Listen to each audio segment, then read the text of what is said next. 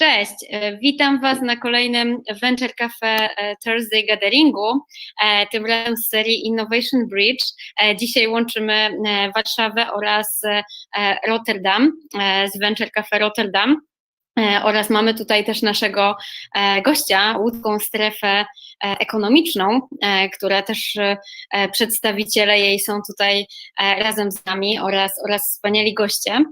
Już za 3 minuty zaczniemy od debaty, w której wezmą udział właśnie przedstawiciele oraz goście łódzkiej strefy ekonomicznej. Porozmawiamy trochę o tym ekosystemie innowacji w Polsce, a od 17 dołączy do nas Rotterdam. Opowiemy trochę o ekosystemie miasta, biznesu i startupów w Rotterdamie i w Warszawie. Później będziecie mieć szansę na networking przy stolikach. Już wszyscy, którzy wcześniej dołączyli do platformy, mieli okazję trochę porozmawiać w kuluarach, także będzie kontynuacja.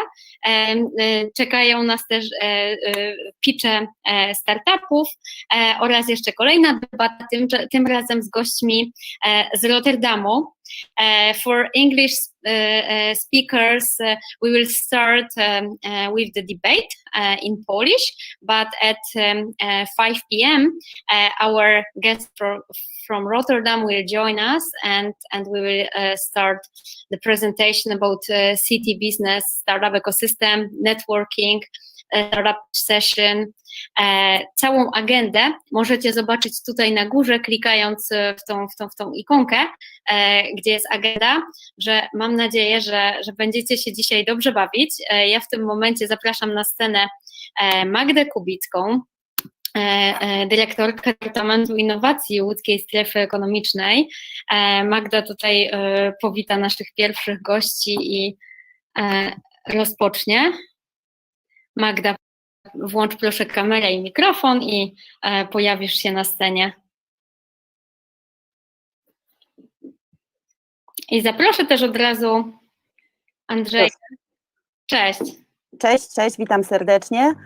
No to ja tak tytułem wstępu, żeby nie przedłużać, w imieniu Łódzkiej Specjalnej Strefy Ekonomicznej chciałabym powitać wszystkich gości. Jesteśmy po raz kolejny partnerem wydarzenia, partnerem Thursday Gathering, podczas którego organizujemy nasz Spark Demo Day, czyli zapraszamy tutaj naszych partnerów biznesowych, startupy, z którymi współpracujemy, mieszamy te środowiska, tym bardziej podczas tej formuły Innovation Bridge, która jest faktycznie niezwykle ciekawa i pozwala naszym i partnerom, i startupom nawiązać międzynarodowe kontakty biznesowe. Także z tego miejsca w imieniu całego zespołu Startup Spark i w imieniu Zarządu Łódzkiej Specjalnej Strefy Ekonomicznej chciałabym podziękować za dotychczasową współpracę zarówno partnerom, jak i startupom, jak i całemu zespołowi Venture Cafe. Cieszymy się niezmiernie, że jesteśmy częścią tych wydarzeń, no i mamy nadzieję, że dostarczymy dzisiaj Wam porcji ciekawych informacji i poglądów zarówno ze środowiska startupowego, jak i korporacyjnego. Gdy rozpoczynamy od panelu Startup wczoraj, dziś i jutro, który będzie moderowany przez Andrzeja Chorocha ze startupu Connected VR, którego zapraszamy na scenę. Connected VR jest jednym ze startupów, który współpracuje z Łódzką Specjalną Strefą Ekonomiczną w naszym pilotażowym programie S5, Akcelerator Technologii 5G. Także tak się poznaliśmy z Andrzejem i od tego czasu po prostu nie wypuszczamy ich i wykorzystujemy na każdym możliwym kroku, tym bardziej, że Andrzej świetnie się sprawdza w roli prezentera i moderatora, także na pewno zapewni Państwu ciekawą dyskusję dzisiaj. Witamy serdecznie. Tego jeszcze nie wiemy, czy w roli moderatora się świetnie sprawdza. Magda, ja jeszcze tylko dodam, że jestem pewna, że dyskusja będzie bardzo merytoryczna i bardzo ciekawa, jak zresztą już to udowodniliście, bo organizujemy w tym momencie jako Venture Cafe 4. most, dotychczas był z Toronto, Sydney, Miami, gdzie też mieliśmy okazję współpracować przy tym z Miami, także jestem pewna, że tak będzie. Dziękuję i do zobaczenia niebawem. Także nie pierwszy, nie ostatni raz. To przedstawiając gości, zaprosimy również Pawła Żebraka z firmy Procter & Gamble. To jest zarówno inwestor Łódzkiej Specjalnej Strefy Ekonomicznej, jak również pierwszy partner biznesowy Startup Spark, czyli jak rozpoczynaliśmy nasz program w 2017 roku, Procter był pierwszą firmą, która do nas dołączyła, która nam zaufała i tak od przeszło lat razem się trzymamy i razem współpracujemy. Jest również Paweł Napiórkowski z firmy Bosch, nasz kolejny partner biznesowy, także zapraszamy drugiego Pawła. Zapraszamy również Jacka Bukowickiego z Polskiej Agencji Rozwoju Przedsiębiorczości, z Departamentu Rozwoju Startupów. Nasz program Startup Spark jest właśnie finansowany z PARP-u, także cieszymy się, że Jacek może dołączyć z nami dzisiaj tutaj do dyskusji. Zapraszamy Kasię Berbeć ze startupu ICSec, który współpracował właśnie w ostatniej rundzie akceleracji ze Strefą i z naszym partnerem Ericssonem. Także będziemy mieć tutaj perspektywę zarówno startupową, korporacyjną, jak i instytucjonalną.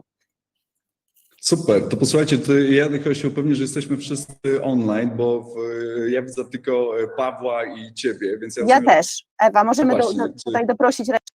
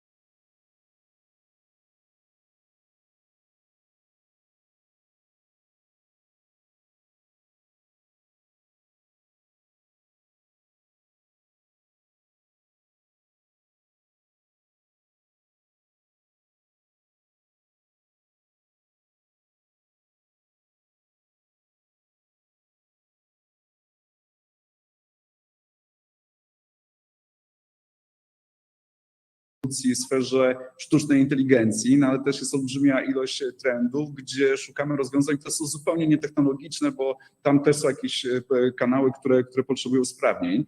Więc pytanie, Paweł, do Ciebie. Paweł Żebrak, jak z Waszego doświadczenia, jak obserwujecie, jakie startupy do Was przychodzą, jakie się zgłaszają, czy one jakby odpowiadają na Wasze potrzeby i jak Ty to widzisz na przyszłość, co będzie trendy, tak? Czyli jakich rozwiązań szukają korporacje? Dzięki. Po pierwsze cieszę się, że Magda ustawiła najwyższe oczekiwania w stosunku do Andrzeja, że będzie najlepiej. To już jest dobrze. I od razu przeproszę, bo może kogoś zawiodę, że nie dam gotowego przepisu na startup, który zarobi 15 miliardów dolarów w przyszłym roku. Tak? Myślę, że ja tutaj mogę bardziej nakreślić obszary, które według mnie będą takie hot. Tak? I jeżeli mogę, to zacząłbym od dwóch. Tak? Pierwszy z nich to jest to, i tak znowu troszkę z angielska, user experience, czyli coś, co maksymalnie upraszcza moje codzienne życie. I tutaj możemy wrócić dałeś przykład Ubera. Tak naprawdę Uber jest technologicznym startupem, ale to, co robi, to upraszcza moje życie, ponieważ ja nie muszę mieć samochodu, nie muszę mieć w sobie gotówki, nie muszę do nikogo dzwonić, ani nie muszę szukać telefonu do korporacji taksówkowej, kiedy jestem w Nowym Mieście. To jest absolutne uproszczenie mojego życia. I myślę, że jest absolutnie miejsce na kolejne startupy, jest absolutnie miejsce na kolejne pomysły. Jakie? Takie, które po prostu załatwią to, co na przykład teraz robię, nie wiem, 20 klików, 15 logowań, 12 haseł czy coś takiego w jeden klik. Albo coś, co w ogóle nie będę musiał zauważyć, że coś takiego robię. Czy to będzie, nie wiem, bankowość internetowa, czy to będą codzienne zakupy, które muszę robić, a tak naprawdę co tydzień kupuję dokładnie to samo. Może coś z tej działki. Czyli ciągle upraszczanie jakby życia takiego codziennego jest jakby w cenie. A Paweł, powiedz mi jeszcze tak z poziomu w ogóle Ciebie jako firmy, tak? Bo czy na zasadzie Wy jako Procker generalnie, to jakich rozwiązań, które upraszczają życie, są Wam po drodze, tak? Czy jakby z poziomu samym korporacyjnym, czego szukacie? Tu jest właśnie ten drugi element, drugi obszar. I znowu angielska nazwa omnichannel. Myślę, że już zaczęliśmy w tym kierunku iść i w tym momencie jest wiele kanałów komunikacji z odbiorcą, z klientem, po prostu atakujemy, brzydkie słowa, atakujemy przez różne tam rzeczy, internet, telewizja, radio, offline, online. W momencie, kiedy odbiorca dostanie jeden komunikat spójny z każdego z tych kanałów komunikacji w odpowiednim czasie, bez potrzeby logowania się, podawania 15 haseł i nie będzie nawet zauważał przechodzenia między tymi kanałami. Myślę, że to jest bardzo, bardzo fajny pomysł, który można eksplorować. Paweł, ale to ja rozumiem, że czyli wyszukacie takich rozwiązań, żeby powiązać jakby komunikację waszą jakąś produktową, czy reklamową, czy usługową bezpośrednio z odbiorcą, żeby ją skrócić, tak? Czyli na zasadzie, żeby można wybudować jakiś taki bezpośrednio kanał zaufany też wymiany handlowej, czy tylko informacyjnej? Nie tylko to, ale też szukamy pomysłów, jak połączyć świat online z offline. Czyli w momencie, kiedy ja wyświetlam reklamy na Facebooku odpowiedniego produktu i ktoś idzie pod wpływem tej reklamy do sklepu, w galerii handlowej, to ja chcę wiedzieć, że pod wpływem tej reklamy ta osoba kupiła ten produkt, tak? Czyli to jest informacja zwrotna dla mnie, informacja dla agencji, jaka jest po prostu skuteczność mojej reklamy, gdzie ja mam inwestować, tak? A jaka jest, posłuchaj, wtedy wartość dla tego klienta, którą takie rozwiązanie by dało? To jest jakieś, bo ja wiem, co nie, jeżeli jako przedsiębiorca, który ma swoje produkty, to wiadomo, to ja czuję, jaka jest wartość, ale w takim razie jakby to obrócić na to, jak to jest mi wygodniej, że do mnie tylko będą trafiały te reklamy, które faktycznie mnie interesują, tak? Dokładnie, ja ci podam jeden przykład w tym momencie. Interesuje mnie, nie wiem, zakup czerwonych butów, tak? Dostałem informację, kupiłem te czerwone buty, wyszukałem je na Google'ach, tam gdzieś, już nie będę reklamował, ale kupiłem. Wracam do telefonu, czy tam wracam do komputera i przez kolejne 3 miesiące widzę reklamy tych samych czerwonych butów, mimo że już je mam w szafie. Mało tego po miesiącu... Albo kupiłeś dla żony, Paweł, nie? Bo to w sumie to chodziło o to, że pomyłka była taka, że to był prezent dla żony, a oni ci to marketingują. Nie, po prostu przez 3 kolejne miesiące dostaję te same reklamy, mało tego jeszcze się okazuje, że za miesiąc jest obniżka i kosztuje 50% taniej, tak? Ja już rzucę, ponieważ mnie to denerwuje, żeby została taniej. Jeżeli pytasz, jaka jest wartość dla odbiorcy, to że ta reklama czy ta informacja jest od niego skreowana. Dostaję to, co ja naprawdę chcę widzieć i w momencie, kiedy chcę to widzieć, a nie, że zostaję atakowany miliardem rzeczy, która jest mi zupełnie niepotrzebna. Czyli w zasadzie można jakby, popraw mnie, jeśli się mylę, ale czy ja rozumiem, że troszkę szukamy takich rozwiązań, bo to jest sobie niezmienne, że im więcej mamy tych cyfrowych treści, które z nas otaczają, tym bardziej wartościowe będą wszelkiego rodzaju rozwiązania, które pomagają w odpowiedni sposób filtrować po prostu tą treść, tak? No bo faktycznie to, co się najbardziej zmienia, to oprócz tego, że nasze telefony już są przepełnione informacjami i nagle jesteśmy wszyscy w chmurze i tam już nie wiadomo, co się znajduje, bo nikt niczego nie usuwa z tego świata de facto, to rozumiem, że faktycznie na wagę złota jest każda weryfikacja tych danych. Super, Paweł, wrócimy do ciebie jeszcze. To Magda, do ciebie by było pytanie takie, bo teraz chodzi o tą zmianę dotyczącą jakby tego środowiska, czyli żeby taki startup, który załóżmy będzie kreował taką innowację jak filtrowanie tych informacji, no to musi mieć takie środowisko, żeby zdobyć to finansowanie, jakby rozkwitnąć. Pytanie jest, czy coś się zmieniło przez te lata, bo wiem, że my jako startup w łódzkiej strefie ekonomicznej też jesteśmy w programie, który jest pilotażowy, tak? Czyli rozumiem, że wcześniej były jakieś formuły, które czy właśnie, czy one się sprawdzały, czy nie sprawdzały, że zaczynacie to zmieniać. Jak to u was wygląda? No to przede wszystkim finansowanie dla firm było zawsze, natomiast nowością te 3 lata temu, która powstała tutaj z inicjatywy PARP-u, no to właśnie był pilotażowy pierwszy scale-up, czyli to, żeby dofinansowanie dla takich firm przyznawać, natomiast oprócz tego dofinansowania, żeby otrzymywały coś więcej, czyli ten dostęp do klienta, który jest taki ważny, czyli żebyśmy nie tworzyli sobie rozwiązań tak naprawdę w garażu dla siebie, bo nam się wydaje, że są super innowacyjne, super wyjątkowe, tylko żebyśmy mieli tak naprawdę realne warunki produkcyjne, biznesowe, prawdziwe dane, na których możemy te swoje rozwiązanie testować i potencjalnego klienta, który na koniec takiej drogi akceleracyjnej może być tym zainteresowany. Ten pierwszy scale-up pilotażowy się sprawdził, dlatego jest kontynuacja, dlatego PARP wybrał kolejne akceleratory, które jakby już w swojej codziennej działalności mają wspieranie startupów i łączenie ich z korporacjami. Natomiast my też wzorem tego pilotażowego scale-upa zorganizowaliśmy właśnie w Łódzkiej Specjalnej Strefie Ekonomicznej pilotażowy S5. Pilotażowy, on polega przede wszystkim na tym, co scale-up, czyli na łączeniu startupów z korporacjami, na testowaniu w realnych warunkach biznesowych, pracy na prawdziwych danych, natomiast tutaj pilotażowa jest ta technologia 5G, która jest nowością zarówno dla nas, jak i dla biznesu, jak i dla startupów, więc tego się dopiero uczymy, stąd ten pilotaż, więc myślę, że fajne jest to, że przeszliśmy z przekazywania finansowania, z ubiegania się o finansowanie, o to, że do tego stopnia, że widzimy coś więcej, czyli że finansowanie to jest tylko tak naprawdę jeden z środków do tego, żeby osiągnąć sukces. Przede wszystkim warto jest właśnie współpracować z kimś większym, uczyć się od niego, korzystać z jego infrastruktury, z jego zasobów i doświadczenia przede wszystkim, bo na koniec drogi, no to nam wszystkim zależy, nam jako instytucji pośredniczącej, czyli jako temu operatorowi, temu łącznikowi pomiędzy startupem a korporacją.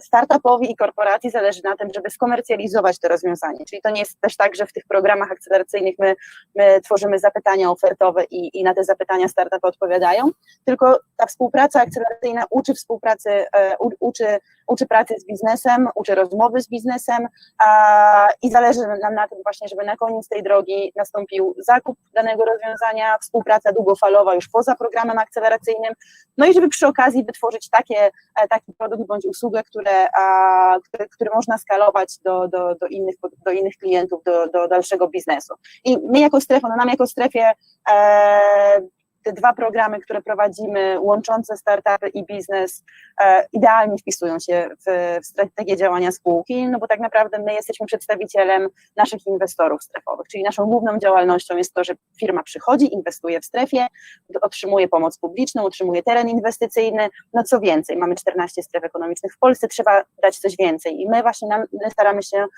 i od 3-4 lat dajemy jeszcze dostęp do technologii, współpracy ze startupami, ten otwarty kanał innowacji i my jakby wypowiadając się w imieniu tych 300 firm, które są zlokalizowane na terenie łódzkiej specjalnej strefy ekonomicznej, wiemy, że no faktycznie jest popyt na technologię, jest popyt na innowacje i coraz chętniej firmy się otwierają na to, żeby ze startupami współpracować. Więc to połączenie jest idealne i tak naprawdę idealnie się wpisuje w tę działalność. Wiesz, Magda, ja Ci powiem, że tak, że my jesteśmy w 2 programach akceleracyjnych, więc też mamy jakby porównanie, no i uważa się naprawdę nacharować. Znaczy ja nie mówię, że w tym drugim nie, ale ta charowa zupełnie inaczej polega, bo na przykład to, co ciekawe jest odnośnie tej pionierskiej na przykład strony, i też rozmawiamy z naszym odbiorcą potencjalnym technologii, że w zasadzie to jest tak, że nasza praca polega na tym też, żeby wspólnie z tym podmiotem zweryfikować ich potrzeby do naszego rozwiązania. Także to już jest nie tylko, że liczą się jakby możliwości nasze skalowania tego pomysłu już od samego początku, żeby pomóc klientowi znaleźć drogę, w jaki sposób zbudować wartość na takiej usłudze, co faktycznie jest ciężko roboty. To jest zupełnie coś innego, jak masz swój pomysł, który 1 do 1 jest przekładany, więc wasze rozwiązanie jest bardzo takie challenge'ujące. Jacek, to teraz do ciebie, słuchaj. Chyba Magda, masz jeszcze minutę. Nie, dobrze, to słuchajcie, to do Jacka. Jacek, posłuchaj, bo ty znowu masz świetne doświadczenie też z pracy ze startupami, to wiele lat, bo tam patrzę, że już prawie tam 16, więc powiedz mi, bo to mnie też ciekawiło, czy te startupy, jak się zmieniają, to one dalej są takie, ta branża taka startupowa jest to, że te wszystkie startupy takie muszą dalej być cool, czy już jesteśmy bardziej dojrzali, czy to jest tak, że już trzeba mieć tylko pomysł, czy trzeba mieć więcej, czy to się w ogóle zmienia, jak to teraz wygląda? No to zależy, tak, cool dla kogo, tak, ale no właśnie. Kwestie postrzegania startupu gdzieś tam na początku naszego nowego wieku, postrzeganie było często takie, że startup to jest stworzony przez młodych, czasami jeszcze studentów czy absolwentów, którzy powiedzmy no, nie są bogaci, ale mają super pomysły. I to się na pewno zmieniło. Teraz już wiemy, że większość startupów w Polsce obecnie tworzona to już tak jak w Stanach, tak jak w zachodnich ekosystemach, czyli często to są tworzone podmioty przez ludzi już z dosyć dużym doświadczeniem zawodowym, właśnie wyniesionym z korporacji, świadomym różnych potrzeb, wyzwań i z pomysłami na to, jak to można rozwiązać. Czyli to często są ludzie 40+, 30+, i to na pewno już świadczy o zupełnie innej dojrzałości. I teraz to się dzieje, Jacek, tak? W sensie, bo tylko, teraz to się dzieje, tak. Teraz to się dzieje, że dojrzały przedsiębiorca przychodzi do was. Czyli na przykład ja jako dojrzały po 40 przedsiębiorca. Młody startupowy. No młody, tak. Jeszcze młody. Bo tak, młody, ale dojrzały. Natomiast jeszcze tutaj, odnosząc się do twojego pytania wcześniejszego, tak, gdzie jest jeszcze miejsce, to co też obserwujemy, że gdzieś tam poprzedniej tej dekadzie, o której mówiłeś, no to głównie te pomysły i giganty, które wyrosły, no gdzieś tam zapełniały tą przestrzeń internetową. W tej chwili widzimy, jak startupy wchodzą ze swoimi rozwiązaniami w często sektory zupełnie no, nie kojarzące się w pierwszym odruchu, chociażby jak rolnictwo, tak? Można powiedzieć, że w pierwszym odruchu no, niekoniecznie nam się kojarzy ze startupami, a ile już ciekawych rozwiązań w ogóle w branży przemysłu, przetwórstwa spożywczego, ale rolnictwo, tak? To co jeszcze? No popatrzmy na megatrendy, bo patrząc szerzej niż tylko przez pryzmat klienta, organizacji i samej organizacji i potrzeb, no to na pewno jest wiele miejsca na rozwiązania problemów, z którymi się borykamy od dawna, ale w tej chwili już odczuwamy bardzo poważne skutki tych problemów, czyli chociażby zmiany klimatyczne. Tutaj też już coraz większe nadzieje są w startupach kierowane. Inna sytuacja, no obecna nasza sytuacja epidemii, tutaj też Magda mogłaby się pochwalić świetną edycją, szybką reakcją na COVID i to jak startupy, niektóre, te, które ja znałem, jak w błyskawiczny sposób potrafiły zmienić, dostosować swój pomysł na to, żeby móc rozwiązać realne, aktualne, nagłe problemy, z którymi się borykaliśmy. Tak. Okay. To ja dodam tylko tak szybko tę moją minutę teraz. Masz swobodnie, tak. Właśnie a propos tej naszej rundy covidowej, którą ogłosiliśmy w marcu, i to w tydzień mieliśmy około 150 zgłoszeń i to właśnie tutaj, tak jak Jacek zauważył, to nie były takie zgłoszenia w ogóle, że ktoś nagle koncepcję jakąś ma nową, bo jest taka sytuacja i trzeba coś wymyślić, bo właśnie to było wykorzystanie własnego doświadczenia i tych rozwiązań, które już mamy. I po prostu potrzebne jest finansowanie, potrzebny jest ewentualnie partner biznesowy, który gdzieś tam nas popchnie i coś podpowie, po to, żeby to rozwiązanie, które mamy i to doświadczenie wykorzystać w celu właśnie stworzenia czegoś nowego, takiego bardziej odpowiadającego na aktualne potrzeby. Czyli nie same koncepcje, a to, co mamy także tutaj duża elastyczność ze strony startupów, co trzeba. Właśnie to jest super, że w sumie, że my jakby od strony startupów, że możemy jako zazwyczaj, to jest tak, że te organizacje są dosyć małe, więc mogą działać znacznie szybciej niż podejmowanie decyzji w dużych przedsiębiorstwach, czyli że wykorzystywanie takiego potencjału właśnie tych małych zespołów, które są, czy tych małych firm do działania takiego może niedoraźnego, tak, ale tam, gdzie jest ta potrzebna szybka reakcja, to faktycznie też czuję, że to jest takie duże miejsce, bo nasza szybkość reakcji jest na pewno znacznie szybsza niż czekanie na akceptację po stronie dużej firmy, gdzie ona ma po prostu swoje wszystkie procedury. Wiesz, ja też jeszcze nawiązując do twoich tego mówienia o tych obszarach właśnie innych, ja przeczytałem taki fajny ostatnio artykuł z badaniem, gdzie w Stanach, że 70% absolwentów, którzy myślą o założeniu swojego biznesu, nie chce nowych technologii w takim rozumieniu, jak my mówimy, czyli że takich digitalowych stricte, tylko kieruje się w stronę albo środowiska, albo w stronę na przykład właśnie odżywiania, czyli że ten wielki trend, że nagle jest już mięso, które nie jest mięsem, bo jest roślinne, tak? I że to jest na przykład olbrzymia jakby przyszłość też dbania o tą równowagę gospodarczą czy środowiskową, czyli że budowanie tych nowych zasobów. No dobra, Kasia, jesteś rodzynkiem, bo reprezentujesz w startupie, dzisiaj tak inkognito bardziej. No i pytanie jest takie, że jaką ty drogę wybrałeś w tym wszystkim, tak? Jak ty jako startup, jak wyobrażałeś sobie tą swoją przyszłość, to czy dokładnie dostałeś to, co chciałaś, tak? Czy to przebiega tak, jak chciała? Okej. W takim razie tak, ja się odniosę najpierw do samej idei programu akceleracji, którą właśnie proponuje tutaj specjalna strefa ekonomiczna. Ja uważam, że w ogóle programy akceleracyjne to jest strzał w dziesiątkę. Naprawdę to jest coś, co jest startupom bardzo potrzebne, ponieważ tak jak właśnie tutaj padło wielokrotnie, startup jest kojarzony z nowoczesnymi technologiami, z innowacjami, a więc rozwiązaniami, które naprawdę bardzo trudno są przyswajalne przez rynek, ponieważ nie rozprzestrzeniają się tak szybko jak dobra nam znane. Dlatego jest duży opór przed testowaniem czegoś, czego nie znamy. To jest taka naturalna chyba skłonność ludzka. Dlatego właśnie te programy akceleracyjne bardzo mocno oswajają te innowacje i pozwalają startupowi przetestować swoją technologię w warunkach rzeczywistych. To jest bezcenne. To nawet jest o wiele większa wartość niż ten grant, który jeszcze dodatkowo za tym idzie i który jeszcze dodatkowo jest takim... Czyli trochę ta dojrzałość tego odbiorcy technologii skraca tak naprawdę czas, bo możesz się skupić. Dokładnie. Nie musisz sprzedawać, dlaczego to jest wartość, no bo już masz grunt taki, że oni wiedzą, że to jest wartość, tak? Czyli to jest ten 1% klientów, którzy nie boją się w ryzyka, żeby inwestować. Dokładnie. Jest ta otwartość po stronie odbiorcy technologii, żeby to przetestować i dla nas, jak przetestujemy to w jednym, w drugim, trzecim miejscu, to my zyskujemy referencje i to nam otwiera ścieżkę, furtkę na cały rynek. Także tutaj do tego chciałam się odnieść, także jak najbardziej popieram tego typu inicjatywy i w zasadzie mogę się też tutaj pochwalić, że to nas zachęciło również do poszukiwania tego typu rozwiązań za granicą. I w tej chwili właśnie jesteśmy uczestnikiem takiego akceleratora fińskiego, gdzie również będziemy z 2 fińskimi ośrodkami technologii realizowali pilotaż. Także naprawdę świetna inicjatywa. Jeszcze zanim dojdę do Twojego pytania, jeszcze odniosę się do tej średniej wieku, ponieważ to rzeczywiście jest tak, że te startupy takie są utożsamiane z młodymi ludźmi w podartych dżinsach, siedzących w kawiarence. O tym mówiłem, czy ten czas już minął, czy nie. No słuchajcie. Mogę nosić podarte dżinsy, czy już mi nie wypada. To mi zawsze wypada. Teraz na home office to wszystko można. Bo wszystko tylko widać jest powyżej. Tak jest.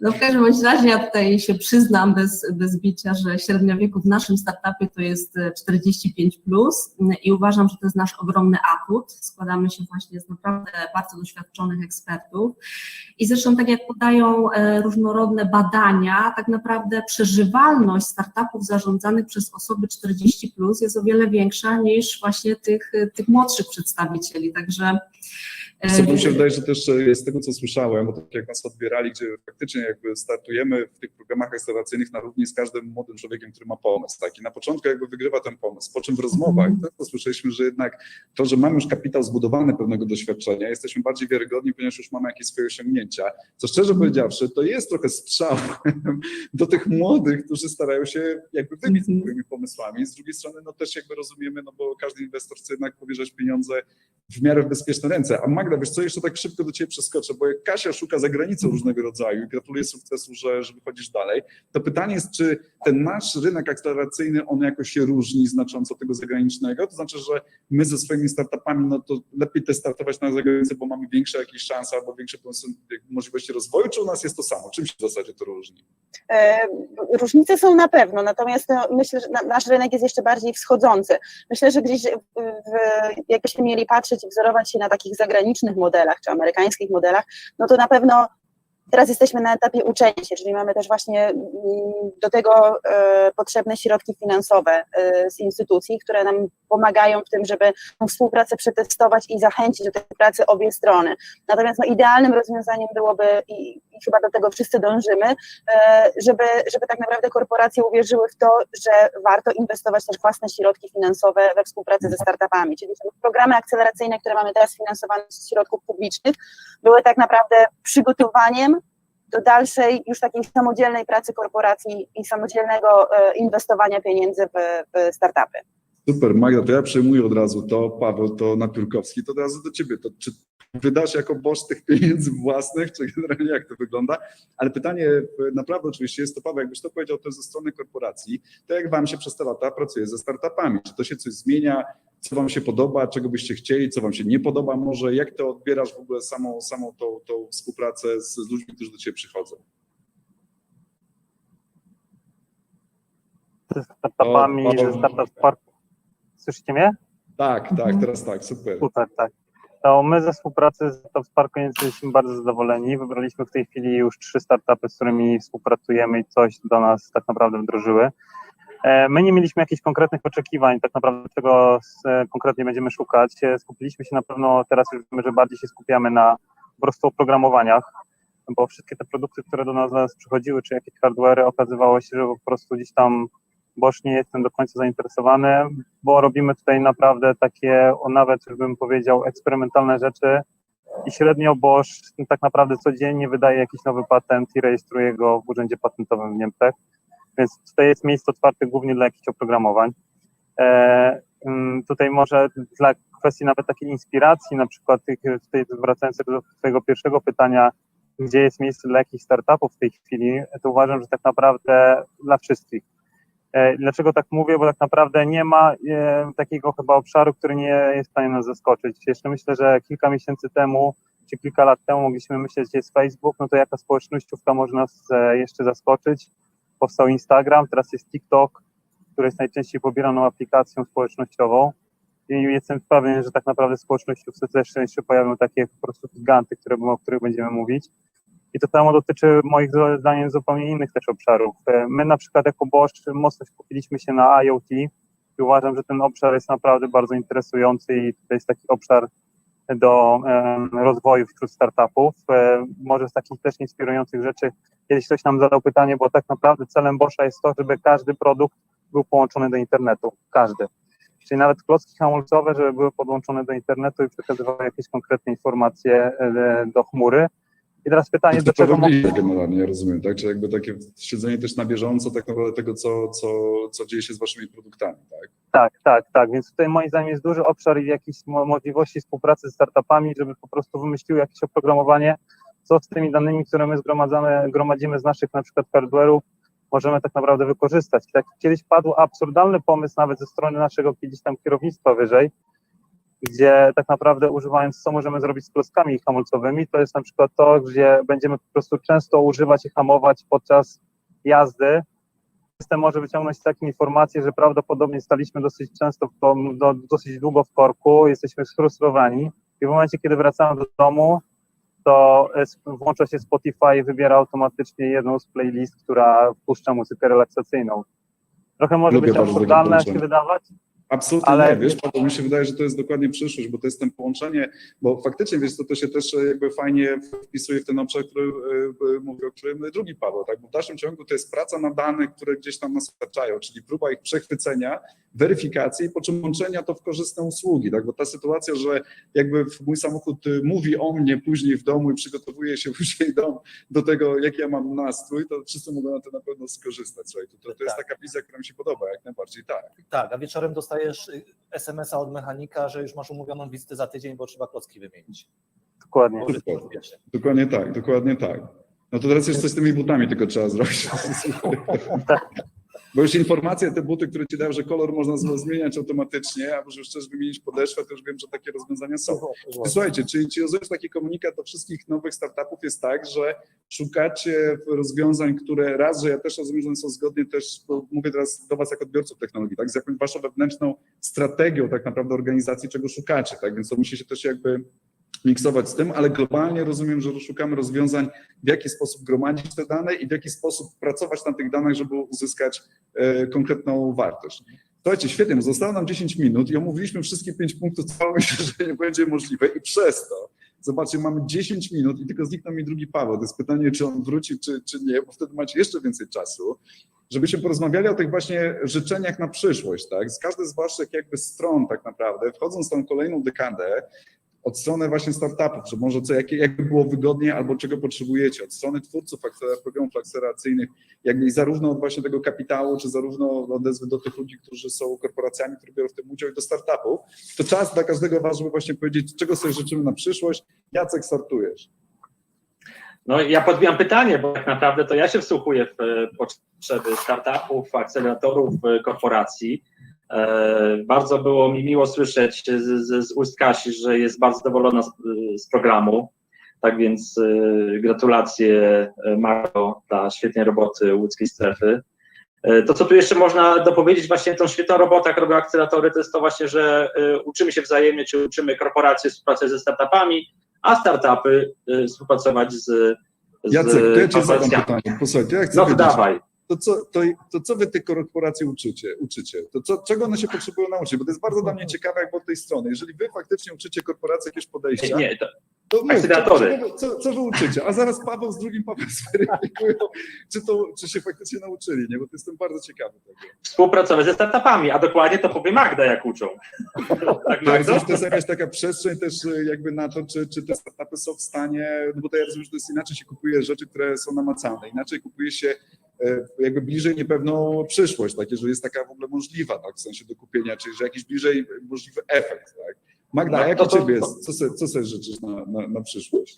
To ja jeszcze a propos tej nauki, no to tutaj może nie Startup Spark, ale ten właśnie nasz drugi program S5, no to ta edukacja jest, no bo tutaj, tak jak wspomniałam, pilotażowo testujemy technologię 5G, zbliżamy się wielkimi krokami nawet do tego, żeby gdzieś tam tę infrastrukturę pierwszą postawić, natomiast no tutaj element edukacyjny jest bardzo ważny dla wszystkich stron, zarówno jeżeli chodzi o współpracę, tak jak Jacek wspomniał, czyli to są takie podstawowe rzeczy, natomiast chodzi o to przede wszystkim, żeby tam nauczyć się mówić podobnym językiem, żeby korporacje zrozumiały, że troszkę trzeba dopasować ten swój sposób podejmowania decyzji do elastyczności i szybkości działania startupów, a żeby z drugiej strony startupy zrozumiały, że no też nie wszystko się dzieje tu i teraz i nagle, tylko że też czasami potrzeba pewnych decyzji biznesowych i pewnego oszacowania ryzyka i to chwilę czasu zajmuje. Natomiast no właśnie w programie S5 oprócz tego włączyliśmy też aspekt takiej edukacji technologicznej, czyli na początku my jako strefa wykwalifikowaliśmy się, wyedukowaliśmy w zakresie technologii 5G.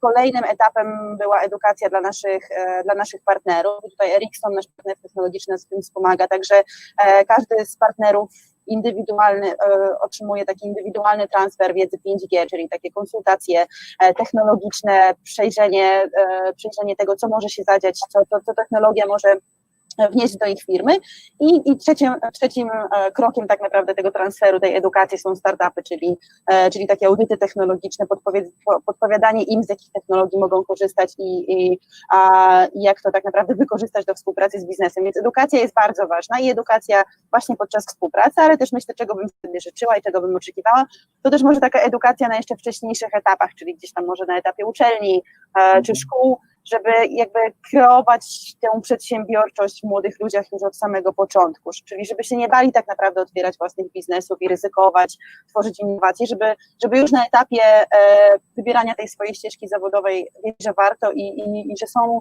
różne narzędzia, które mogą im w tym pomóc, typu właśnie programy akceleracyjne, inkubatory na początku i tak dalej. Jeszcze jedno takie życzenie, to tutaj... Możesz życzyć, tak, jeszcze jedno masz. Do Kasi, bo tutaj Kasia się wypowiadała w kwestiach wiekowych, natomiast ja w kwestiach płciowych, czyli żeby było więcej kobiet w startupach. O tak. Bo jest bardzo mało. Słuchaj, to może taki specjalny akcelerator z programem tylko i wyłącznie, przecież tak jak są stowarzyszenia IT, które więc faktycznie... Z czego to wynika, czy może, nie wiem z czego to wynika, natomiast powinno być więcej kobiet, jest dużo kobiet w biznesie, natomiast powinno być więcej kobiet. W biznesie, to sama wiesz, że bez naszej dyrektorze to nie byłoby biznesu. Paweł, do ciebie słuchaj, idziemy. Jakie ty masz życzenia, jak to widzisz od strony właśnie swojej firmy tak naprawdę, tak? Czy ta szansa na przyspieszenie procesów, czy to w ogóle jest możliwe, tak? O tym mówi, czy to jednak jest, że to ciężar jest, że to jednak te startupy muszą się nauczyć tej cierpliwości, nie?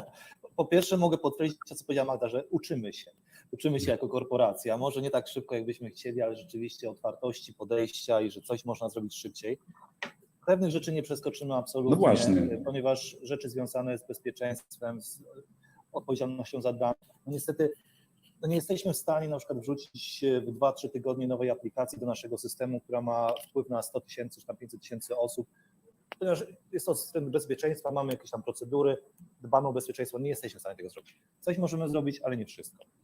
To, czego ja bym sobie życzył, to jeszcze bardziej powiązanie nowych pomysłów, nowych projektów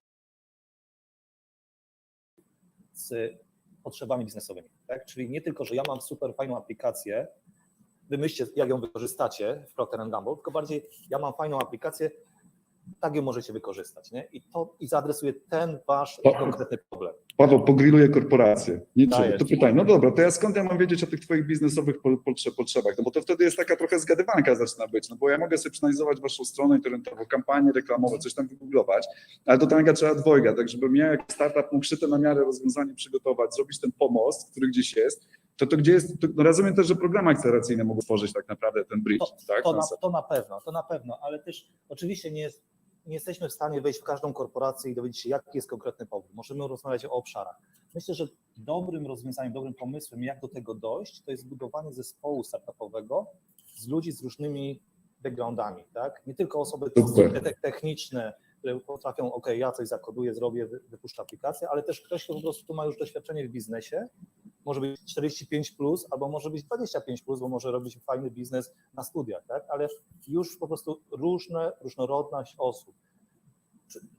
Kasia, to do ciebie, bo ty to masz wszystko u siebie, bo nie dość, że właśnie, że jesteś kobietą i masz doświadczenie w korporacjach, no bo ja wiem, że tam w Deloitte'ach bodajże tam 10 lat, tak? Czyli generalnie jakby też już tam pewne standardy i pewne takie obycie po prostu, co można liczyć, już wiesz. No i udało ci się to skonsumować we własny biznes, tak? No to czego ty życzysz? Sobie, innym, wiesz, to już teraz to... Ja właśnie tutaj słucham z zapartym tchem jednego Pawła i drugiego Pawła i właściwie do obydwu podejść chciałam się ustosunkować, bo tak, Paweł Napiórkowski z Boscha mówi, że oni nie definiują tych potrzeb, nie zawężają się, mają jakieś preferencje, ale są otwarci na wszystko, więc ja właśnie takiego podejścia życzę korporacjom. Od razu odnosząc się do Pawła z Procter & Gamble, też właśnie życzę tej otwartości, dlatego my oczywiście jako startup staramy się wpasować w potrzeby korporacji, natomiast często te potrzeby są w ogóle nieuświadomione. Są takie potrzeby, które my dopiero wykreujemy jako startup z naszym pomysłem, dlatego właśnie liczymy na tą otwartość i dlaczego o tym mówię? Dlatego, że właśnie nasz produkt taki jest. My mamy produkt z dziedziny cyberbezpieczeństwa w przemyśle, którego do tej pory praktycznie nie było. Taki rynek nie istniał, to się dopiero teraz kreuje i większość korporacji, zwłaszcza zakładów produkcyjnych, w ogóle sobie nie zdaje sprawy z tego, że mogą mieć w tym obszarze problem. Dlatego właśnie tutaj tej otwartości właśnie szczególnie sobie Paweł, spodziewaj się oferty. Ewidentnie, Paweł, oferta do ciebie leci, moja też. Powiem szczerze, że taki startup najchętniej widziałbym, który przychodzi, daje mi rozwiązanie na coś, o czym jeszcze nie wiem, że mam taki problem. To naprawdę macie bardzo małe jako korporacja oczekiwania, żeby czytać, wiesz. Słuchajcie, kończąc, bo faktycznie zniknął nam Paweł, więc chyba nie zdąży się wypowiedzieć, chyba że nagle nam się objawi, bo faktycznie nie ma, więc zbliżamy ku końcu naszego panelu. Bardzo wam dziękuję za to spotkanie, bo raz, że było wesoło i można o różnych rzeczach rozmawiać z uśmiechem. Mam nadzieję, że było też wartościowe merytorycznie. Wydaje mi się, że taka rzecz, która faktycznie nas wszystkich łączy, to są te programy akceleracyjne. I ja też powiem ze swojej strony, że w zeszłym roku ja w ogóle raz, żebym nawet nie myślał o tym, że w takim programie mógłbym być i że to jest realne, ale też poczułem na własnej skórze w tych różnych programach, w których jestem, jak dużą wartość daje odpowiednie otoczenie i ludzie, z którymi zaczynasz współpracować, jak oni ci potrafią rozwinąć, bo ta przestrzeń, już nie tyle nawet ta bliskość klienta, tak, bo bliskość klienta to, co Kasia super wychwyciła, że to chyba jest wszystkich obszarem, że ciężko jest spiczować tego pierwszego, tak, przekonać jego w ogóle do używania w tej idei, bo jak już mam go w portfolio, to później kolejny na pewno już kupię, bo można się powołać na case. Praca na poziomie modelu biznesowego, sposobów odpowiedniej sprzedaży, zrozumienia konstrukcji myślenia nawet korporacji, czyli jak dużo osób trzeba zaangażować, jaki jest poziom decyzyjności tego powiązania biznesowego, to jest bezcenna wiedza i dlatego też gorąco mogę powiedzieć, że jestem orędownikiem tych programów, bo wartość, którą one wnoszą dla mnie jako przedsiębiorcy młodego, bezcenna, tak? Ona naprawdę nam zmieniła też pogląd na świat. Słuchajcie, czas akurat jest równo 17, w ogóle udało się, bardzo się cieszę, więc kochani, to by było na tyle w takim razie i wszyscy się pewnie widzimy na LinkedInie i wszyscy, którzy nas słuchali, znajdźmy się też na LinkedInie, jeżeli chcecie kontynuować nasze rozmowy, to jeszcze przez moment będziemy przy stolikach, więc możemy jeszcze rozmawiać, także dziękujemy. Dzięki za super prowadzenie. Dzięki. Super było. Poprzeczka postawiona. Dzięki, Magda. Ślicznie wam dziękuję i Andrzej, dziękuję także za punktualność. Niezwykle ciekawa dyskusja. A propos LinkedIna, o którym wspomniałeś. Paweł wrócił, zobacz na końcu. No. Paweł Napiórkowski, zniknęły puenty, posłuchaj. Czy jesteś tam jeszcze? Czy nas słyszysz? Jestem. Paweł, to w jednym słowie, czego sobie życzysz jako korporacja na przyszłość? Wiesz co, cały czas was... No chyba Musisz włączyć mikrofon. Wypowiedzieć, ale generalnie zachęcam was do pozostania z nami i do rozmów przy stolikach. O 6:30 przejdziemy do tego trybu właśnie networkingowego, gdzie będzie można porozmawiać ze wszystkimi obecnymi przy stolikach, zarówno z Polski, jak i z Rotterdamu. Tutaj wspomniałeś LinkedIn, ja wkleję na czacie grupę, którą utworzyliśmy, Innovation Bridge Warsaw-Rotterdam, także zachęcam was też do dołączenia, będzie tam można znaleźć uczestników tego właśnie wydarzenia.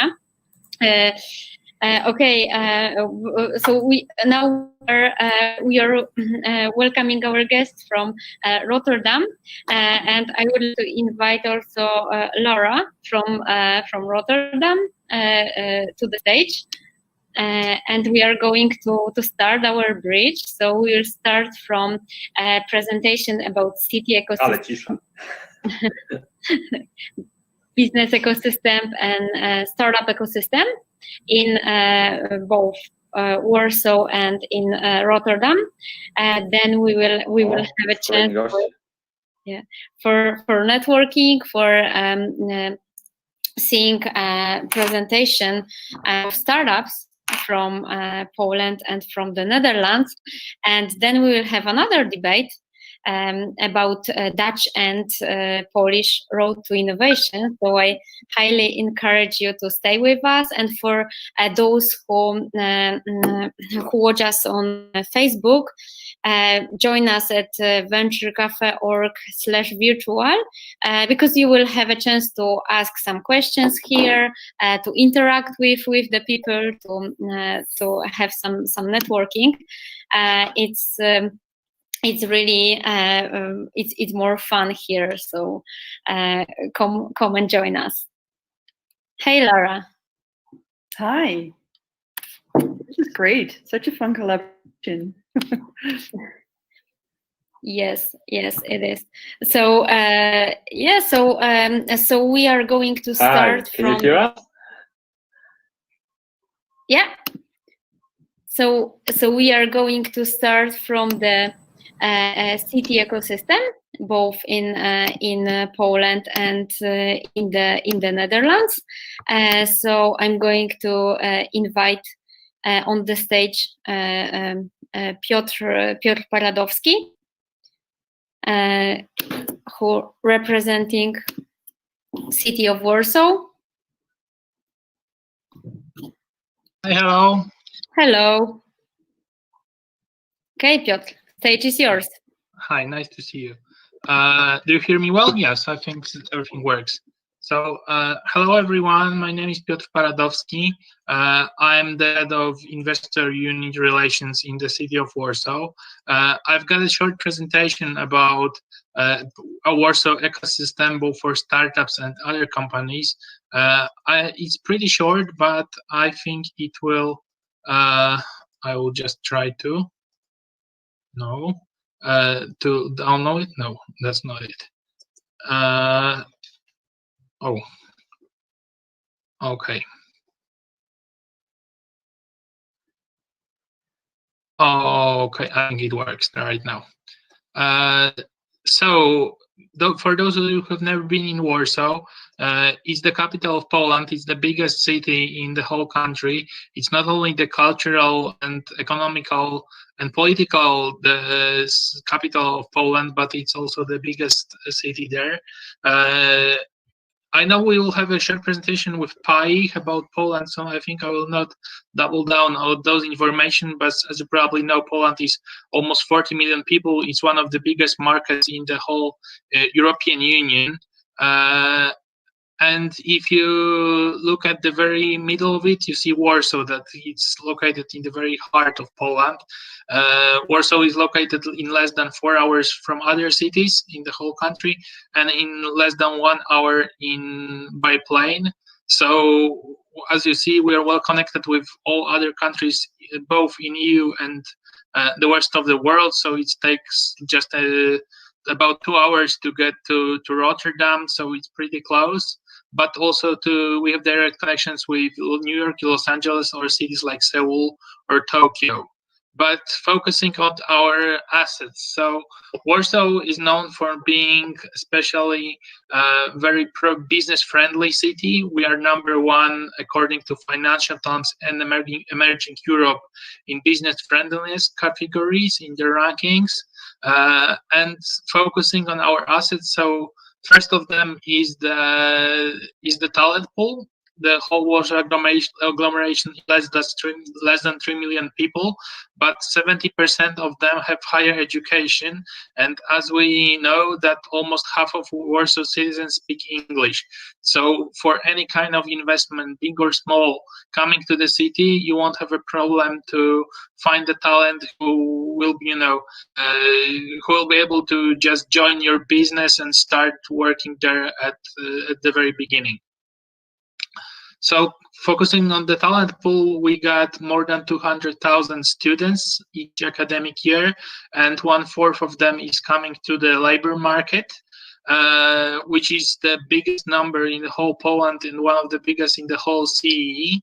So especially when you consider that it's not only Polish students, but 1/3 of foreign students studying in Poland is studying in Warsaw. So all those people coming not only from our country, but from the European Union, from United States, from Russia, or from Middle East, they are choosing Warsaw because they see the opportunities to start their career here.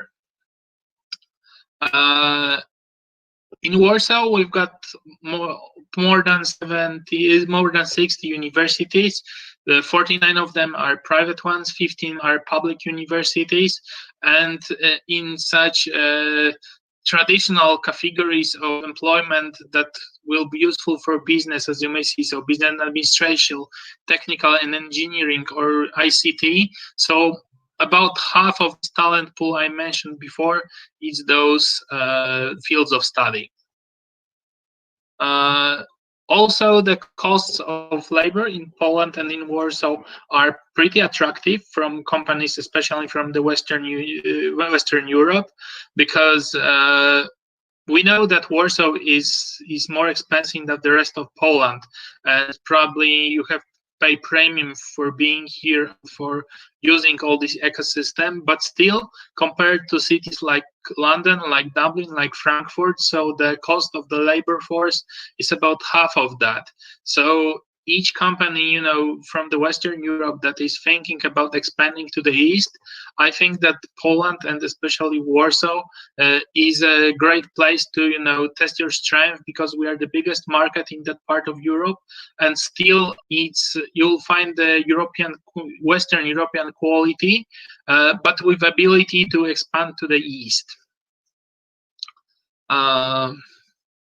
So one of our traditional strong sectors in the city is business services, but it's not traditional business services sector as most of people tend to think when they see this name, because we are not city of the simple processes. We know our quality, we know our level, and when the companies are coming to us and we see that they are going to start a call center or just simple processes, we know that probably Warsaw is not the best place of them. We want companies to come here to start their headquarters in that part of Europe and to come here with some advanced IT or any kind of research and development processes that may be expanded, and that will be, for both benefit of them and our talent pool here.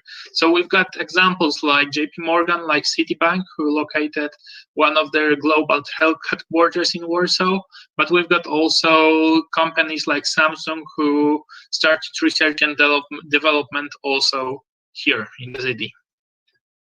Startup ecosystem. So we see that startup ecosystem in Warsaw is very strong. So compared to the rest of the country, 1/3 of startup ecosystem in Poland, as we estimate, is located in Warsaw.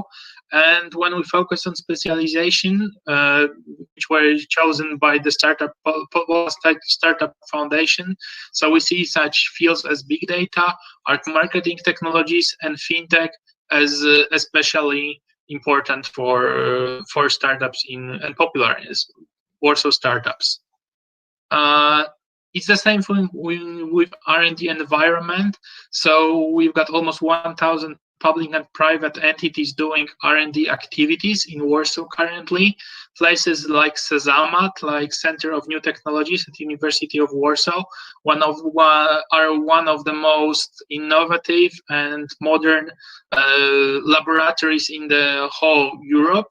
So we see it's tend to grow and to attract more and more companies. That's why we see that all over 30,000 people are currently employed in those units. Space in Warsaw.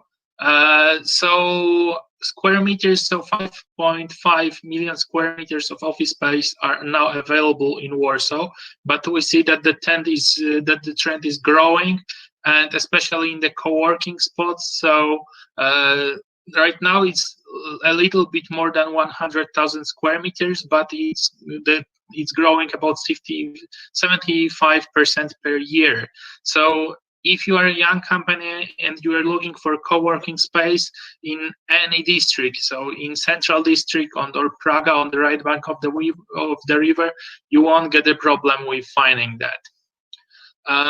Also, there's Warsaw is a place with a very big quality of life.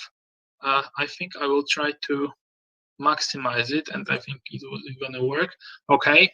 So as we see, 87% of our residents have positive opinion about life in Warsaw. Why? Because it's very green city, so almost half of it are the green areas.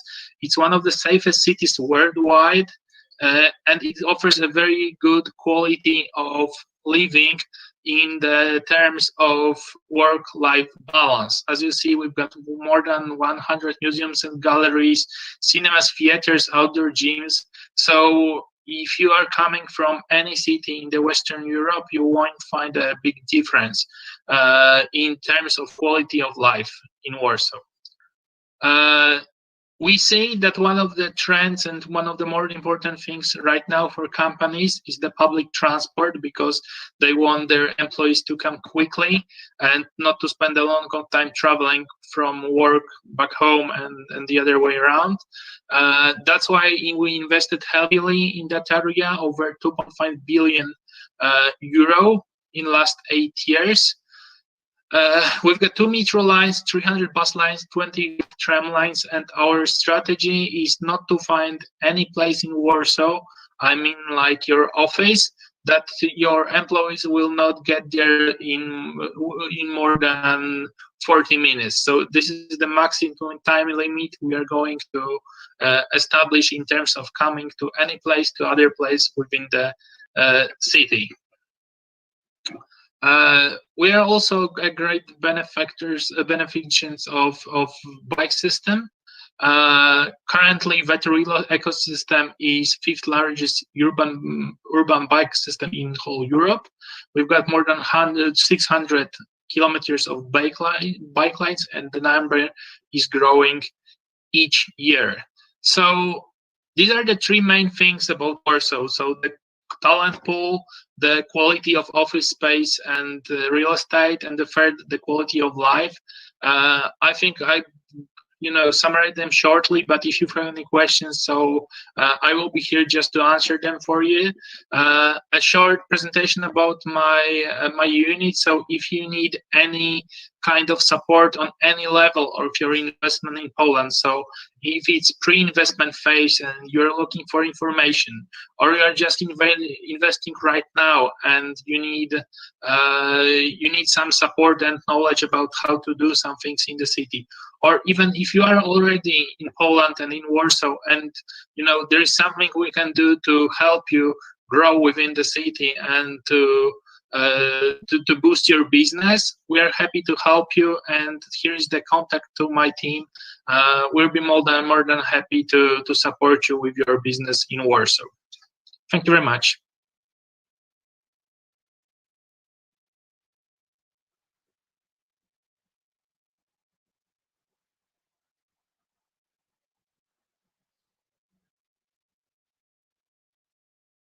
Hello?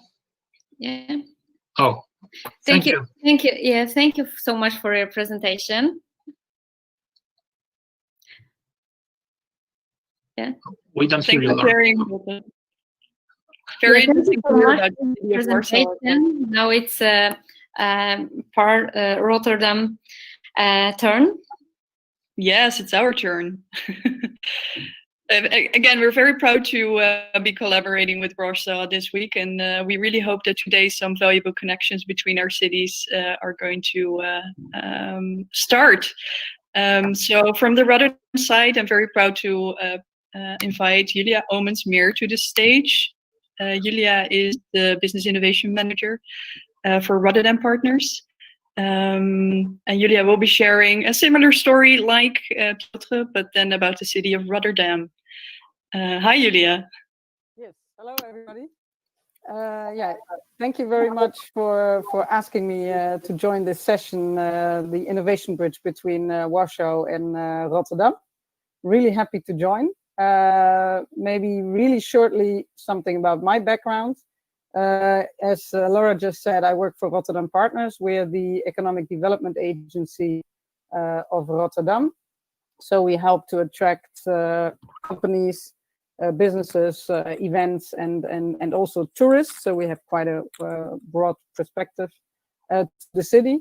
And yeah, as Laura also mentioned, I'm in charge of the IT and innovative companies from our business side. And I'm happy to be here. I will share a short presentation, just give a little background about Rotterdam as well. Let me just try to share screen. Yes. Now I have to choose. There we go. Yep. Should anyone have any questions? There's a Q&A section. If you have a question, we don't have a lot of time, but if we do have time, then I'll just pick one question and post it to Yulia afterwards. Feel free. Can you see my presentation? Not at the moment. Can you see my presentation? Okay. Does it work now? Nope. Can you see? No? Okay. I can see it, but probably nobody else can. Great. Oh, okay. How do I do this?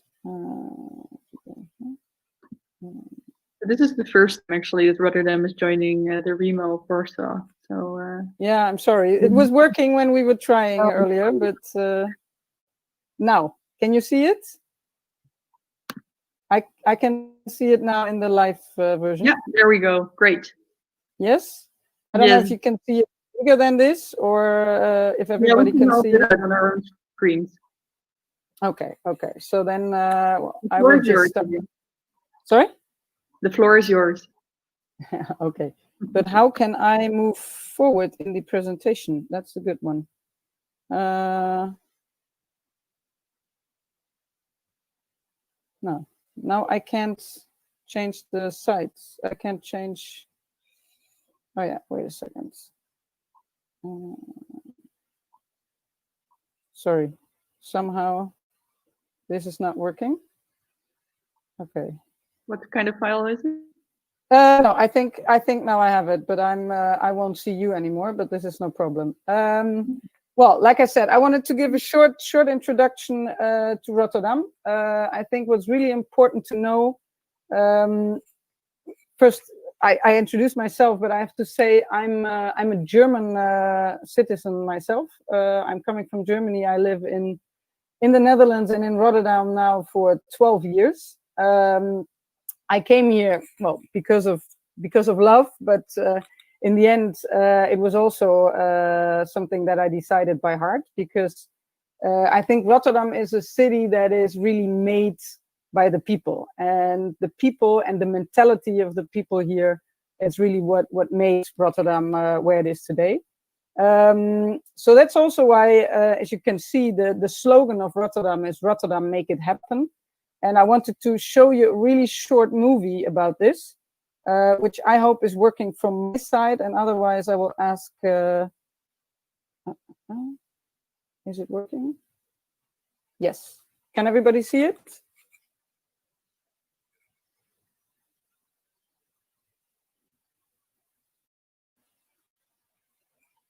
We can see it, but we can't hear it. So might be recommendable that we play it for you.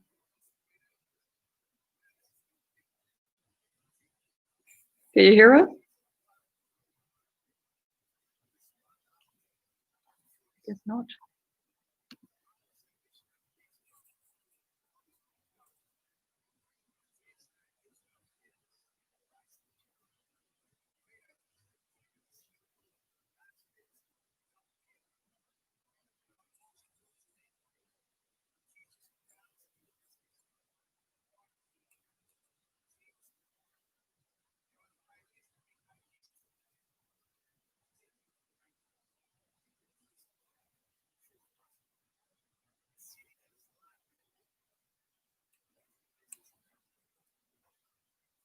Tracks and connects.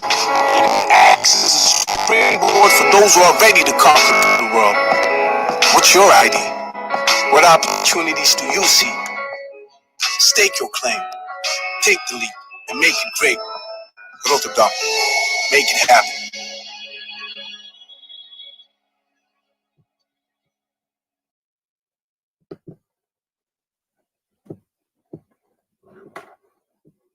Okay, I'm not sure if this worked.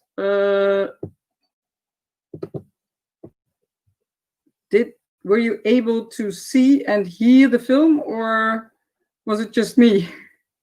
I think now everything is not working anymore. Hey, yeah, it was just you, I think. Sorry, do you hear me?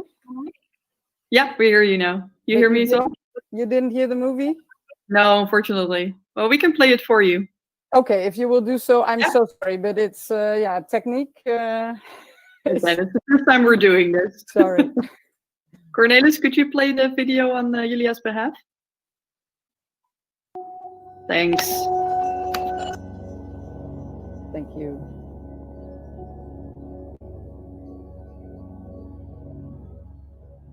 When it comes to great ideas, it doesn't matter who owns them or where they came from. When it comes to great ideas, what matters is where you take them and where they take you.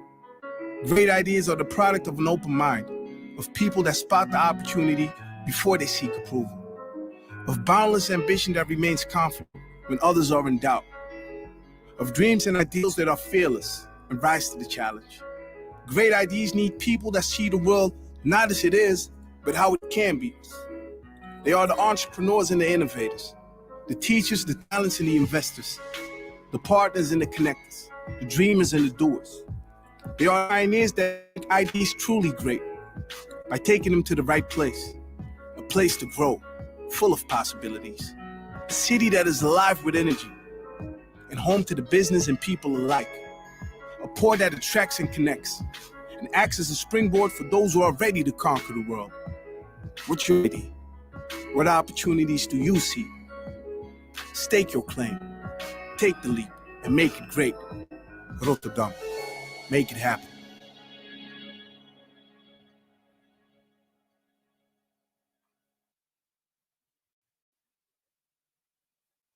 Okay. I hope this time everybody could hear the movie and could understand what I was talking about. I think, yeah, like I said, the most important for Rotterdam is the mentality. Rotterdam is the second biggest city of the Netherlands. Everybody probably knows Amsterdam, but we're the second biggest city. We have about 630,000 inhabitants in Rotterdam city directly. And we are, next to Amsterdam, the strongest economy, also due to the big port that we have in Rotterdam. One of the most economical, what do you say? The strongest economical reasons that our area is so big. And we are, but we also have challenges in the Netherlands and in Rotterdam. Rotterdam is a huge delta city. Some of you might know this, but the Netherlands are called the Netherlands because we are lowlands, and 70% of the country, but also 70% of the city area of Rotterdam are underneath sea level. So we are facing challenges, and we've always faced challenges that that not all of the cities in Europe have to face. So we always had to be innovative to keep our feet dry and to stay where we are. We still have to, because it's a country that can get wet quite easy. But we had also other challenges, and just one thing that I want to show you as well, if I can move the presentation ahead.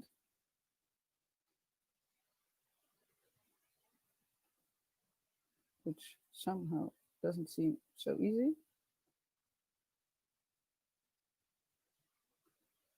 Does it?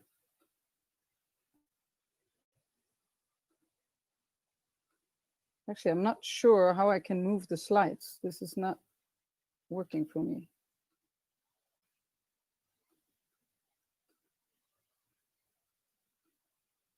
Sorry, it's all about technique, but somehow it's not reacting at all.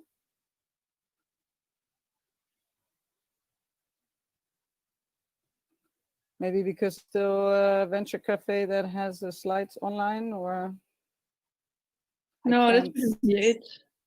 I can't move the slides. Strange. Yeah, I can't. Cornelis, any ideas? Or? Now I can. Yes? Yes. Great. So, no, and then not the move. Okay. Well, like I said, Rotterdam has quite some challenges. Sorry for the technical glitches here. This is Rotterdam in 1933. Actually, Rotterdam was a perfect European city, lots of stuff going on, a thriving business economy, and a nice future upcoming. But then in Second World War, this is what happened to Rotterdam. In 1940, the whole center of Rotterdam was bombed, and there was not much left. So this, you can see, this is a photo of 1946, after cleaning up everything that was destroyed. And yeah, that was another challenge that that the city had. But like I said before, the mentality of the Rotterdam people is actually what made Rotterdam so strong nowadays, and what they didn't see it as a problem. They saw it as a chance, not a challenge, a chance to take a blank canvas and start anew, and build the Rotterdam of today. I don't know how many of you have been to Rotterdam before. I would be really interested in hearing. But if you look at what the Rotterdammers made from the this is a photo of 2015. This is actually, yeah, what it looks like right now. Totally not typical Dutch city. If you look at Amsterdam and all the typical cities where lots of tourists always want to come to, it's these old houses. It's a lot of the grachten, as we call it, the waterways through the city, with the small boats where you can float through the city, a little bit like Venice. We don't have that in Rotterdam. We have the River Maas, which you can see in the background, which is which is also the reason why we have the biggest port of Europe. This river is going all the way to the delta, to the North Sea. But the city center, there was nothing, and nowadays it's a beautiful metropolitan city. Lots of skyscrapers, lots of business going on. And that is where we are right now. Here you see another city by night. So it has gotten a metropolis for business, for people, high quality of life. And like I said, it's being built by the Rotterdammers, and it's been made by the mentality of Rotterdam. And let's be honest, it has not always been that way, and people were not always proud of the city. The city was not seen internationally as a nice city, but that has changed a lot in the last, I would say, 10 years, 15 years. I can say that myself, because 20 years ago I came here for the first time and I was not too impressed. And then 12 years ago I decided myself that this is the city where I want to live. And, I don't regret it for a second. Here today, Rotterdam is known for a lot of things, a lot of positive things, especially for the nice iconic architecture that we have in the city, but also the architects that we have from the city that are building nice buildings worldwide, bringing actually the name of Rotterdam, spreading it internationally. Well, not of nice rooftops that we have right next to the river. But we are a city from the water. I said 70% is even underneath sea level, so we have to keep our feet dry, but we're also using the river and the water that we still have in the city for everything, for tourists, for logistics, but also like for pleasure and to give everybody also a nice view from every part. And there's also something that we are known for, and that's the passion for innovation. Here you can see, and later on when I talk about the business climate, you can see a floating farm. We've opened this recently and it's the first floating farm in the world where actually 40 cows are living on this farm, producing milk, being really local. So there's no transportation of the products that are coming from there to the restaurants and places where the food is being used. Is really short logistic ways. So we're also trying to play a part in the sustainability revolution, as you want to call it. Rotterdam is also known, or maybe not that much known yet, but it's getting there, for cutting edge culture things. As you can see here in the middle, or on the big picture, the new depot of Boijmans van Beuningen, which is a huge, which will be the first depot of an art collection that will be open for the public. It's being built right now. Actually, the building is finished right now. This week, you can take a sneak preview in the building. Don't imagine that it's totally full. Nobody can enter anymore. But this is something where Rotterdam is also standing for. People have great ideas. People really think this is not there yet. We want to go for it, and they just do it. They build something like this, and then they, everybody thought it was impossible to build a mural building with a rooftop, and then presenting a free art collection, such a great art collection as Boijmans van Beuningen. But people here just said, let's do it, make it happen. And now it's actually open, sneak preview, still empty. And it will take another year before the whole art collection will be in place in the building. And then hopefully next year we can have a big opening for this. And also something which I'm particularly fond of is the culinary diversity of the city. Because 20 years ago when I came here, believe me, restaurants were a no-go. It was bad quality and really expensive. And nowadays, it's just paradise. It's really great. You have all the choices you want. In the middle, you can see the new market hall, which was opened 7 years ago now. No, 5 years ago. Sorry, 7 years ago was Central Station. 5 years ago, market hall, great building. So many people coming there, tourist attraction, but also great food. And I really, really want to invite you, if you have the chance, if Corona allows it, to visit Rotterdam, to really get a feeling of the city, come here and see what we have to offer. And it's not that I'm only saying this. I mean, I can say a lot. I'm absolutely fond of Rotterdam and I love this city, but we have the international media on our side. Rotterdam has been in the spotlight ever since 2014, since the New York Times first put us on the list to visit as a destination, as a travel destination. And luckily for us, it hasn't stopped since then. So we've had great press in the last years for all the nice buildings, but also now on the business side. And for example, on resilience, how we work in the combination with water. And but I will tell you a little bit more about the business side later on in the discussion. Thank you very much. That was my last slide.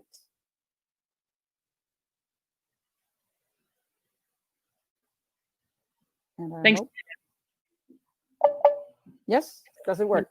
Yep, all good. Thanks for sharing the story. Yes. I saw someone posing a question who was interested about what happens with the cow waste products, I think, as a result of the... Yes, absolutely.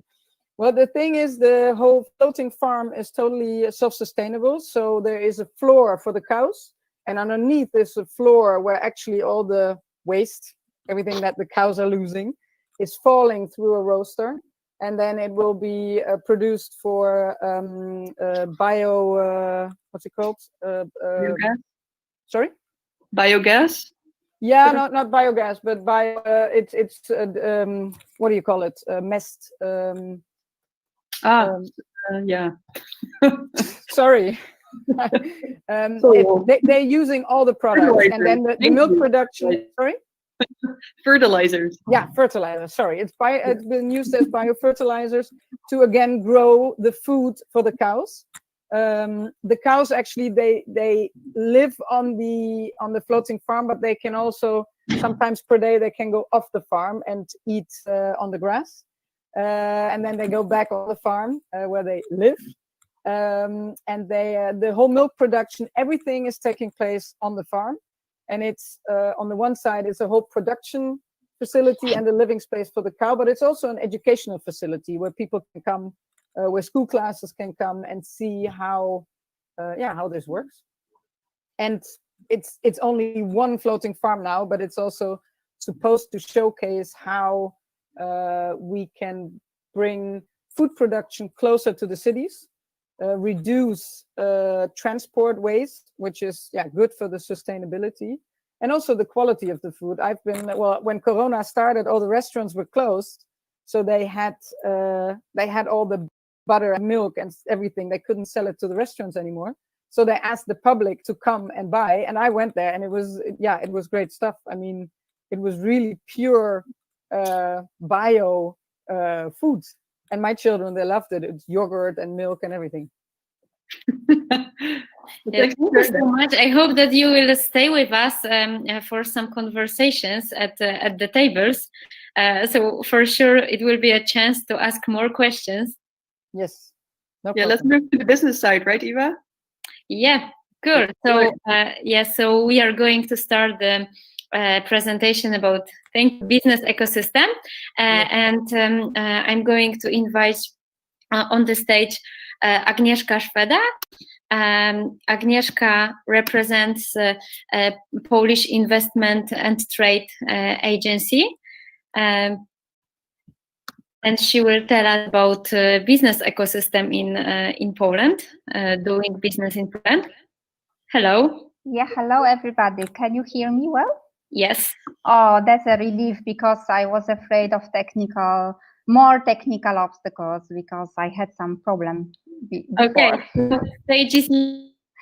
Okay, so I am very pleased to be here together with you. I represent the Polish Investment and Trade Agency, as Eva said, which is the main government agency promoting Poland trade and investment side of Poland. So let me share my screen, because I prepared some short presentation for you. I would like to present some general picture of the country, as well as some information about how we support R&D and innovation nowadays. Okay.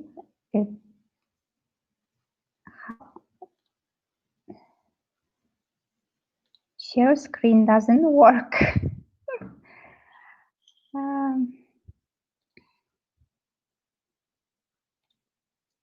Unfortunately, I can't share screen.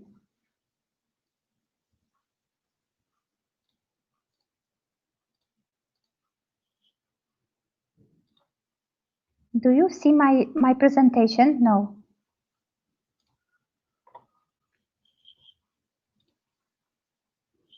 Do you see my presentation?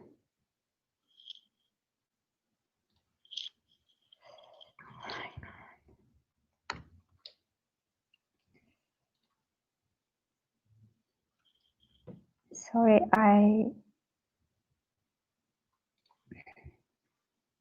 I can't share screen. I'm very sorry. Eva, can you maybe let the next speaker talk, and I will try to solve this problem with sharing my screen.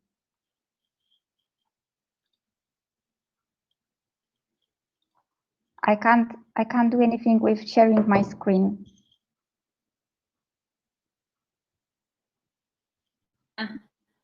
Of course, Laura, Eva, can we invite? Can we switch?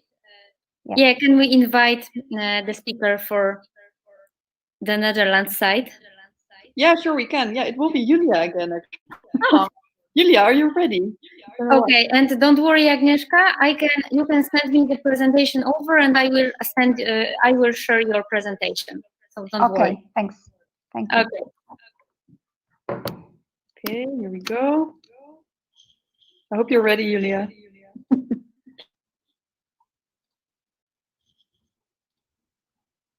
There. Well, hello. Okay. No, I didn't leave. I thought I stayed put Perfect. and listened about the business climate in Poland. But okay, I will again try to share my screen. Maybe this time it's getting a little faster because I'm used to it now. But we'll see if it works. Can you see it? Yes, you can see it, but it's not on full screen yet. Exactly. I will just put it on full screen. All right. Floor is yours again. Yes. Okay. I have to only switch back and forth where I don't see you. I think my first slide is white, or can you see it?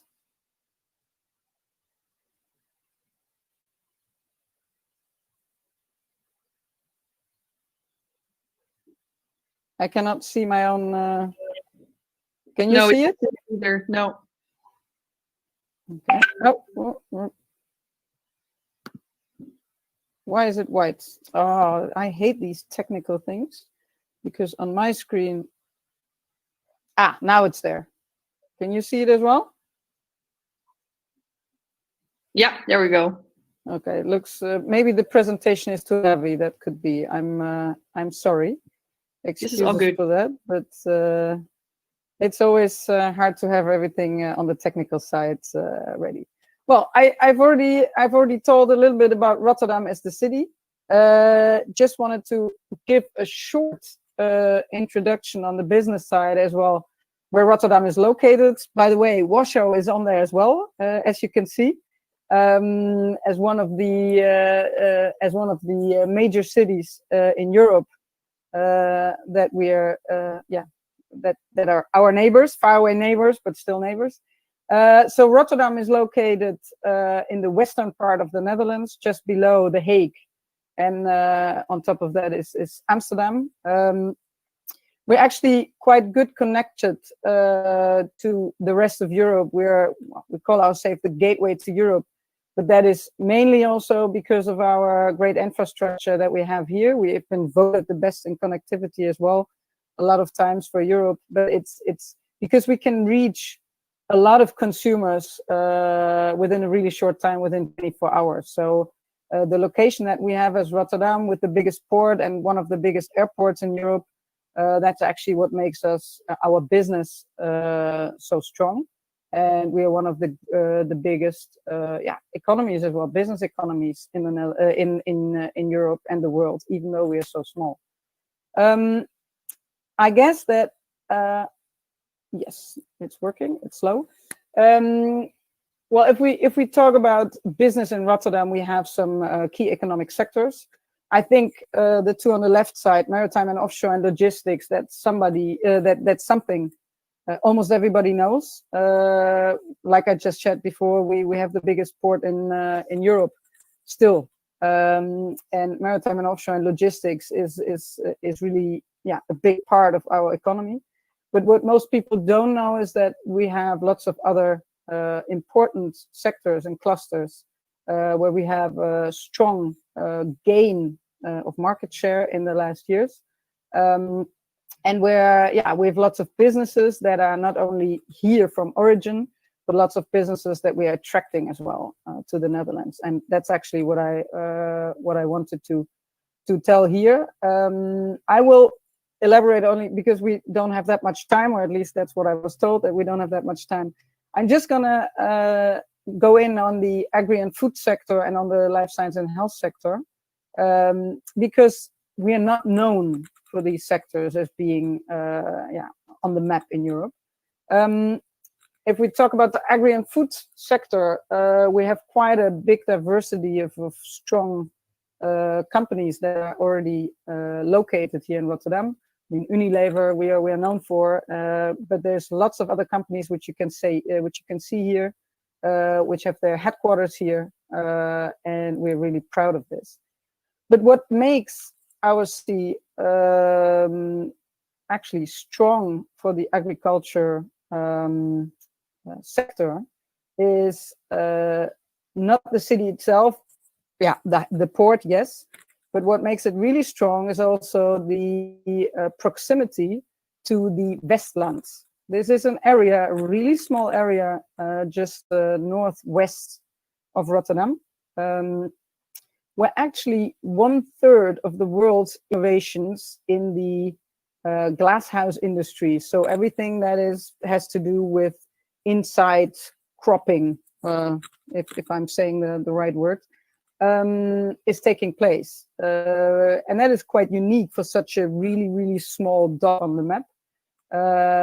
So many glass houses, so much innovation, especially in vertical farming nowadays, which are taking place in that small area. And well, this makes it also possible that we are one of the biggest producers in food, even though we have such a small landmass as a country. So the Westland is actually where we are really proud of, and we see so much innovations coming out of that area, and that they need Rotterdam as much as we need the Westland, because we have the global connections, we have the logistics hub here in Rotterdam. So the collaboration between the Westland and Rotterdam is really strong. And we even have, for example, from the ports, from the big industries that we have, lots of the CO2 that's being produced there. We have pipelines nowadays that go from the port directly to the Westland, because the plants, they need CO2 to grow. So it's also a cycle that we're trying to close, where we try to have a circular economy in food production. But there's other innovations, like, for example, here, nice. Actually, it was a small company, but they're growing fast. Otflow, they make actually mats that they put into containers, so that the airflow in the containers, in reefer containers, is much better. We help them to internationalize, and they're now also promoting Rotterdam right now, especially in South America, and we're really proud of these kind of companies. On the other, oops, I'm trying to move the presentation, but sorry, next slide. Well, the floating farm I just mentioned earlier when I was introducing Rotterdam, but this is one thing we're really proud of, because it's also, it opened recently. But another big development that's taking place right now, Innocent, hopefully a company that a lot of people know from the smoothies, the fruit smoothies that you can get in the supermarket. This is a company that decided to set up in Rotterdam recently, and they're actually just started building its own CO2 neutral factory in the port area of Rotterdam. And soon there will be 200 people working there, and they will be producing about 400 million bottles of the chilled juices. And the thing is, why they decided to come here is because they wanted to reduce their CO2 footprint, not only in the production, because they're building the CO2 neutral factory, but also because they want to be closer to the consumers and their customers, and reduce the kilometers that the trucks need to bring the juices to the supermarkets and the consumers. So this is only a couple of developments that are taking place on the agri-food sector right now in Rotterdam and area. But I thought I let you show this. There's actually one that's even newer. Actually, we got it yesterday, but I couldn't work it into the presentation yet. So we have a company that's from Barendrecht, which is just south of Rotterdam, and they got in contact with the Emirates, with Abu Dhabi, and they will be now building the biggest greenhouse ever in Abu Dhabi, in the middle of the desert, because there they have the problem that they can only produce 4 months a year their own food, and 8 months they have to they are depending on imports. So we just heard the news yesterday that they will be building a greenhouse, I think, correct me if I'm wrong, but 160,000 square meters greenhouse in Abu Dhabi. And that will be the biggest greenhouse in the world. So also there, a lot of innovation from this area is going internationally and makes Rotterdam actually also more attractive for innovative companies to come here, set up partnerships and share knowledge. And I think that's what we want. We really want companies to collaborate and work together to work on the challenges that we have in the different sectors. Like I said, the other cluster, the other sector I just wanted to point out really shortly is the life science and health sector. Rotterdam has never been on the map internationally really for the business side of life science and health. But the Erasmus Medical Center is in Europe, definitely, but also in the world, one of the most important medical centers, working and collaborating with a lot of international big players. And around this this medical center, there's in the last years and the last decennia, we are really having a great cluster of innovative companies setting up and coming together here also to collaborate and work. There's also some spin-outs from the medical center that have been now grown really well. So like, for example, the Skyline DX. And they are working worldwide now and attracting a lot of publicity. And that is also why we decided, or why the Erasmus Medical Center decided recently, together with the Technical University of Delft, which is one of the best technical universities in Europe, to work together and set up a big tech campus, a medical or a health tech campus, as you can see here. The hospital was already, or the medical hospital, the medical center, sorry, was already being renewed. There's big constructions that is more or less finished, has been taking place the last years.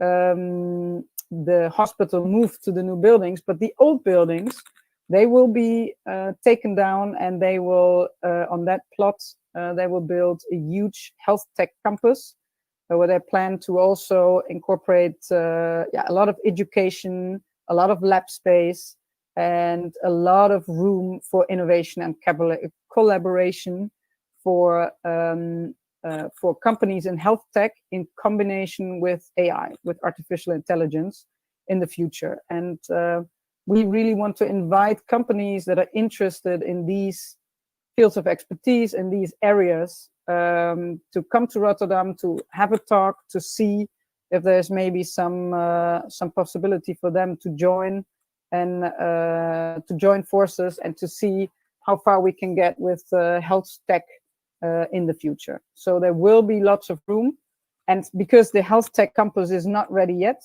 we have. Which is good maybe to mention, is that little C on the right side, the right bottom side, is a building which is just finished. And with this bridge that you can see here, it's a pedestrian bridge, is connected to the Erasmus Medical Center. And this building will be hosting also apartments, but it will also be hosting workspace for companies in health tech right now, before the actual campus is ready. And on the other side, we have a lab hotel, actually one space already, no, two spaces open in Rotterdam now. One space is already filled up. It's in the Science Tower, not the building that you see here. It's in the Science Tower, where you can rent fully equipped lab space in the health, on the health side, but also for material, what do you say? For new materials to make and test on new materials. But you can rent physical lab space totally equipped. We just opened a new location, which is actually the old Unilever lab space, which Unilever left, other story, but they stay in the Netherlands. But they left all their equipment, so we found Lab Hotel. They made a really, really good agreement, and they're now renting out lab space in Rotterdam for everybody. And this is totally new in the Netherlands. This was never possible before. And there will be more, the building that you can see here right now, more turnkey lab space in Rotterdam really soon. And this is something where we, which is new, which we haven't had before, but which is also unique in Rotterdam. Well, I think I have to finish really shortly, but Laura just sent me a message. But one thing I wanted to tell you is there's a lot of opportunity for international businesses to come to Rotterdam. We don't have the time to elaborate on all this right now because, yeah, like I said, time is short. I really would like to have you contact me if I will let you show the last slide. Hello? No, the last slide. Yes, that is my slide. If you want to contact me, I try to be in the chat later on. You can always jump in and ask me any questions. If you cannot reach me in the chat, then please contact me either via email, via LinkedIn, via my mobile phone, whatever. I will be really, really happy to help you further and tell you much more about Rotterdam, but the time here is much too short. Thank you very much.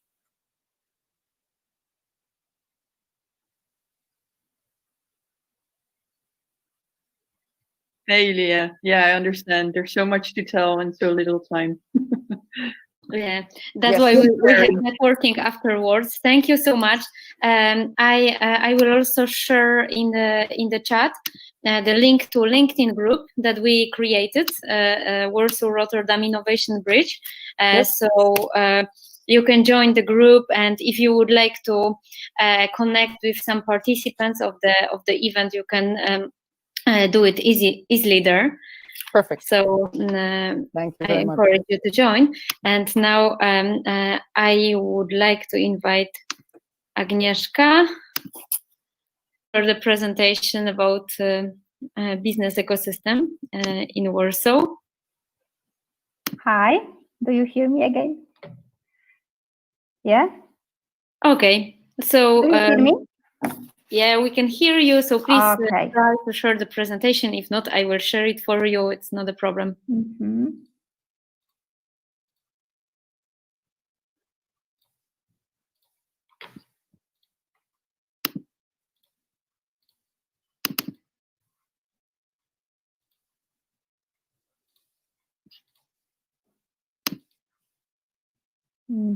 No. Do you see? No. Yeah. Okay, great. Have you seen? Do you see my presentation now?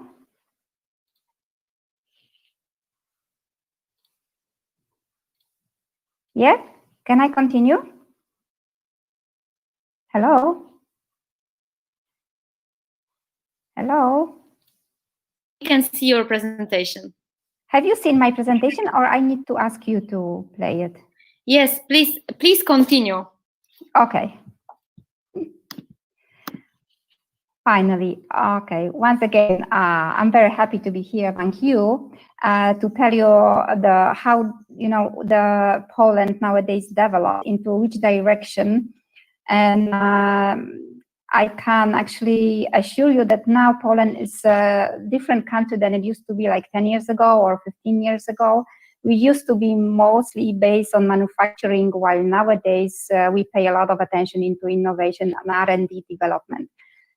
So let's start with some general stuff. Poland has a lot of advantages and assets. I would say, in my opinion, the crucial advantage of Poland is the size of the country, the population, the strategic location in the middle of Europe, as well as talents. In my opinion, these three factors decide about the attractiveness of the country and make a lot of companies coming into Poland and investing. The location is really very unique because we are just like a bridge between the East and the West. we have a lot of international business that benefiting from the skills and the languages that a pool in Poland offers. We are very often compared to Czech Republic or Hungary, but I would like to show you that we are much bigger. Poland is like fifth biggest market in the European Union currently, and whenever we have this comparison whether an investor should invest in Poland or Czech Republic or Hungary, we somehow, we think it's really not right to compare us to these small little markets, because we are just so much bigger. And here you see how much Poland, how much bigger is compared to other Central European markets. Here I want to show you something again unique about our economy, which unlike other European economies, has been growing constantly since the beginning of transformation in Poland, which means early 90s. As you know, until late 80s, Poland was completely different communist country with no free market economy. So we actually started to grow in early 90s. This is the period, the breaking point for the economy, when the foreign businesses started to get interested in our market and started to come to us. And since then, there was not even a single year that Poland actually experienced recession or crisis. So it's very, very exceptional. Of course, this will change this year, but this year is kind of bad year for everybody in this world. Here, one slide about the education. What is very characteristic for Poland that it's actually developed all over the country. We do not have one center that, like only Warsaw or only Krakow, that's a place that concentrates everything. But this development actually happens everywhere in Poland. We have 16 different regions, and in fact, in every region, there is a lot of business, there is a lot of activity going on, and in every region, we have good university and also access to talent pool. This is, again, a very big attractive point for especially foreign companies that want to locate their businesses in Poland. R&D sector. Here you see two maps. One map from like 10 years ago and another map that was prepared for 2018. This is a reflection of the development of this R&D sector, and I think it's quite really quite unique and very interesting what's happened here over the last 10 years. This trend of setting up R&D activity in Poland is continued, and every year we see more and more investors from that area in Poland. So we are very happy with that, and this is again proof that we have a lot of talented people that that can work in such centers and provide their expertise.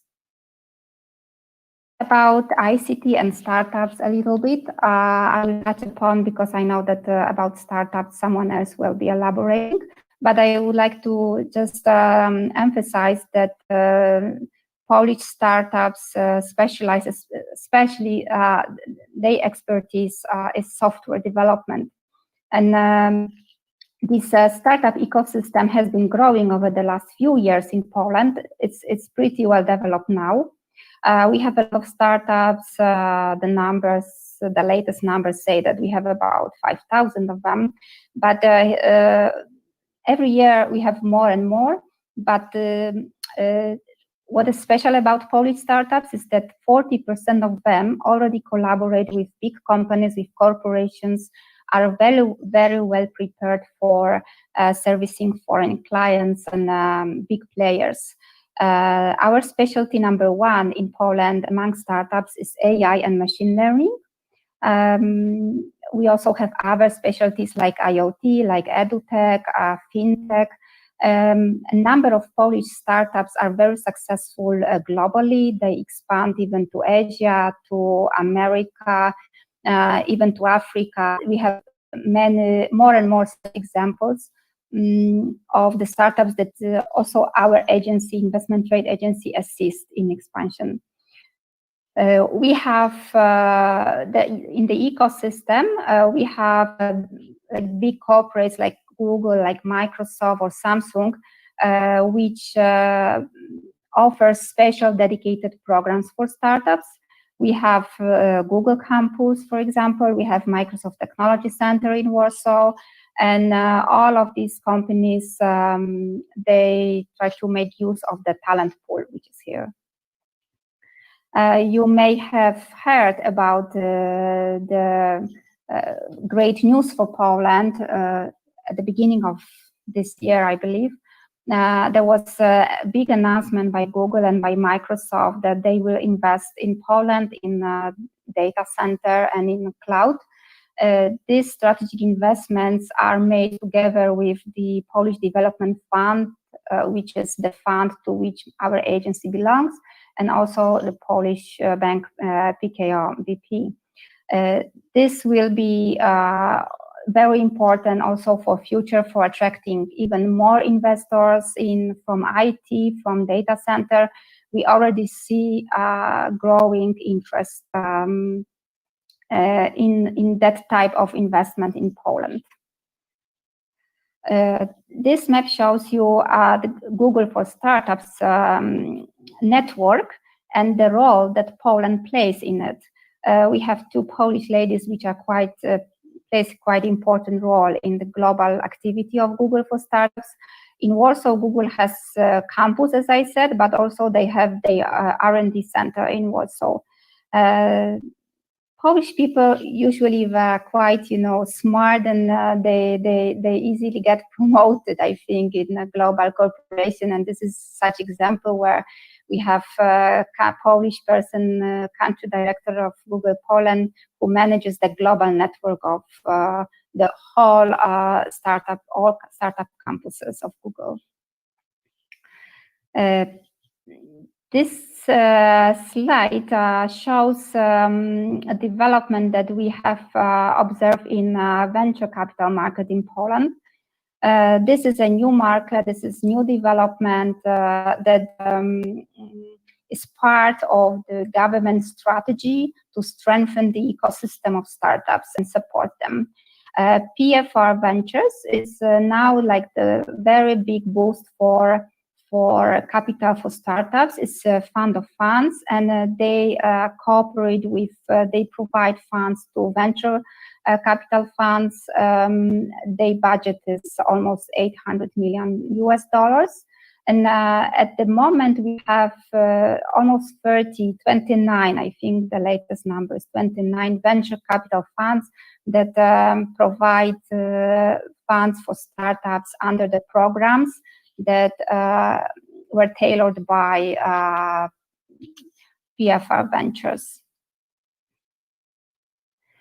About ICT, again, one thing, our position in various rankings. Poland has been known for having one of the best developers in the world. As I already said, in the ecosystem, you also see that a lot of startups do software development. Without these developers that we have, the startup ecosystem probably wouldn't develop so rapidly. We are Poland in global ranking, is the best in Java in the world, the third in best developers worldwide ranking. So you see that it's outstanding, the position that Poland has in the world of programmers. We have currently about 400,000 programmers in Poland. I think this number will grow after we accept a lot of programmers from Belarus, which just now started to happen. Why we are so attractive in terms of programmers? Because they are really very good, the best, but at the same time they are not as pricey as in States or in Western Europe. One of the specialization of Polish IT companies is gaming. It's very interesting that this sector has been growing in Poland constantly for the last few years, and it became our national intelligence specialization. You probably heard about the Witcher, which is created by our market leader CD Projekt. Altogether in Poland, we have about 400 gaming companies, and most of them they export their games. Many of them they sell their games to the States, United States. We have special program that is supporting this gaming sector. It's run by National Center for R&D. It's called Game In, and it also had its contribution to the growth of this industry in Poland. My last part refers to the support that the government is offering to companies that invest in Poland. In Poland, there are different ways how you can get the support, and different taxation reliefs and grants are available. One of them is the CIT exception. It depends on the location, the amount of the exception you can get. The cash grants, if you invest in the new project, you can apply for government grant via us, via our agency. Locally, on the local level, you can get real estate tax exemption, and on the top of this, there is a lot of funding from European Union funds available from Polish, from other agencies and from National Center for R&D. And apart from that support, if you are, for example, R&D center, you can have many preferences in applying for funds. For support, you can deduct your R&D expenses, even 200% from your taxable base, and you can enjoy special tax, reduced tax rate for any income related to IP income. Then you can enjoy this 5% tax rate. So this tax is pretty new, and it also is very attractive for many companies. So that would be everything from me. Thank you. At the end, I'd like to invite you, if you have any specific questions, if you want to learn more. Poland is such a vast topic, and we have the developments happen so fast that actually every 2-3 years we can say that Poland is even more modernized, even more connected, and more attractive for investors. And in recent years, especially for R&D and innovation. So thank you very much. Thank you, Agnieszka, for pronouncing this correctly. Thanks for sharing the story. I think because of time, we're going to start right away with the next speaker. Hi, Lars. Hey, Laura. Good evening. From the studios of Upstream Festival, I can see. Yes, indeed. That's because they have such nice lighting here. So amazing. Thank you much for joining in this busy week. No, happy to be here. And looking forward to your story about the startup ecosystem here in Rotterdam. Yeah, please. Happy to share. So following the other speakers, let's see if I can figure out how to start my screen. And I think it's working now. Wow, this is magic. So thanks for inviting me. And maybe I'd like to start off with saying that I've had the pleasure of doing quite a bit of business in Poland. And the one sentence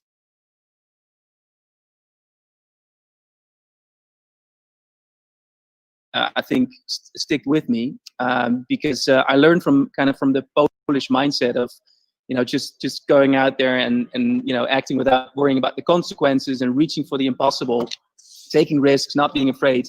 I think that's instrumental for startups and scale-ups or entrepreneurs to begin with. So I think we have a lot of commonalities between Poland and the Netherlands. So that's just as a small kickoff. Okay, now yes. So my story I'd like to share in the next 10 minutes with you really is how in the city of Rotterdam we have launched a public-private program to help startups get to scale in this region. But let me start off by just asking a question, and I'd like to see if people can use the chat for that, to give me an idea of, if you look at the number of startups in the Netherlands that get to scale abroad and do more than 10 million in revenue, what do you think the percentage of startups is that get to scale abroad? So leave your comments in the chat. I'm just curious what you, if you would have to guess, what you would guess. So I'm going to give you a moment. 70%. I get a smiley from Matus. Oh, okay. Oh, that was because of the 70%. 2%, 30, 40. Say the Q again. 5%. You are optimistic. You're very optimistic. So if you think about the number of startups that really get to, Julia knows the answer, I guess. If you know the startups that really get to scale more than revenue, it is only 0.4% in the Netherlands. Still, it's the number 2 startup ecosystem in the world. But if you look at percentage, then you need, for a significant scale up, you need more than 250 startups to begin with. So I think from our policies, we're really looking for ways to create more startups, get more startups in the ecosystem, but also help them really scale to the next level. And that scaling up to the next level, that is what Upstream is really all about. So Rotterdam has really the ambition, you talk to be the home bold startups, bold scale-ups, and corporates that dare to think big. And exactly a year ago, we came together with a group of about 30 people, some of them you see in this picture, who represented our city innovation ecosystem. And the innovation ecosystem had already been developed quite well. Laura Venture Cafe has been there for many years already in the CIC building, other working spaces, investors, incubators as well. And we really came together to look at, what is it that we can do to boost our ecosystem to the next level. That's realized in a 4-year public-private partnership. Now, I'm an entrepreneur, I'm an investor myself. First time I work with a government, but actually I now see the value of really having strong relationships between government and municipality on the one side and entrepreneurs on the other side, because that's, I think, builds a really strong ecosystem. So you see partners in there, a couple of corporates that were involved from the beginning, also TechLeap, our national startup and scale-up policy, or actually promoters. So there were quite a few people involved.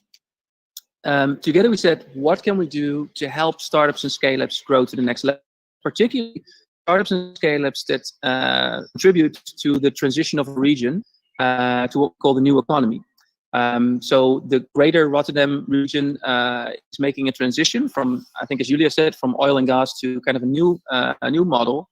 And we're looking for startups and scale-ups to really contribute to, smart digital solutions, to solutions that help us reduce carbon, so to get carbon economy. Startups that work in the circular economy, and also startups that really help to drive inclusivity in society, as we have in the city quite a few social challenges as well. So we invite startups and scale-ups to really contribute to these larger goals that we have in the region. Now for Up Rotterdam, our program, we made a distinction that we focus particularly on startups and scale-ups that have a scalable business model. So we're not looking for single entrepreneurs that have a kind of like a shop. We're really looking for scalable business models, usually driven by tech, with at least $1 million in revenue or an investment of that amount. They're showing at least 20% year-on-year growth. And why is that important? Because we think that these companies can use extra support in scaling up their business to the next level. That's what we're all about. So I'm fortunate to do that with a great team. You see the people here in the team, and the people on top are actually working for the municipality of Rotterdam. So Akim, since you're there, she's the public lead. So she's my liaison in the city council, and I'm the private lead for this team. And it's awesome to have all these people together working. I'd like to show you a video, but I'm not going to start it. I'm going to ask Laura to start the video. So Laura, if you can.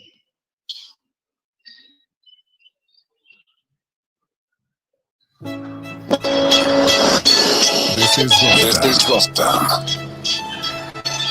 where guts are embraced and rewarded. Digital, carbon neutral, and zero waste. That's our goal. Fast. We can only do this together with innovative, fast-growing companies, innovative startups and scale-ups. Our ecosystem has a lot to offer. We are globally connected. Our knowledge, talent, and the right attitude, it's all here. Together, we can make the transition to a green and digital future. Rotterdam, where you can grow and scale your business. How? We give you access to the best talent, access to capital, access to international markets, and access to a big network. This is Rotterdam. We make it happen.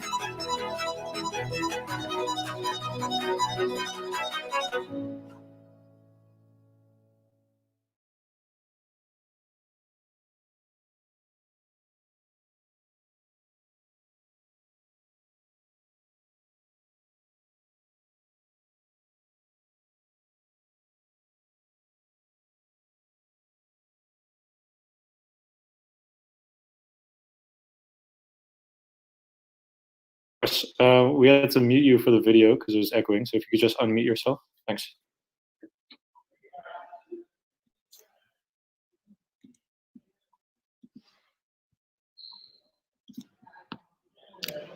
Go ahead. Nope, doesn't work anymore. No, it works. We can hear you. Oh, does it? Yeah. Okay. All right. It's asking me to turn on the microphone, but if it's working for you, then that's okay. I think I lost my screen now. Can you hear me?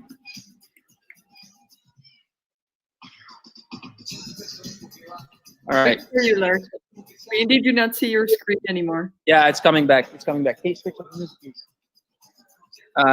It's background music now. Yeah, so we're in the studio here. We're in the studio, so there's a right. Don't worry. So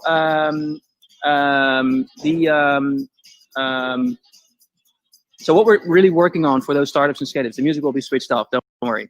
The question was 20% year-on-year growth. So what about pre or seed companies? Well, in fact, we're here for all startups and scale-ups, but we look at the top 10% of the startups and scale-ups in our region, and for those we look at the ones that are growing fastest, because we know that they already kind of got the head start, and we can really accelerate them to drive impact. We give them access to talent, access to market capital, and a bit more. So I'll give you some examples on what it is that we practically do to really help startups and scale-ups.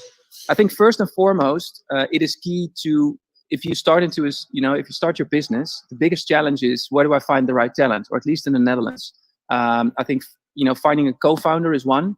So that's why we strongly support collaboration between Delft University, Tech University, and Rotterdam School of Management. So we bring tech talent and business talent together. But we also work on internationalization. So we're actually internationally recruiting specific talent that might be hard to reach for our scale-ups. So the first one is access to talent and the actions we put in there.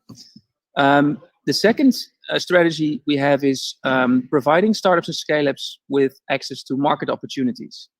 So in order to really grow and scale your business, although the Netherlands has a good economy, our country is not big enough to scale to a large level. And I think you mentioned that in your examples for Polish startups as well, you need to go abroad to really scale your impact. So we heavily invest in a couple of things to provide access to markets. So for instance, corporate startup collaboration. We've invited the 20 corporates in our region to actively get involved with the startups and scale-ups that we have here. But we also do scouting missions, incoming and outgoing scouting missions. So that's one of the aspects that we bring people to have access to markets. We also take our startups and scale-ups on our international missions.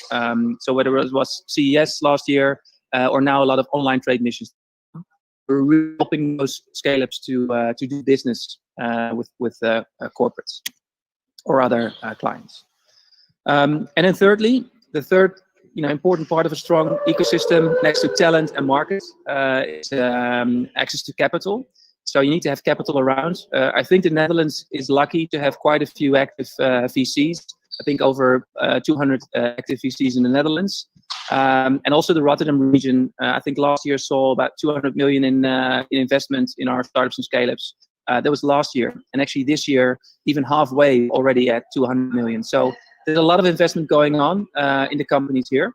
We also support our startups and scale-ups this year in dealing with COVID. So our government gave out initially a 200 million bridge loan for those companies that were struggling. And together with our regional investment agency, we helped startups and scale-ups to sign up for that money. So access to capital is our third pillar. And then you have access to market, access to talent, access to capital. There's one other thing that really is quite important. And we strongly believe that you need to have a very connected ecosystem. So making sure that, if you work in a hub or in a specific workspace or in a specific industry, it is important to get connected to other players in our own city, in other cities like Amsterdam or Eindhoven or Delft, but particularly also in other countries. That's why I'm really happy to have this conversation with you in Warsaw today, because I think there's a lot of connections that can be made between us, whether it's sharing talent or whether it's sharing opportunities. Give you some practical examples, and I'll share the link of this as well. Last year when we started, we first invested in making sure we have transparency about our ecosystem. So you can go to finder.uprotterdam.com. And there you have a live view of all our startups and scale-ups. So there's almost 1,400 in our region now. So that's the larger Rotterdam region.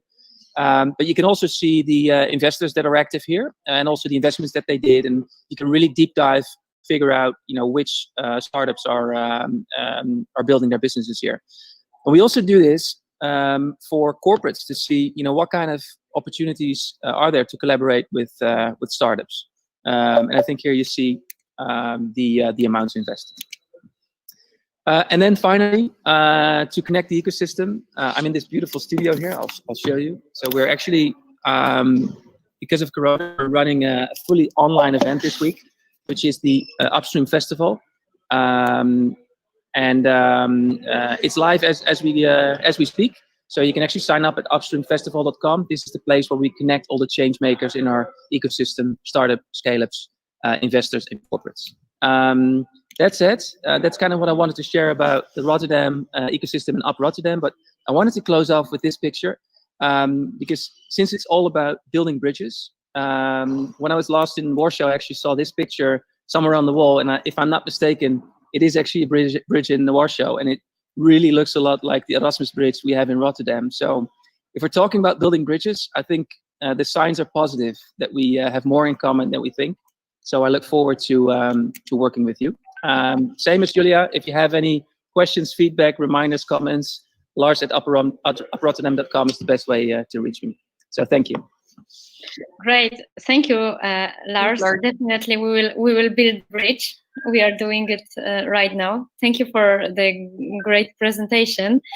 And now, last but not least, Maciek Sadowski, who is representing Startup Hub Poland, will share some information about startup ecosystem in Poland.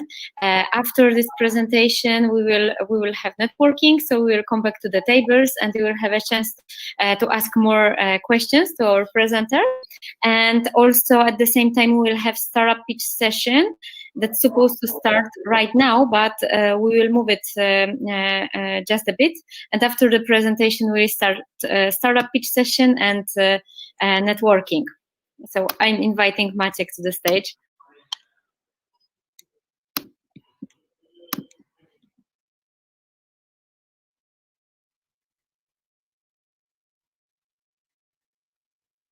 The invitation, Eva. Thank you very much. The stage is yours. Thank you very much indeed. Thank you for having me. Goede Warten, if I remember correct. The good evening, good afternoon, late afternoon to you, all of you guys. I need to say that all of those metaphors that Lars, Julia, and Agnieszka has introduced to us in order to show how close, in fact, we are very nice songs, very nice tunes to my heart and to my mind.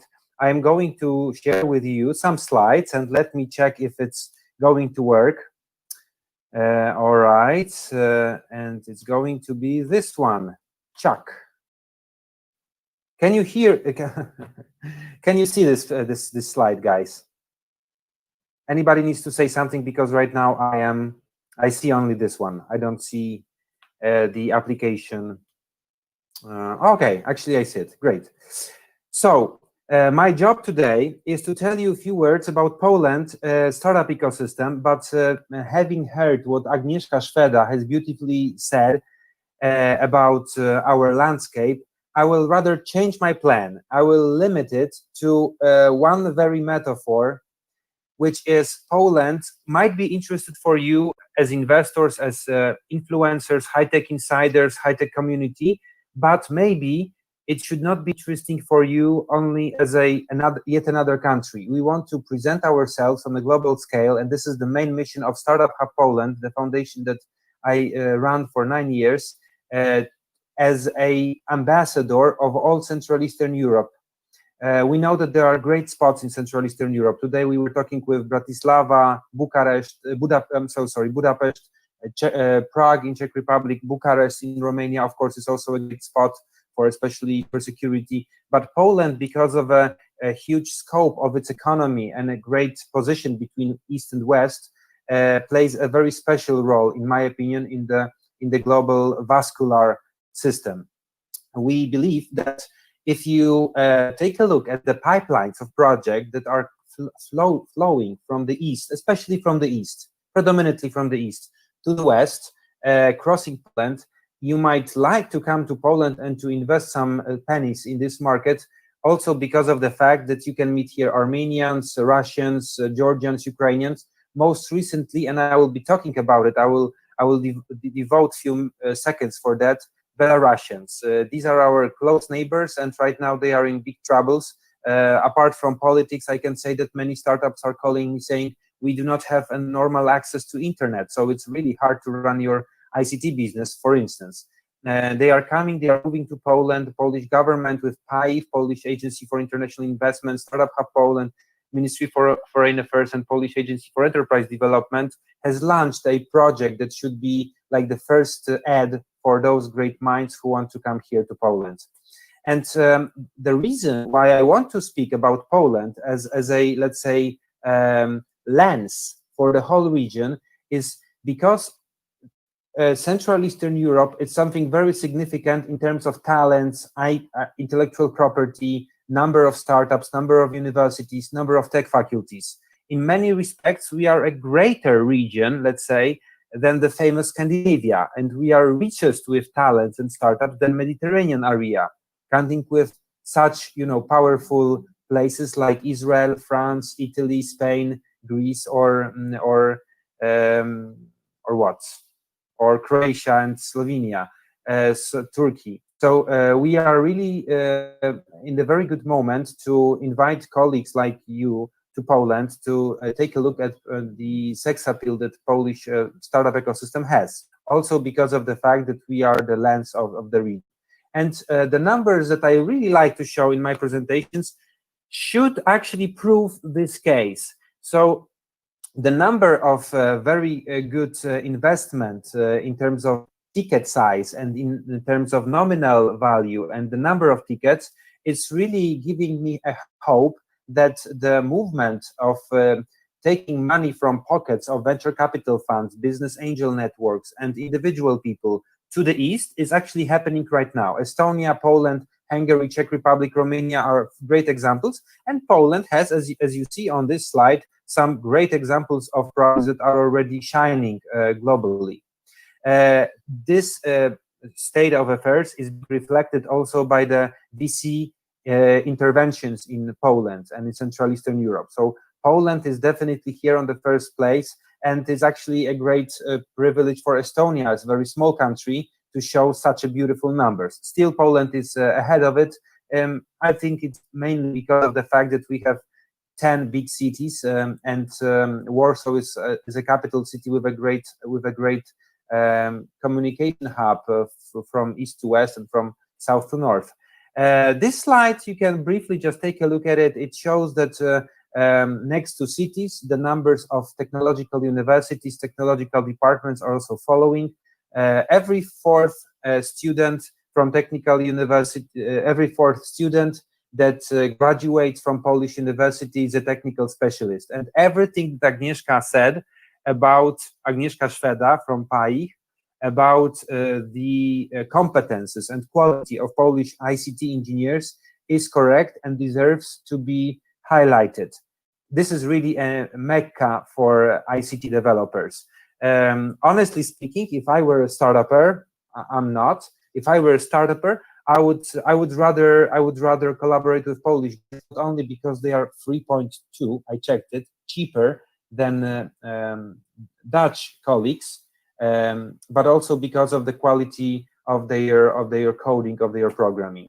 There is a variety of agents, variety of organizations that are working to facilitate this flow of talents, local talents that emerge from Polish cities, and those talents that are coming from abroad.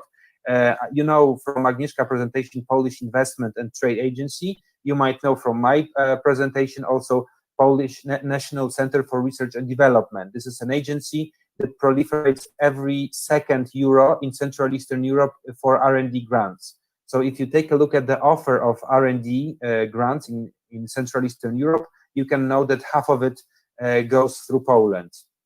These are some numbers that shows our governmental initiatives and attempts to actually saturate this market with money.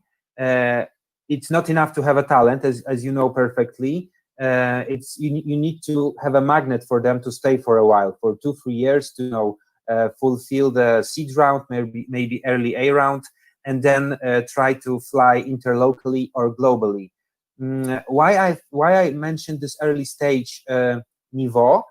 It is because I highly doubt that we can ever compete with Silicon Valley or east coast of US and Canada, and it's not bad. It's nothing bad here. I want my country and my region to be this very spot for early stagers. We have a significant role to play in the global chain of innovation. In my opinion, it should be early stage. So investment around €500,000, €1 million. This is exactly something you can get in Poland. And in Poland, we have, from my counting, 120 venture capital funds. So it's still half of what Lars have said about Rotterdam.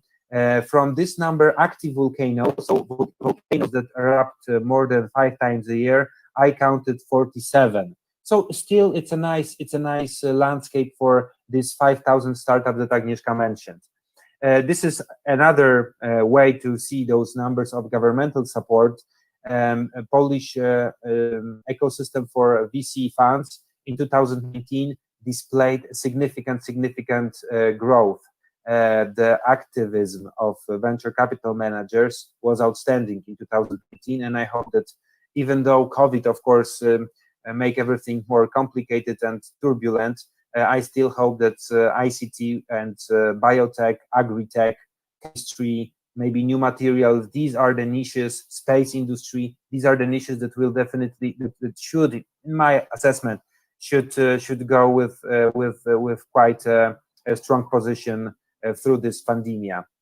There is one program that I like very much. It is also because Startup Hub Poland was one of the consultants of this program, and then one of the runner of this acceleration program. Right now, we have rumors and we have information that there will be a second season of this great format. It's called Poland Prize. It's a soft landing acceleration, let's say, ecosystem for startups from abroad. In the new season that will start from 2021, there will be a significant money for even early stage projects that just want to come to Poland for the first time and create their limited liability company or stock company, for instance, in Poland, and work with local technological partners, with local industry and corporations. I think I have it on this slide. Yes, exactly. Okay. Take a look at this, guys. The number 4, I think it's significant. This is a fact that my friends from Rotterdam might not know very well. So big companies like Microsoft, Google, and Bosch, and Mercedes, and so on, they are looking for regional hubs, for places where they can headquarter their offices for the whole region. And Poland very often plays this very role. You can, coming to Poland as a startup or as an investor, you can be frankly sure that you will work with corporations here. Agnieszka said 40% of startups are already in some pilot or some commercial relationships with corporations.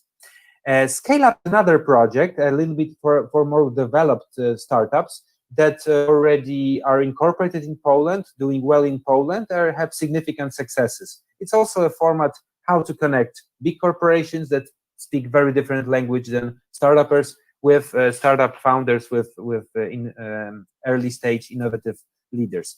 There are some programs that I usually like to present when I have this opportunity to be a guest of Eva in Venture Cafe in Innovation Bridges, which is Harmless Tech Club. This is one of the formats that we came up to, we wanted to introduce as a way to work in between startups and corporations to find solutions that can minimize or decrease or make softer all of those harmful side effects of industrial process. It's normal. I think even ICT companies can say that in some way they cause harm to environment.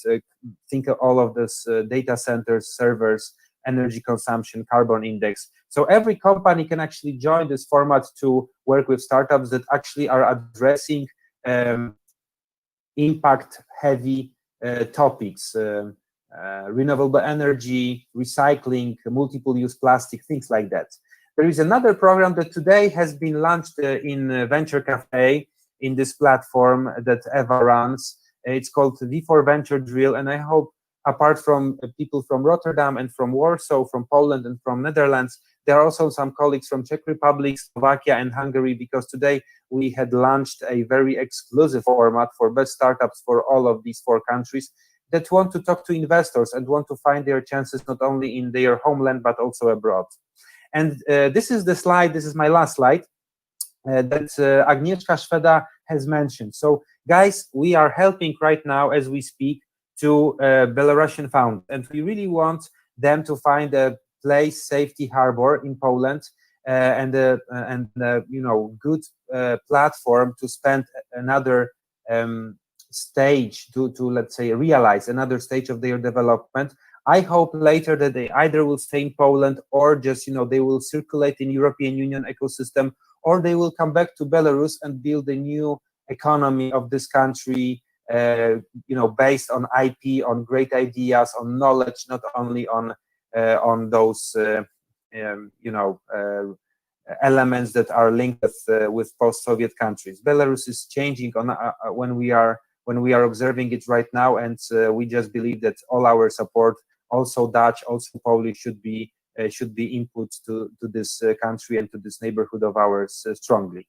But we are not working only with early stage startups. There are some great corporations in Poland, like Orlen, the biggest petroleum company in Poland, that is also inviting startups from abroad to pitch their engineers, their research and development units, and their business lines to find topics that they can develop together, especially in terms of New Green Deal and carbon emission and let's say decreasing of negative effects of industrial activities. So This is my Twitter. My name is Maciek Sadowski. You can find me online if only you try on LinkedIn, for example. I will stay with you for this networking part. And I want from this position to say that Eva, you are doing such an excellent job, having such a great speakers and myself in this format. I'm super happy that Rotterdam is interested in Warsaw. Guys, just come over. We will have a beer, and I will explain you a little bit more, because 10 minutes it's never enough.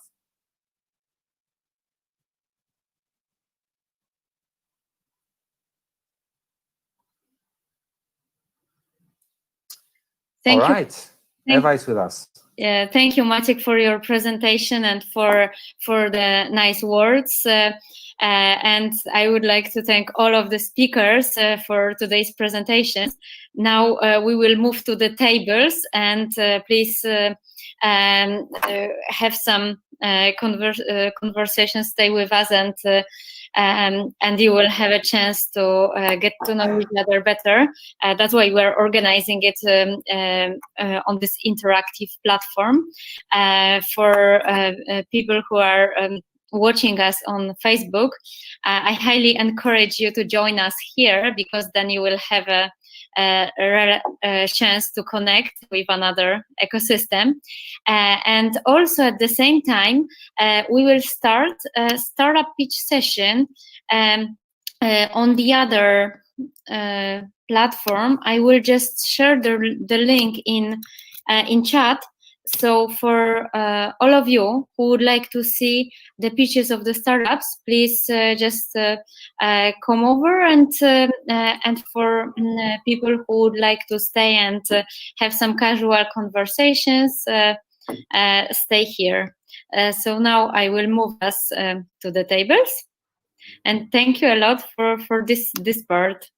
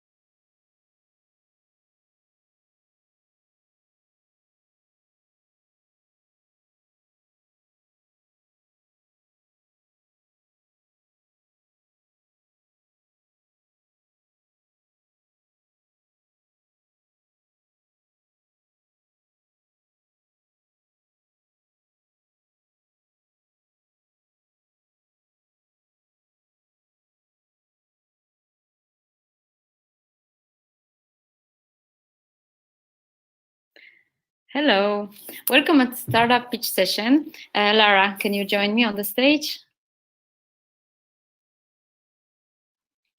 Yeah, I think we can start. Excuse guys, we just a bit over time, but the presentations were really interesting. I hope that you got for you as much as you could. So we will start now start pitch session, and then we will move back to the tables to have some conversations on the second floor. All of you have the tables that you can join and talk with people and ask some questions to other startuppers. Yeah, that's right. So yeah, without much further ado, let's just start. What do you think? Yeah, sure. All right. So we have a couple of speakers from them lined up for you, and we're going to start with Danielle van Uden.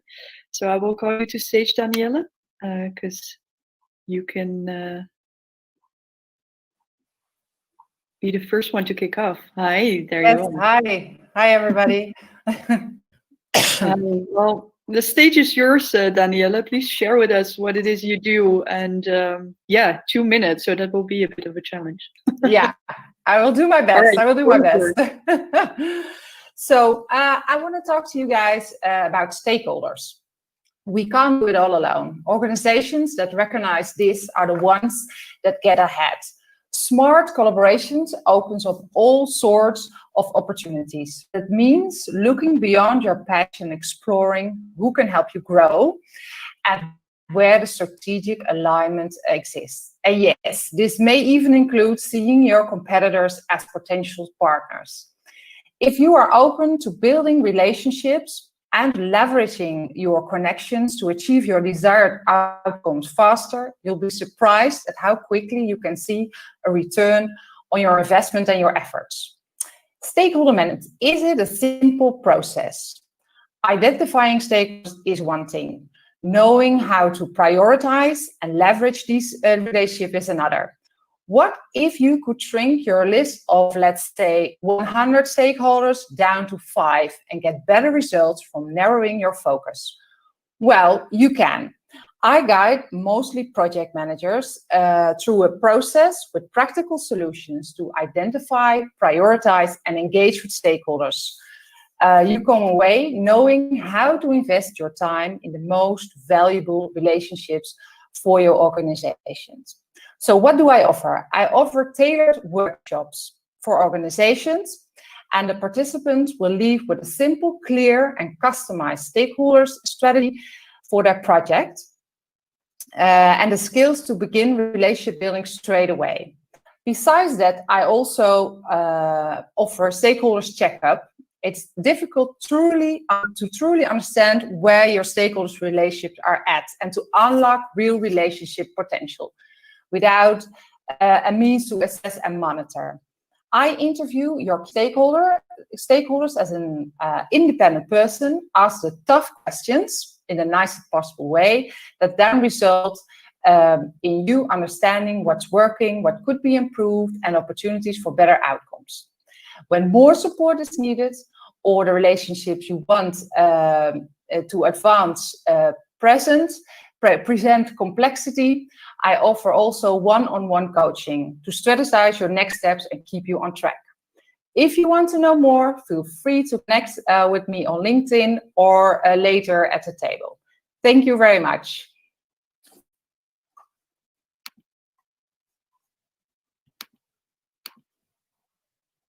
Thank you, Danielle. Thank you for sharing. And there are so many questions that the pitch raises, but let's discuss afterwards, okay? Yes, of course. Right, thanks for joining again. Okay.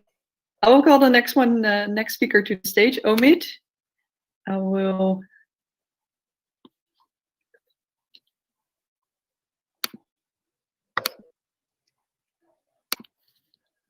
Yeah, there you are. Hello, can you hear me? Yeah, everything's going well. Good to see you, Omid. Looking forward to your pitch. Your 2 minutes to start now. I'm Omid, the founder of For Omid. I graduated with master's degree in architecture in 2005. Also, I have more than 20 years experiences in the construction sector. However, I couldn't be proud of that. We are the only species who have destroyed other species' houses while we have created house for ourselves. The negative impact is huge. Globally, about 50% raw material extraction, 35% solid waste generation, and 30% CO2 emission. A solution is circular and nature-inspired built environment.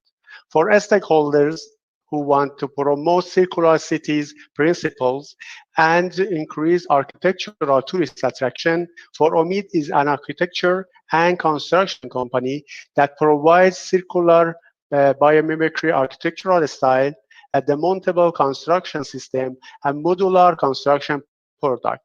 Unlike other disassembled construction system, our system and product will be versatile. In one sentence, you can design, construct, and disassemble building to create new buildings for new function, the same material without creating waste.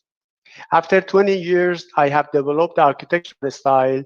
This year, in 2020, I came to Rotterdam to collaborate with universities, municipalities, and corporates to produce the circular biomimicry brick. With 10,000 euros, you could have the first circular statue, or with 2,000, you can lease it for 2 months to promote circular economy circular city principles and increase tourist attraction in your city. Thank you.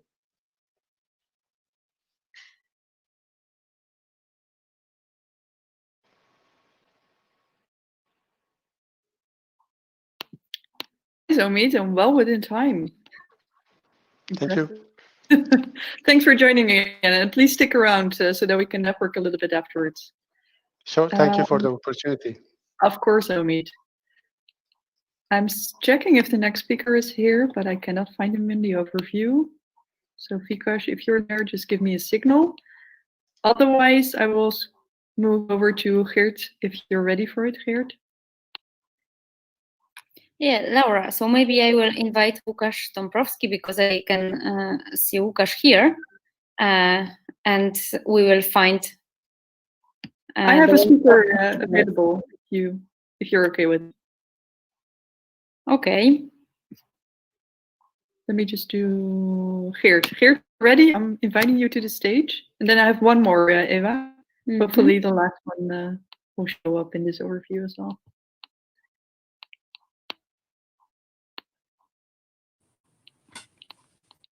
There you are, Geert. Good to see you. Yes.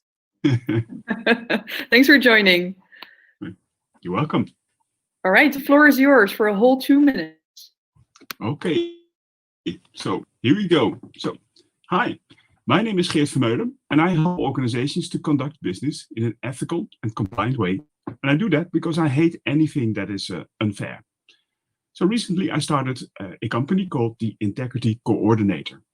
Because as a result of new legislation, organizations with over 50 employees, they have to appoint somebody who is independent to coordinate the whistleblowing procedure in a confidential way. So for small organizations, it will be difficult to appoint an employee who is independent and capable of doing this. And when a report comes in, so many organizations just do not know what to do. Now, what can you do? You can appoint me as the external independent integrity coordinator. And this is what you will get. So firstly, you will get an easy to implement whistleblowing procedure, and we will help you rolling it out. And secondly, when a report comes in, we will communicate with the reporter, the whistleblower, discuss things with the management, and also coordinate the investigation. And thirdly, we will take care of the mandatory annual report to the Works Council. Now, why me? Well, I have 12 years of experience coordinating whistleblower procedures for multinationals and also SMEs, and I've handled hundreds of cases. I also wrote a brochure on this topic for the Dutch Whistleblowing Authority, and I have access to a network of independent investigators. And I've learned through the years that by addressing these reports early and properly, we will prevent bigger problems and also stimulate a good company culture. And this has been confirmed by research. So by appointing me, you will not only comply with the legislation, but also have better business results. So I think everybody should want that. So call me. Thank you.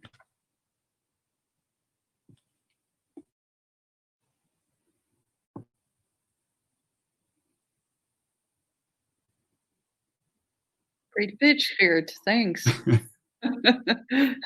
Please, also same for you. Please stick around so we can do a bit of networking and connecting afterwards. Thanks again for joining. I don't see the fourth speaker in the overview yet. So Eva, if you could take over for now, I will give you a signal when we have the fourth picture on board. Sure. So I would like to invite Łukasz Dąbrowski, and I would like to just remind you that this is a quick introduction, and then we will move the conversations to the table, so you will have a chance to ask some questions afterwards. Łukasz, stage is yours. Okay, shall I play my presentation, share screen? Or... Okay.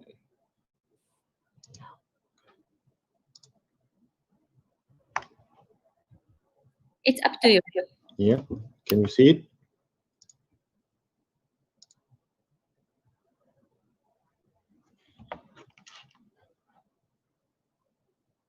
Okay, thank you. So, hello everyone. I'm Łukasz Dąbrowski, and I'm the CEO of Atternet.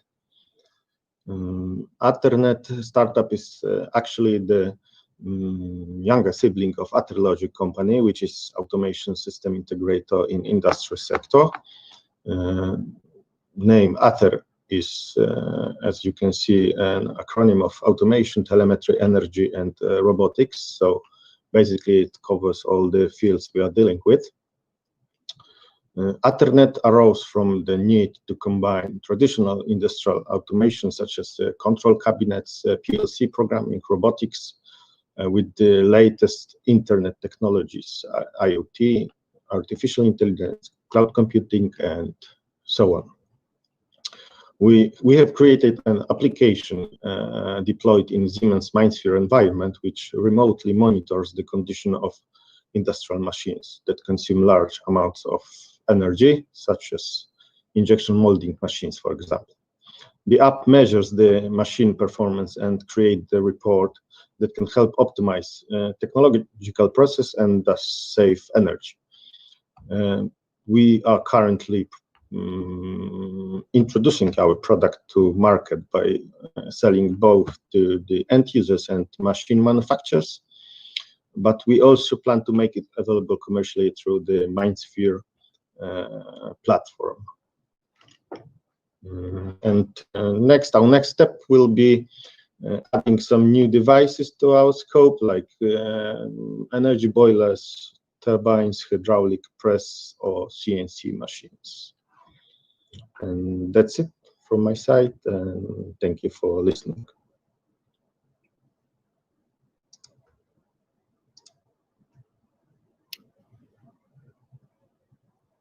Thanks a lot, Łukasz. Now I'm going to invite another Łukasz.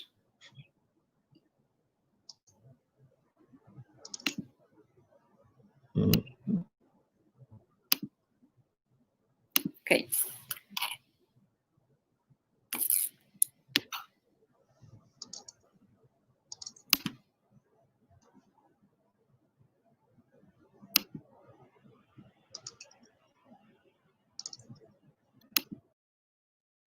Łukasz, can you turn on camera and mic?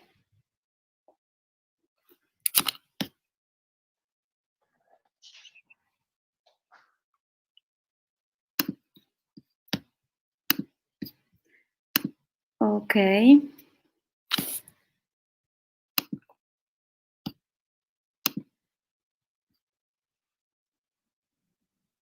So let me invite you, Marcin.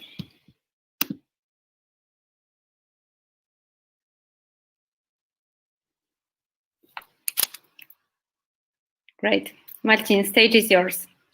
Hello. I hope you can hear me and you can see me properly. I'm very happy to be here. So let's start. My name is Marcin Dąbrowski, and I'm the CEO of Improve. Improve is a company that started out as a result of my years of working as R&D engineer in printing industry. During the past 10 years, I developed a set of tools that help me out diagnosing issues with production workflow, printing press setup, and even predicting future problems. I was actually asked several times to share my tools, and well, why not? So that's how Improve has had its beginning. Let me tell you what the all fuss is all about. Improve is a web platform for in-depth analysis of delivered measurements, color and environmental for my purposes, but capable of handling almost any kind of production data. First, we measure fields that we want to analyze, so everything is custom-made. It can look like this, or like this, or like this, or any other way that you want to have your chart. Then all the measurements are being taken to the cloud, and everything else happens online. We have a huge database designed specially to handle large number of numeric data using NI technology with big data. Most important thing is that the companies using Improve system can take advantage of very advanced and modern technology with all printing devices. starting, for example, from 19th century presses that go alongside with latest digital devices produced just now that are exporting inline measurements to the cloud by themselves. And you can view and analyze production quality and stability from various locations worldwide, from your home or any other place. Platform is created to fulfill needs of various users depending on their role in the company. Business model is simple and, well, yet complex simultaneously. Since it's a pre-configured platform that anybody can use as a pay-as-you-go system, but also for larger customers, we provide branding, special tools created based on their needs, so different cooperation models are available. What's next? We have just created our own portable and self-powered device with Wi-Fi and 5G compatibility to capture measurements from any place. But the device itself is just a huge door for taking more kinds of visual data for online monitoring of production that can't be interrupted. That's it. Thank you for your time and attention. If you will have any kinds of questions, I will be fully available at table sessions. That's it. Thank you, Martin, for a great presentation. Now I'm going to invite Andrzej Rudko.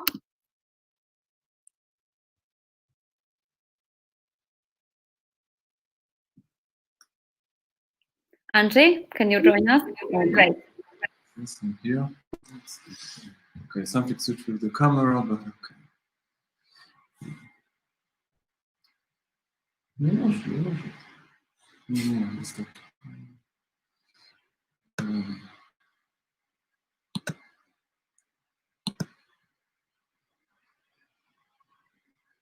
Okay, do you see the screen?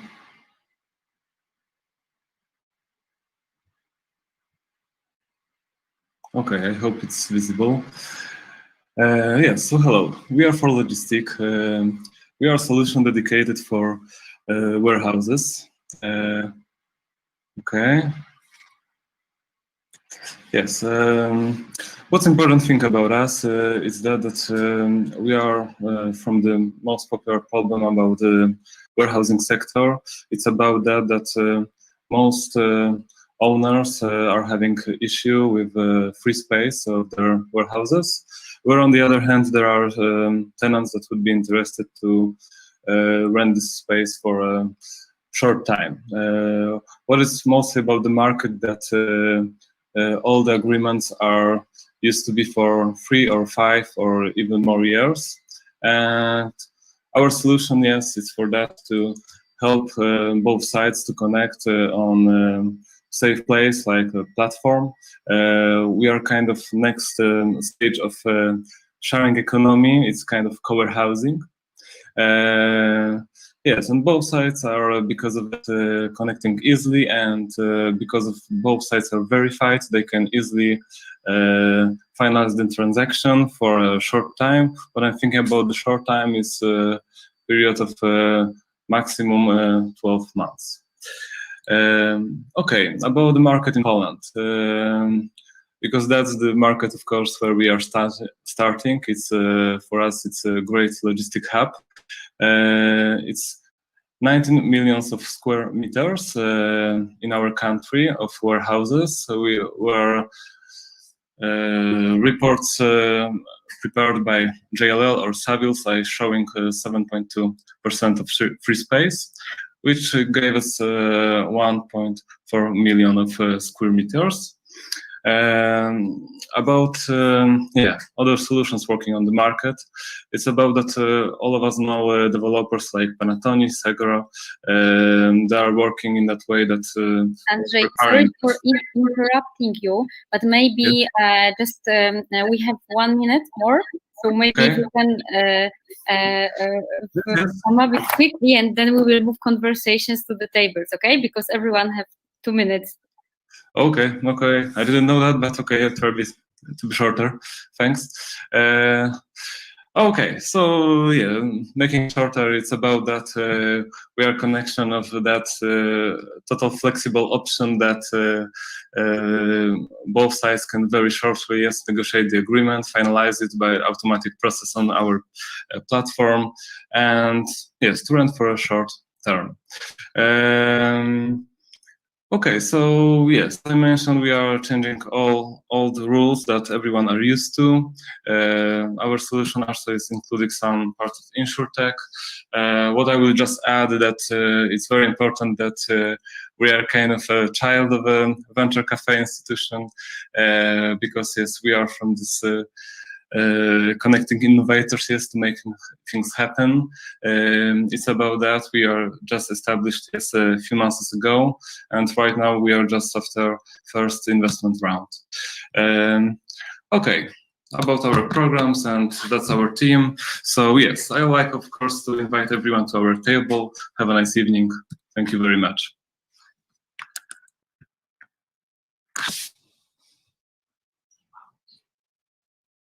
Thanks a lot, and we have a few more presentations, and then we will move conversation to the tables, so you will have a chance to share everything. Thank you for your presentation.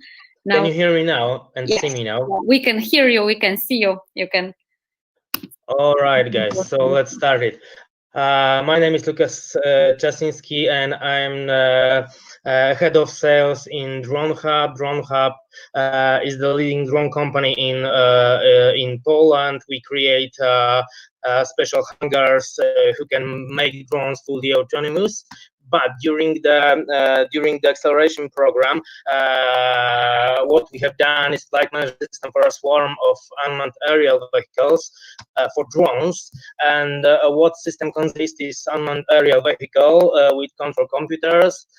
Each drone consists like control software installed on it, mission planning tool, a UAV mission management system, and application for the operator that allows him to issue commands to UAV and supervise the flight. The mission planning tool allows to prepare the flight route of each UAV by marking dots, a polygon on the map, and configuring the altitude of the UAV in every moment of the mission. The prepared routes are then calculated and saved in a mission management application, which allows the drones to download them and carry out the procedure of preparing drones for taking off. What else? As part of field, we created tests. 12 test flights were carried out with 3 unmanned aerial vehicles at the same time. The drones were very designed to demonstrate the compatibility of the system in various drones, and all tests were successful. Our next steps in the project is to make a demonstration of the solution at the Central European Drone Demonstrator, and make a certification of the solution at the Civil Aviation Authority. That's all, guys.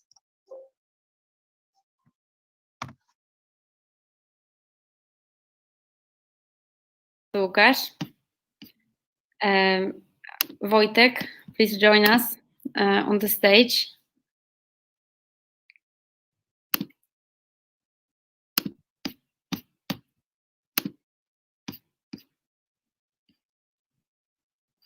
Okay. Okay, Mateusz Zimoch.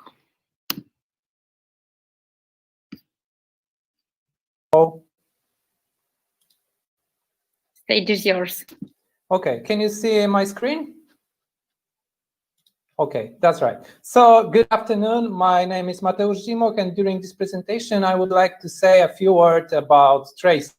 But first, did you know that there are currently about 1 million cameras in public space in Poland? That's approximately 50,000 gigabytes of data generated every second. The vast majority of this data is straightly discarded, not utilized in any way. However, data equals information, and information is money. So that's why we founded Tracy, a tech startup I am the CEO at. In Tracy, we deal with computer vision, especially CCTV cameras, video analysis.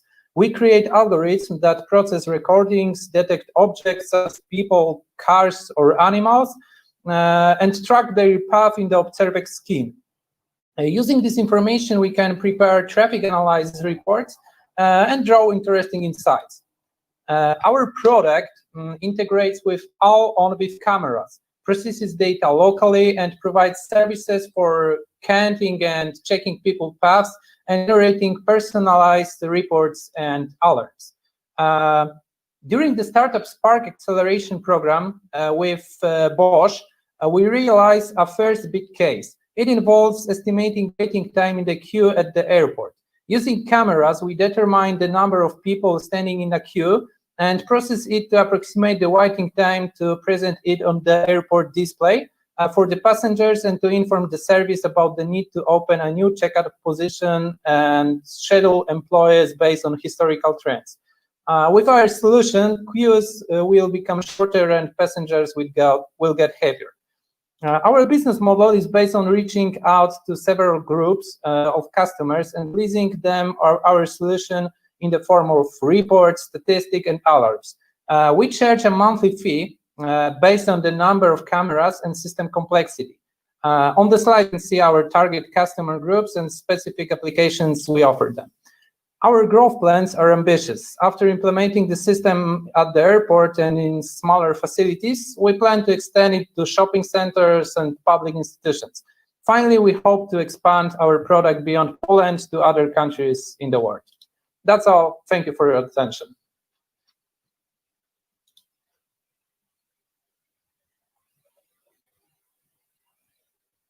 Thank you. Everyone, you can contact me after near the table. Thank you, Mateusz. Thank you for your presentation. Wojtek, can you join us now?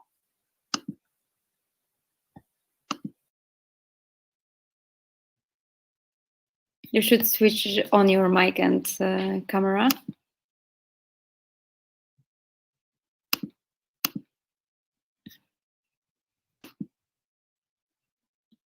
Okay, let me try with Konrad.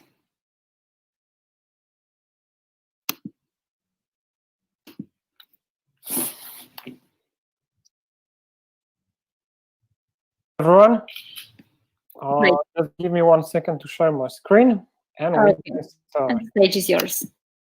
Thank you very much.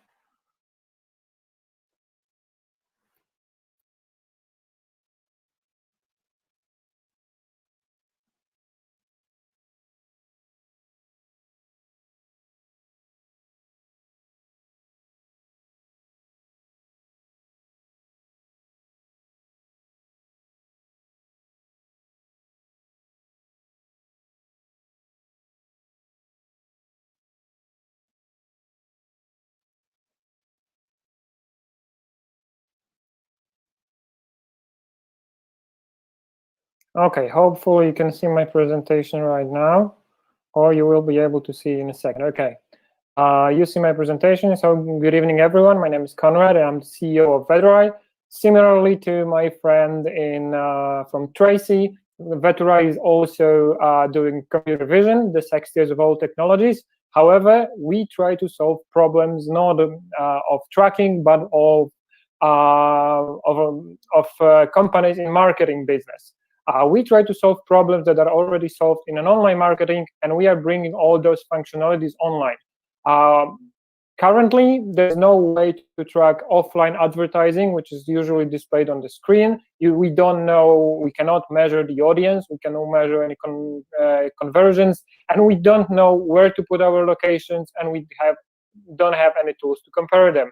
So we came up with an innovative solution that is based on computer vision. A camera analyzes people, measure whether they pay attention to the ad, and also in real time display a demographically targeted ads, which can also take into account external factors such as weather or time of the day. With this solution, we can measure how attractive are the ads, how attractive are the locations, and react real time to what happens in front of the screen. We believe that we bring a lot of value to companies that would use our solution. We give them very high quality information on who is their targeted audience. Maybe in different locations there are different audiences, and therefore they should use different commercial. We react in real time, so we increase the conversion and reach the right people with the right ads. We give our client a tool to compare various ads and various versions, and we give them an opportunity to optimize their marketing campaigns.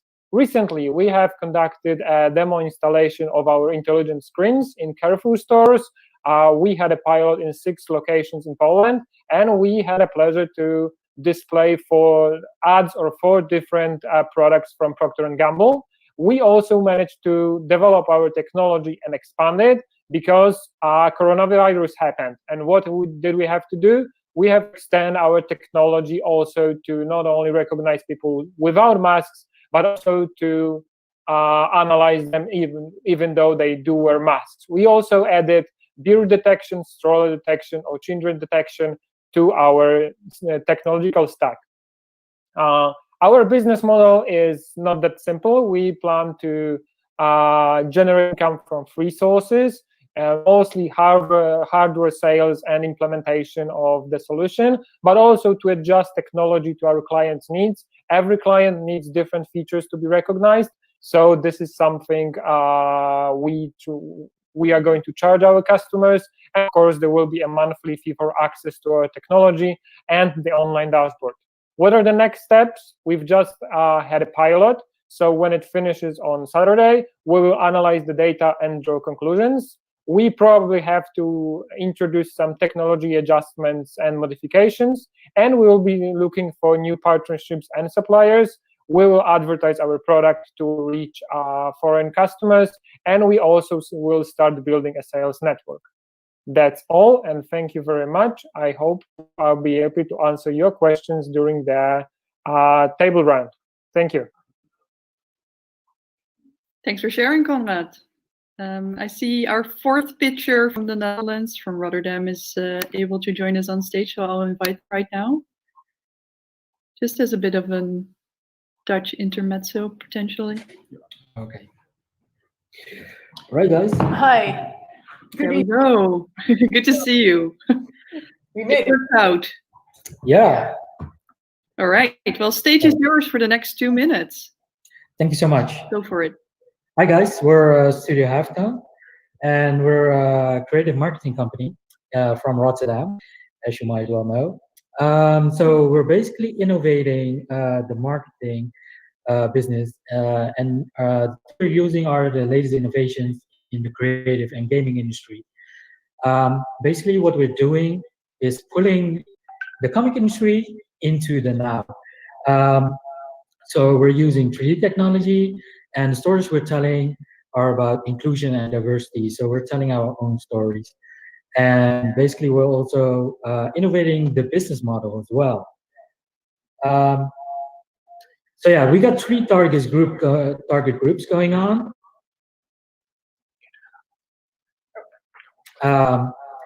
Yeah, so the 3 target groups are our readers, which are Gen Zers.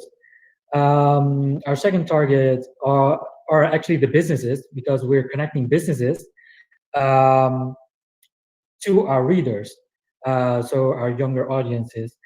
And lastly, our 3rd target audience, target group, are actually artists like ourselves. And basically, we're going to help them by actually educating them on our business model and on the techniques we're using to innovate. So yeah, we're looking right now at our slides on the side. Unfortunately, you cannot see them, but we got a value proposition, or we can do it like this. We got a value proposition that's about 1/5 of the current market, and we got 3 different income streams. Our biggest are the businesses and the ads. And finally, I would like to show you a bit of the market we're going for. There are some huge platforms online right now that are exploding, with about 1 billion views registered last year, and we're aiming for about 5% going next year and growing to the next 5 years. So we're looking at 60 million readers for our first year, the first title we're launching. So yeah, that's it shortly. And we just like to add that currently we're looking for partners who would like to partner up with us, and who would like to reach an audience in the young viewership. So yeah, we're gonna stop at that. You can join us at our table, and for the talk we're doing later on with our Polish and Rotterdam compatriots, talking about the innovation in Rotterdam and in Poland. So yeah, thank you. Thank you, Drew. I love the theatrical movements around it. Yeah, we try to make it interesting. That's what we're artists and storytellers for, right? Yeah, I love it. The creative touch. Thanks for joining. I think we're moving to Wojtek. Yeah, fortunately, I'm ready. Hello, everyone. My name is Wojtek, and I'm the founder of Simplis solution. Simplis is a cloud platform where we have implemented the API-first approach. Our platform is a solution dedicated to both small and larger companies. As you can see, our solution consists of various models and functionalities dedicated to different business areas. Our system also has a uniform user interface and consistent system for managing access and user rights. During the acceleration, we had the opportunity to work with the Bosch company. The solution we have developed consists of two parts. The first one is dedicated for Bosch partners. The second one is dedicated for Bosch itself. The part for partners includes a solution to improve their daily work. The Bosch part includes a solution to exchange information with the partners. For example, you can exchange product information, marketing information, service requests, and so on. So, as you can see, our platform is dedicated for small companies and for large global corporation. Basically, our business model is quite simple. We operate in the cloud and work as a SaaS platform. There is also a possibility to realize dedicated custom works. In the near future, we are going to continue with development of our platform. We also want to focus on searching for clients and searching for implementation partners with whom we could cooperate. If you have any questions, please contact us. Thank you for your attention.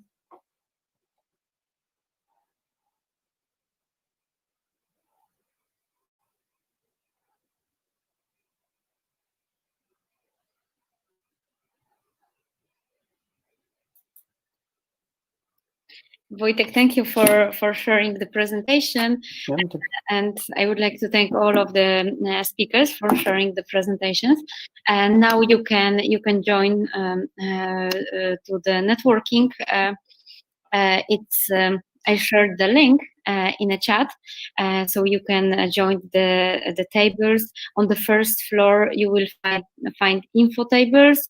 Those are people from institutions or organizations that were speakers today. And on the second floor, you have demo tables where you can find startups and also other people, other participants.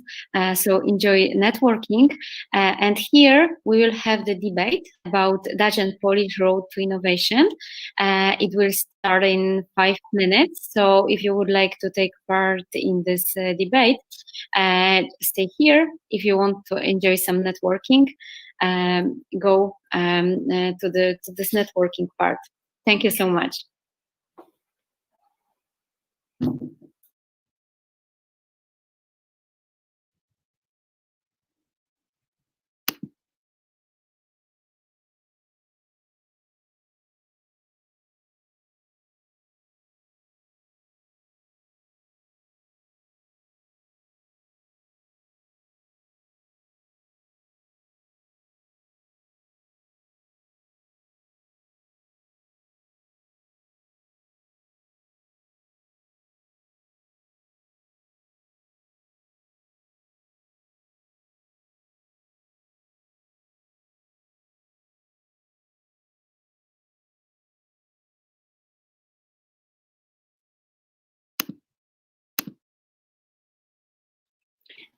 The moderator of today's debate will be Przemek Nowakowski. Przemek, I will invite you to the stage right now. Hello. Great. Hello. Hi, nice to Hi. see you. Nice to see you. Yeah, we will start in 3 minutes, so I will invite the other speakers and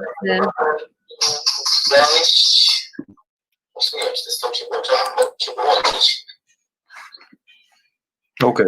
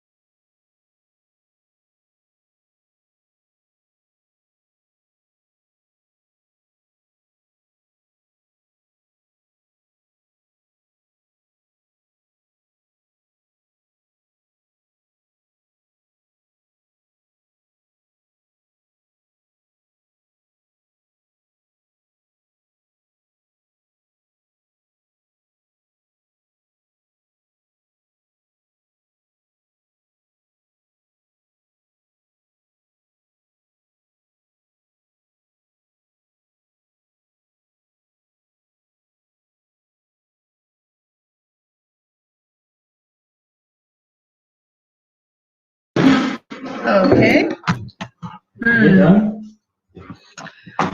Hi, good evening. I'm not sure if this is the table pitch or the normal discussion board, but I'm here for the. hello. Hi, good evening. Hi, for table pitch, please join the networking space. I will share the link in the chat. Okay. In 1 minute, we will have the debate. I'm just inviting the last speaker, and we will have everyone. We will collaborate about Dutch and Polish road to innovation. The moderator. Please stay here for your debate contribution. We have to stay here, or we have to go somewhere else? No, you stay here to participate in the debate, right? I hope I'll be back again. And yeah. Perfect. So we stay? Yeah, I think we have every now right now. So if you guys can switch switch on your camera and mic. Yeah, I think we have. So yeah. Everyone. Are we everybody? Yeah. Great. So I see that there's no Wikash Ramjesh. Yes, we are here, but my actual colleague Vikash is over here. Okay, because this is Vic. Hi. So, and I'm Valentine. So okay, so good evening, ladies and gentlemen. Thank you for joining for this late session, Dutch and Polish Road to Innovation session. I would love to, if someone chat, make a big noise for our startups. It would be great. And let's go. So in the blue corner, the Dutch team, Vikash Ramjesh and lovely lady, I don't know your name, so. Oh, it's Valentine, like Valentine. The saint. Okay. We have a Peter Paul van Voorst, for my pronunciation, with the startup Schoon or Swala, but Afrikaans or Dutch? Schoon, yes. Okay. And in the red corner, we have Konrad Kostrzewa. It's a Venturi Automotive. And Wadziński plays me. Vic, yes, I see Vikash Ramjesh. Ramjes.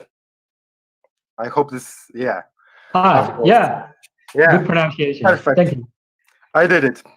I'm sorry, but your name is hard to pronounce, so I needed Google Translator to Hindi, so I think it managed. You did great. Thank you. Yeah. So, you know, we are talking about the road to innovation. If we think about the road, we think about startups who are risky business, but also they have no delay in the implementing innovation. So I think that all the innovations right now in the startup era begins with the startups. So every road, it's a big step, first step. And my first question is your first step. Why did you founded your startup company? I would like to blue corner, so Studio Halfton, please. Yeah, so why we started. Basically, we were stuck at home with COVID and we had nothing to do. So that was actually the perfect opportunity for us to start working on our dreams and the things we wanted to achieve.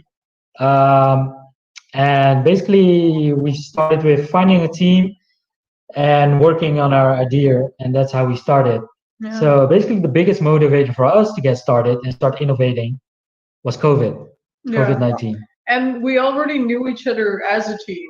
Like the people involved, we have been involved with each other as friends for a long time, and we basically cherry picked like, oh, you are really good at that, you are really good at that. We can combine those skills together to make something new.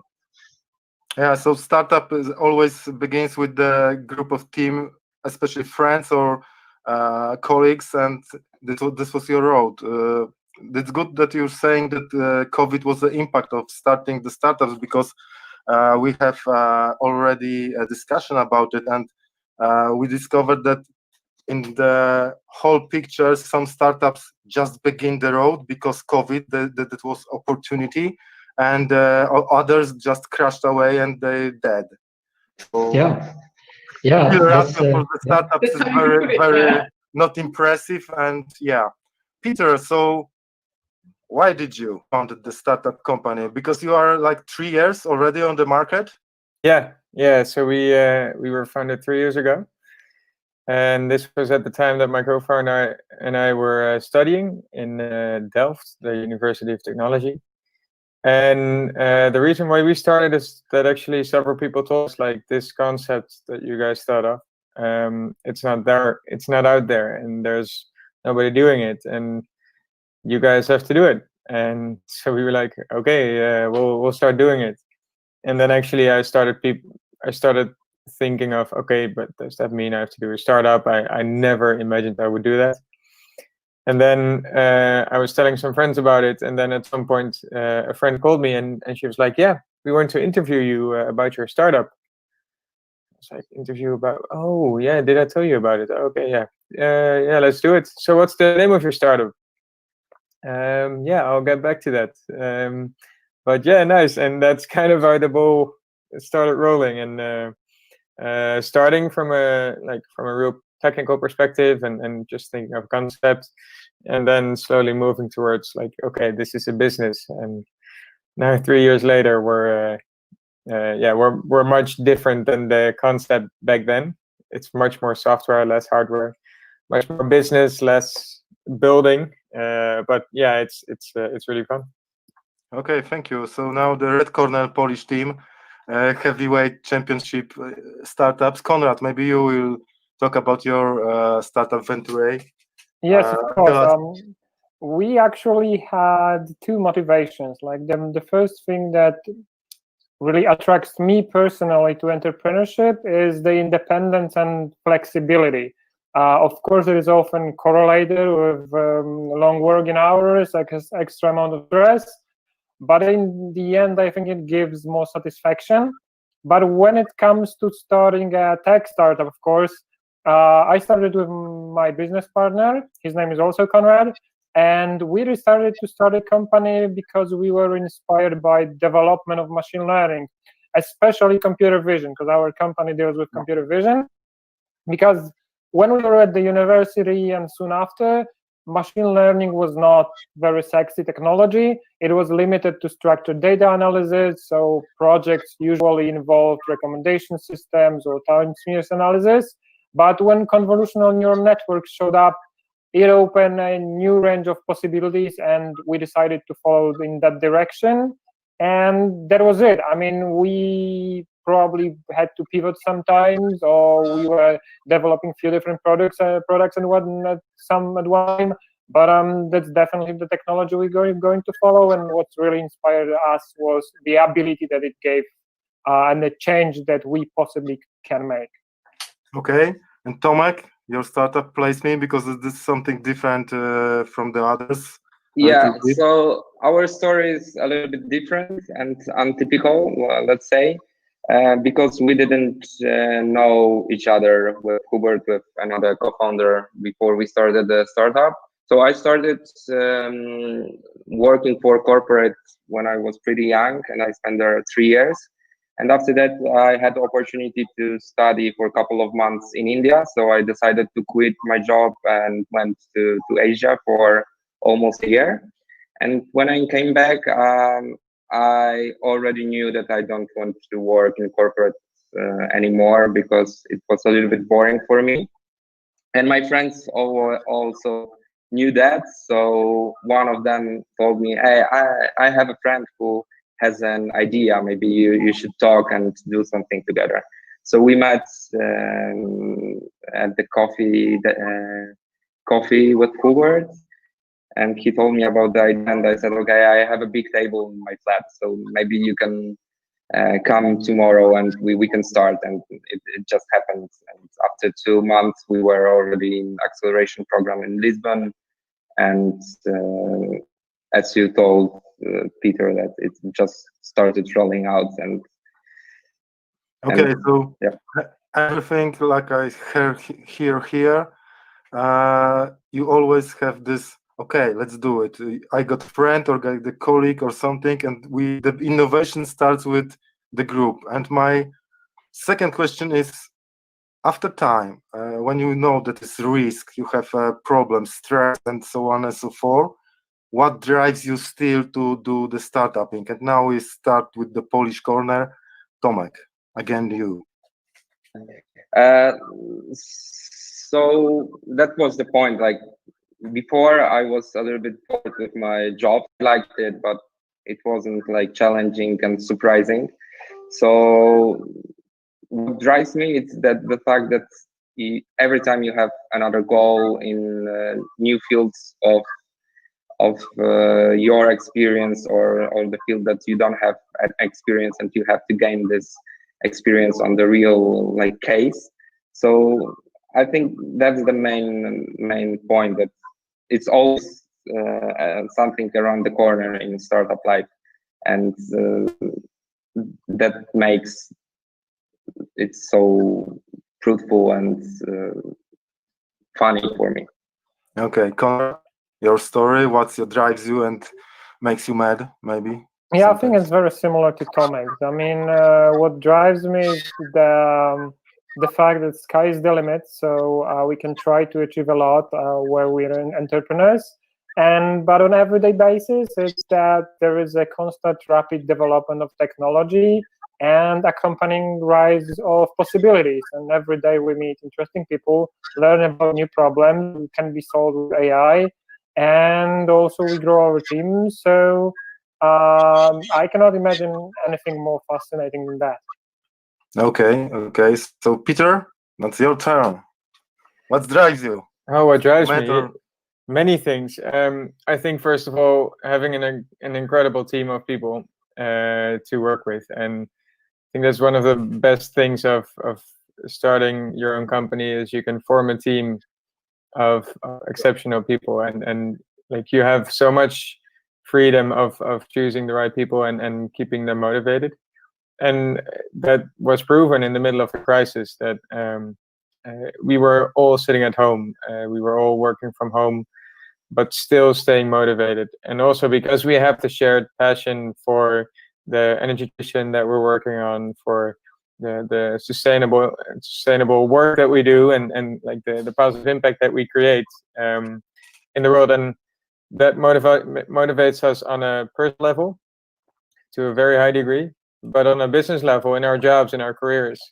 Now that we notice that it's also a good business and that people are actually really investing big money into this, it's like we found a match that that works. We are constantly looking for software solutions that also connect to that demand and that actually make it accelerate much faster.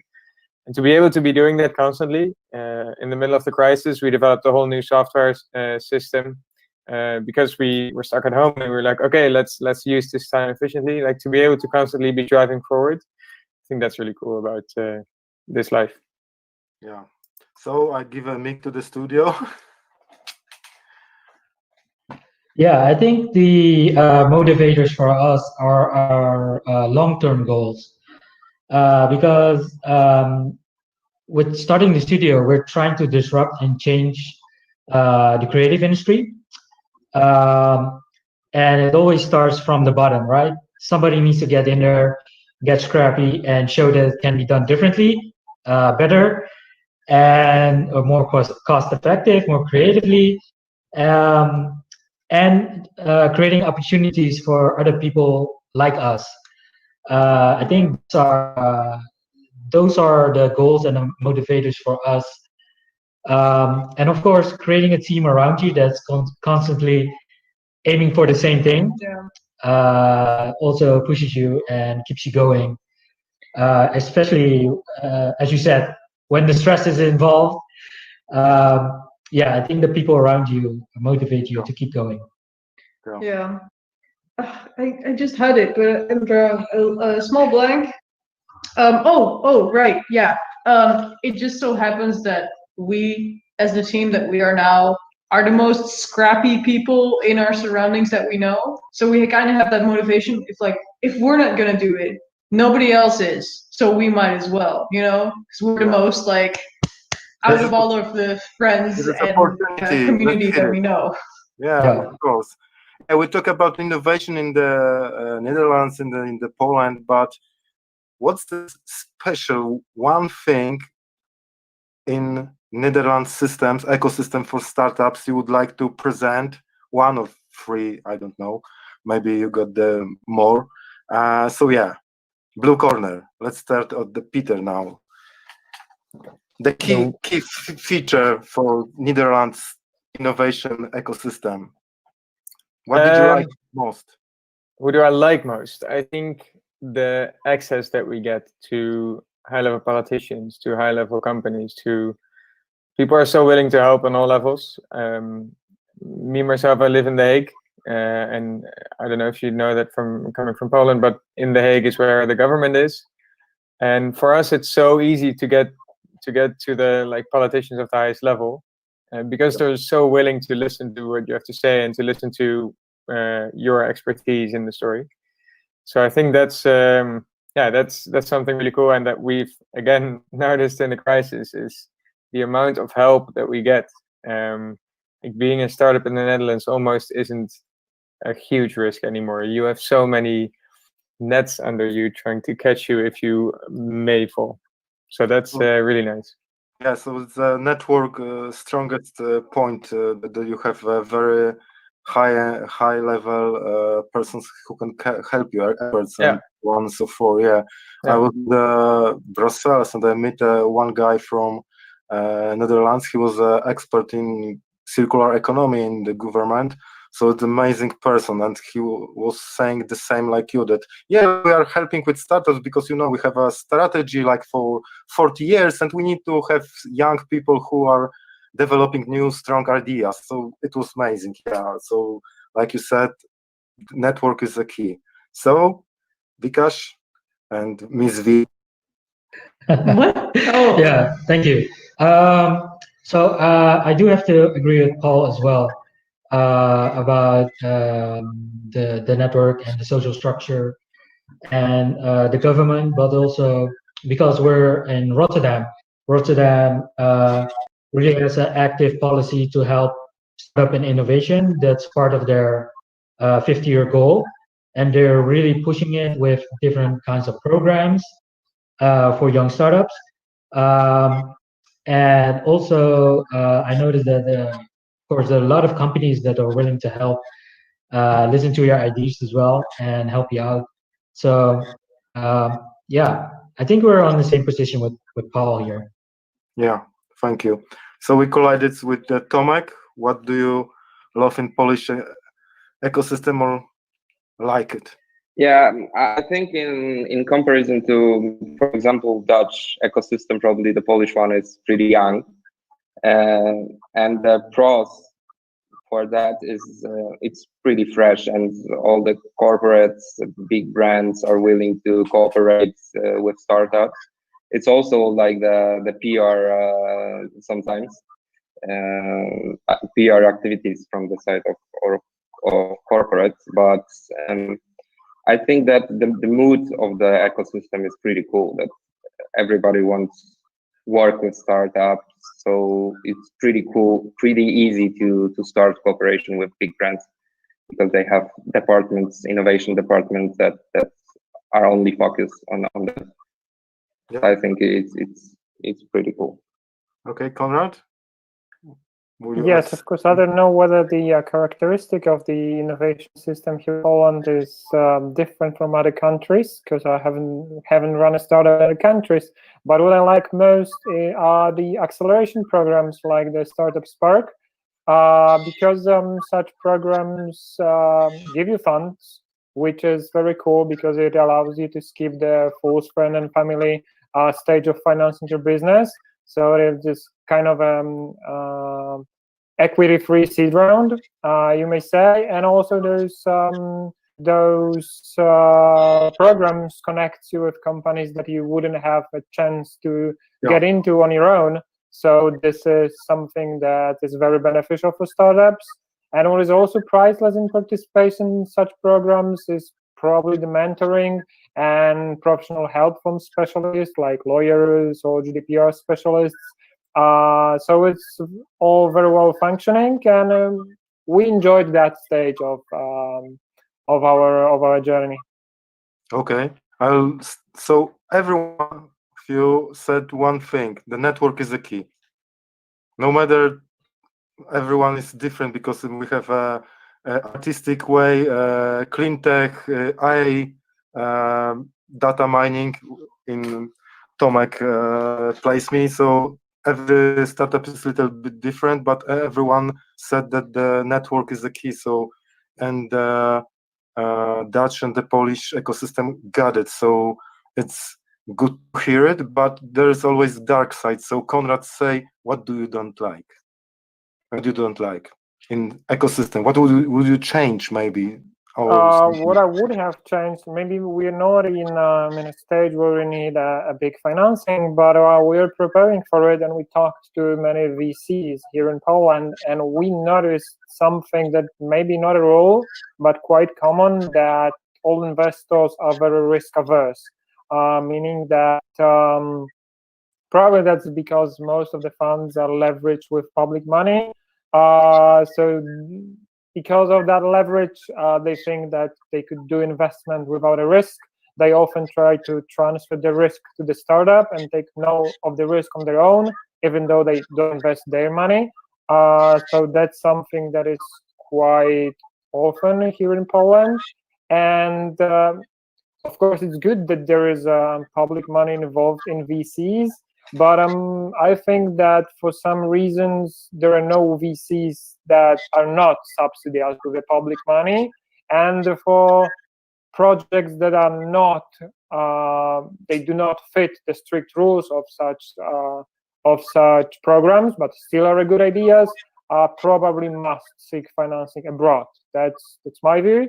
I don't know it's 100% true, but it's my first impression from talking to VC and doing research. Okay, Tomek? I totally agree with Konrad. We have some experience with that, because we are funded by Portuguese investors, and also you guys from Netherlands told us that there is a lot of trust in you.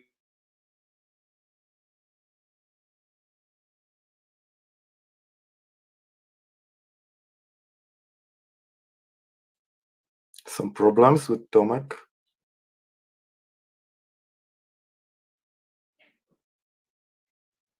Hello.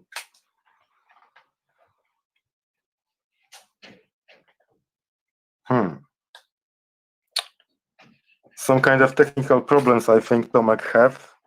Yep, definitely. So, okay, we'll jump to our guest from Netherlands, Peter. Dark side of the ecosystem. The dark side of the ecosystem. I think that it's something that our prince Constantine, he's the royal prince, the brother of the king. He's leading TechLeap, which is a government subsidized startup organization, and what he stresses a lot is also that a lot of entrepreneurs and startup founders in Holland tend to get a bit lazy because of all the safety nets that we have, and tend to be easily satisfied with progress. And I think in general that we're easily satisfied and therefore sit back too soon, even though there's so much more potential to make a bigger impact or to do better or to increase the value proposition. So that might be something that where sometimes it feels like we're overly protected, and that also means that you just have quite a lot of startups that maybe at some point don't make it, and that also has an effect on the investors and how they look at things. So yeah, to distinguish yourself, we're not just any startup, we're not just one of those cappuccino drinking founders, but we're the ones that really try to stick our head above the field and take big risks to drive the energy transition. Okay, thank you. And studio, half-tone, dark side. I know, Vikash, that you like Star Wars, so dark side. Thank you for that one. Wow. I think that it's very interesting that I think there's a general idea about startups that they need to be tech companies. So we're running into some stuff where we're, of course, a creative company, and we're applying some of the tech models to our company. And we notice there's like a lot of hesitation from other people in the ecosystem because we are a creative company. And the general idea, I think, in the Netherlands, but I think in Western Europe in general, is that certain kind of creative companies don't put out the profit they would like to see compared to certain tech investments. And also, because of COVID, we are not able to really talk to the right people right now. So those are like, I think, the two big things we run against at the moment. Yeah. So yeah. We come from like a completely big different background, but we really invested in making this business as a business work really well. And we don't know yet if people where we can find the people that want us to help get there. If we're getting there, but it's going slowly. Yeah. Okay. Thank you very much. I think Tomasz won't be here to answer the question.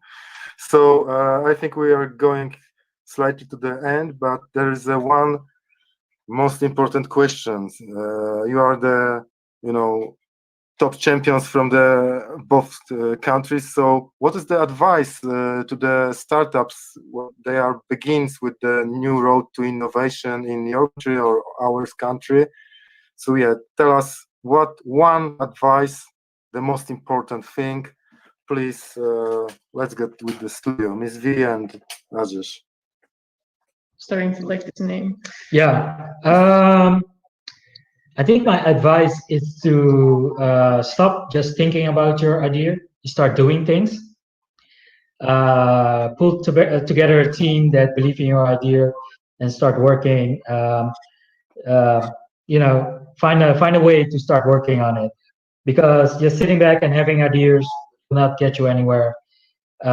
Especially these days, the world is full of potential, and there are so many ideas out there. Start working on it, man. Just do it.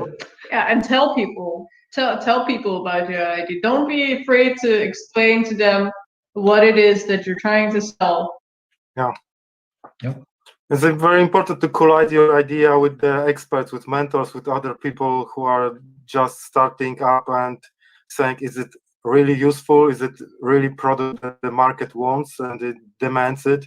Because in my perspective, there are many startups that doing, we have a big idea, it's very cute and awesome, and everyone to buy it, and then there is a slight reality in the market saying, no, it's not for us, it's stupid idea, and sorry, die. Just yeah. So I think that's part of the doing. You know, you have to go out there and test and do the thing. Allow yourself to fail faster. Just fail and then get back up. Do the next thing. Yeah. Peter? Yeah, I think it's also what you were just saying. Yeah, ask questions. Ask a billion questions. Everybody is an expert on something, and just think about what can this person teach me, and ask questions, and then listen to the answer. Don't take every answer for truth, but take every answer for containing some sort of truth, or that might help you to get to the truth. But yeah, that helped us a lot to get to where we are today. Awesome. Konrad, what will you say on our side? I totally agree with what has just been said. I could rephrase it a little, meaning that if your solution is B2B solution that you offer, maybe don't sit down and try to figure out what you want to do, but ask people what is the problem. So reverse the process, ask for the problems, and then think whether you can solve them, not the other way around, because you don't know the problems. And if you think that something is a big problem, it might turn out not to be a big problem, or not something of a high value for your potential client. So talk to the people, ask what are the problems, and find solutions for the problems, not the other way around. Yeah, that's the point. That there's in startup where you have an idea, then MVP, then colliding with the experts and the go-to-market strategy. You have 1,000 ideas in the one product because it's useful. So yeah, basically, this is the greatest idea of all, useful product in startup. Yeah. So my dear guests, I think we are finishing off. I will see if I have a Q&A on the chat. Nope. Anyone want to ask something about something in our startups? I don't see it. Can you add me again? Tomek, I cannot add you. Maybe Eva? Eva? Scooby-Doo, where are you? And who are Wojtek? Hello, Wojtek. Hello, wherever you are. One moment, please. We have a technical issues.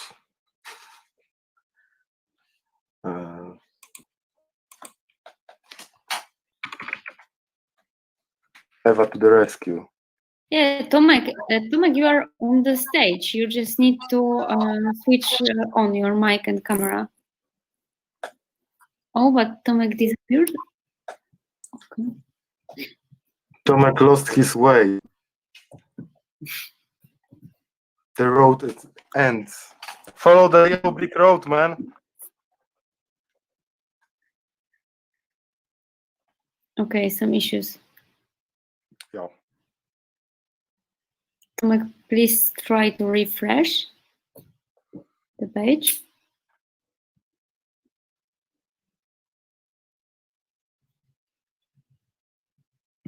Okay, so I think that we should sum up. Okay, sum up. Okay, so we are first. Thank you very much to my startup that you have a time and you join us today. It was great to meet you virtually, but maybe someday in normal way in reality. Thank you to the audience. Very quiet, but there are some people there. Thank you very much, and live long and prosper, man. It's in your face. Thank you so much. Thank you. Thanks for having me. Thank you. Bye-bye. Everybody, bye-bye. It was great to see you.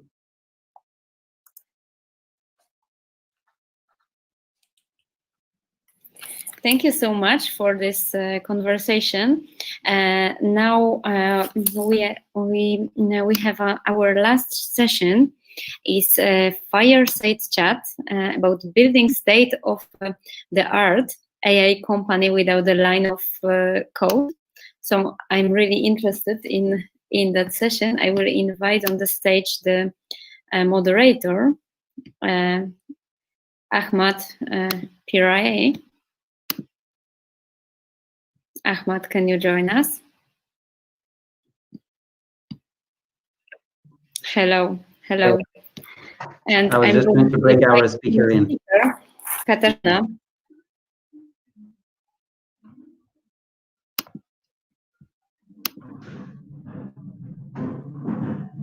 So you just have to do your magic. So Yeah. Okay. Let me just find Kasia.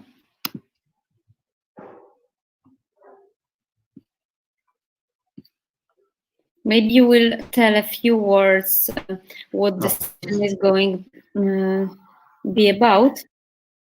of course. So my name is Ahmad. I'm the director of a startup grind. We have the world's biggest community of startups globally in more than 600 cities in more than 125 countries. So what we do is that we usually try to help the ecosystem to get together, try to learn from the story of successful entrepreneurs, like the successful Kasia that she managed to join us. So it is a great pleasure to basically have hopefully almost an hour of your time, Kasia. We were just somehow try to, let's just say, save time that between the time you're joining, try to, have a little bit of an introduction. I was just trying to say that within the startup grind, we try to somehow tap into the life of entrepreneurs. Most people were not born an entrepreneur, they become an entrepreneur.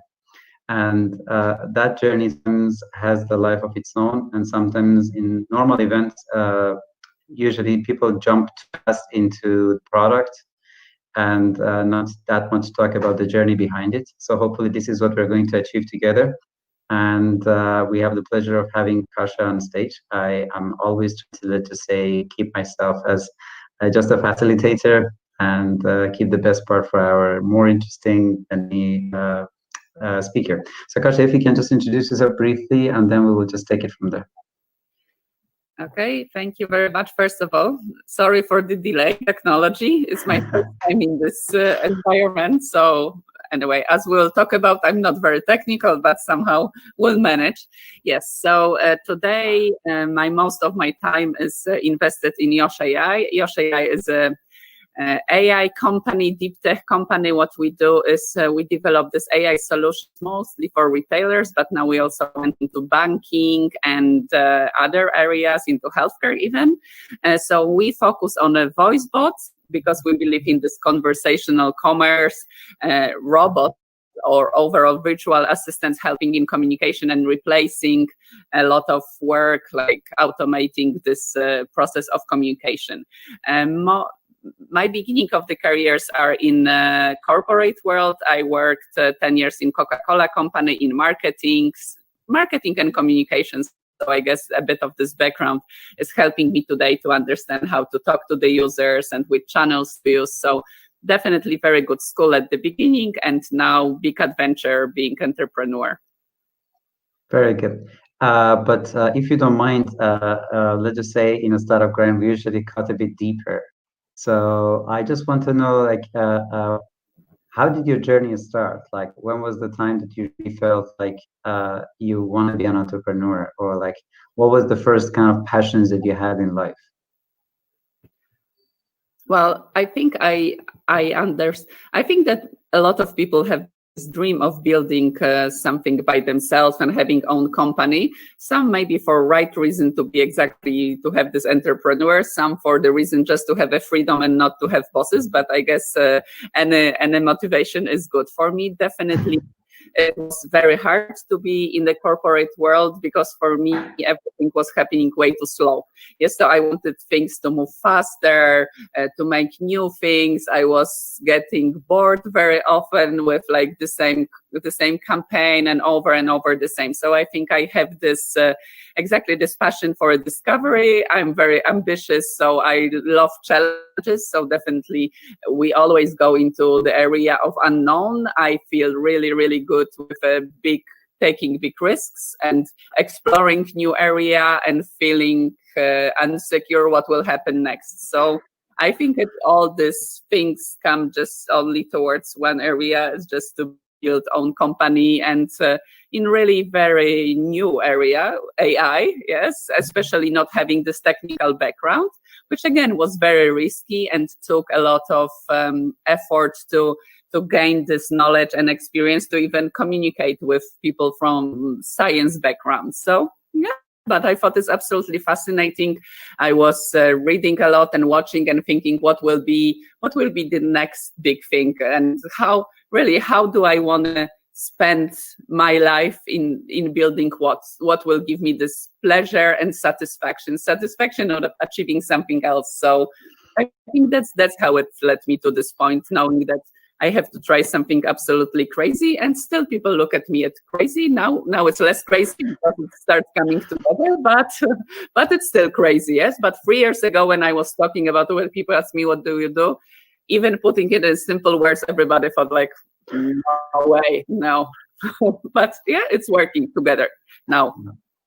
I mean, not that there's anything wrong with being crazy, right? At least it's fun. Definitely. It's much worse to be boring than being crazy. You mentioned a lot of things that I'm trying to just, let's just say, hit one by one. But like what you say, it really reminds me of this whole journey of Steve Jobs and then going to Coca-Cola as CEO. And it was like, do you want to keep selling water and sugar, or you want to just join me and change the world? So I think to some extent you also shared the same journey. So you were thinking that either for the rest of your life you want to sell water and sugar, or just want to go out and change the world. So let's just call it like that. But one very, let's just say, honest question. One of the reasons that I was also keep telling people about our meeting and our interview was that you're a very honest person. Like, you don't really care about, like being presentable and like, oh, let me just act like a startup, so let me act like corporations. You always say things the way it is. So I hope that is going to make us, let's just say, even more interesting, and then have a better things. Do you really feel startups don't have bosses? Okay, yes, thank you for these kind words. I am quite straightforward. It took me, again, many years. And I think it comes with a lot of, I don't know if it comes with courage. I guess exactly it's coming with this really understanding who you are and what you want. And then when you know it, then it's like fine, because you know that that's who you are and that's it. And then you get to the point that it's not that I don't care. Like when people are mean to me and all this, and then people sometimes are, obviously things go wrong, but I know at least that I did my best and I was myself. So this is, at least that's all I could do. Yes. So if things went wrong, all I can do is apologize, but that's it. But what was it about being, about having a boss or not having a boss? Yes, I think that was exactly another part why I really wanted to build a company that would be based on a different value and different culture, that the culture I was part of. Okay, in the corporation I worked in, without names, since we already said the corporation it is.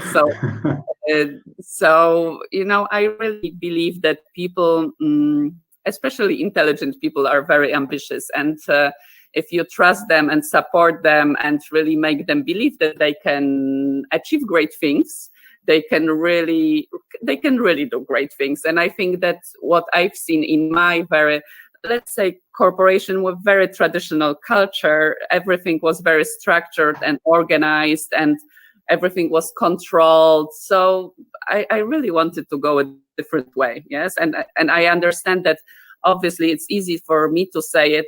Today we are 25 people, so it's not such a still small company, but not like versus companies that have thousands of people that needs way more structure. But still, I believe that there is this very different culture of trust, support, and which at the same time, I just want to say, it doesn't mean that we work less.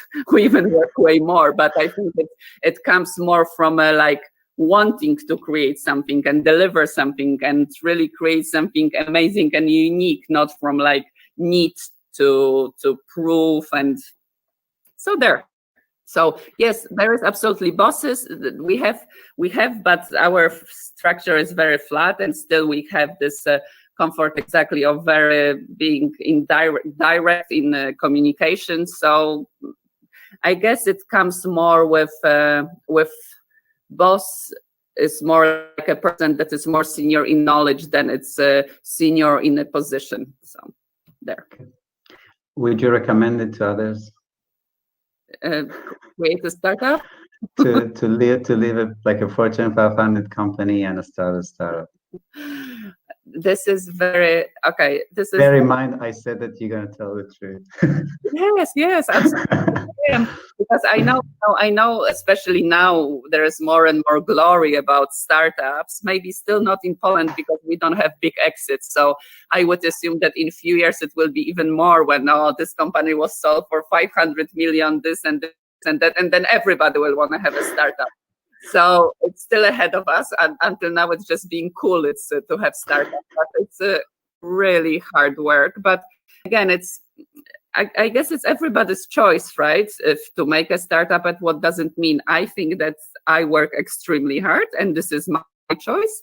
This is also my choice because I'm in this moment in my life that I can commit so much time to this startup. Yes, including weekends, including evenings. But this is my choice.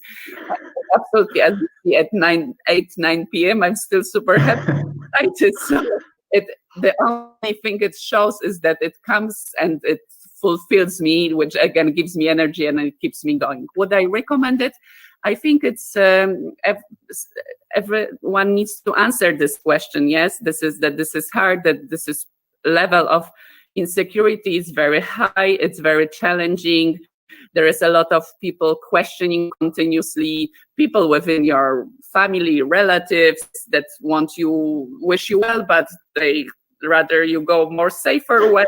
So it is very hard, right? But again, maybe I was lucky to try it before exactly corporate world, this, that. I also lived in Korea, Canada, so I experienced a lot, and I knew this is the way for me, and it seems it's working. So there, I guess before someone would do it, I would recommend to ask a lot of questions and also try, and not to invest all the money in this.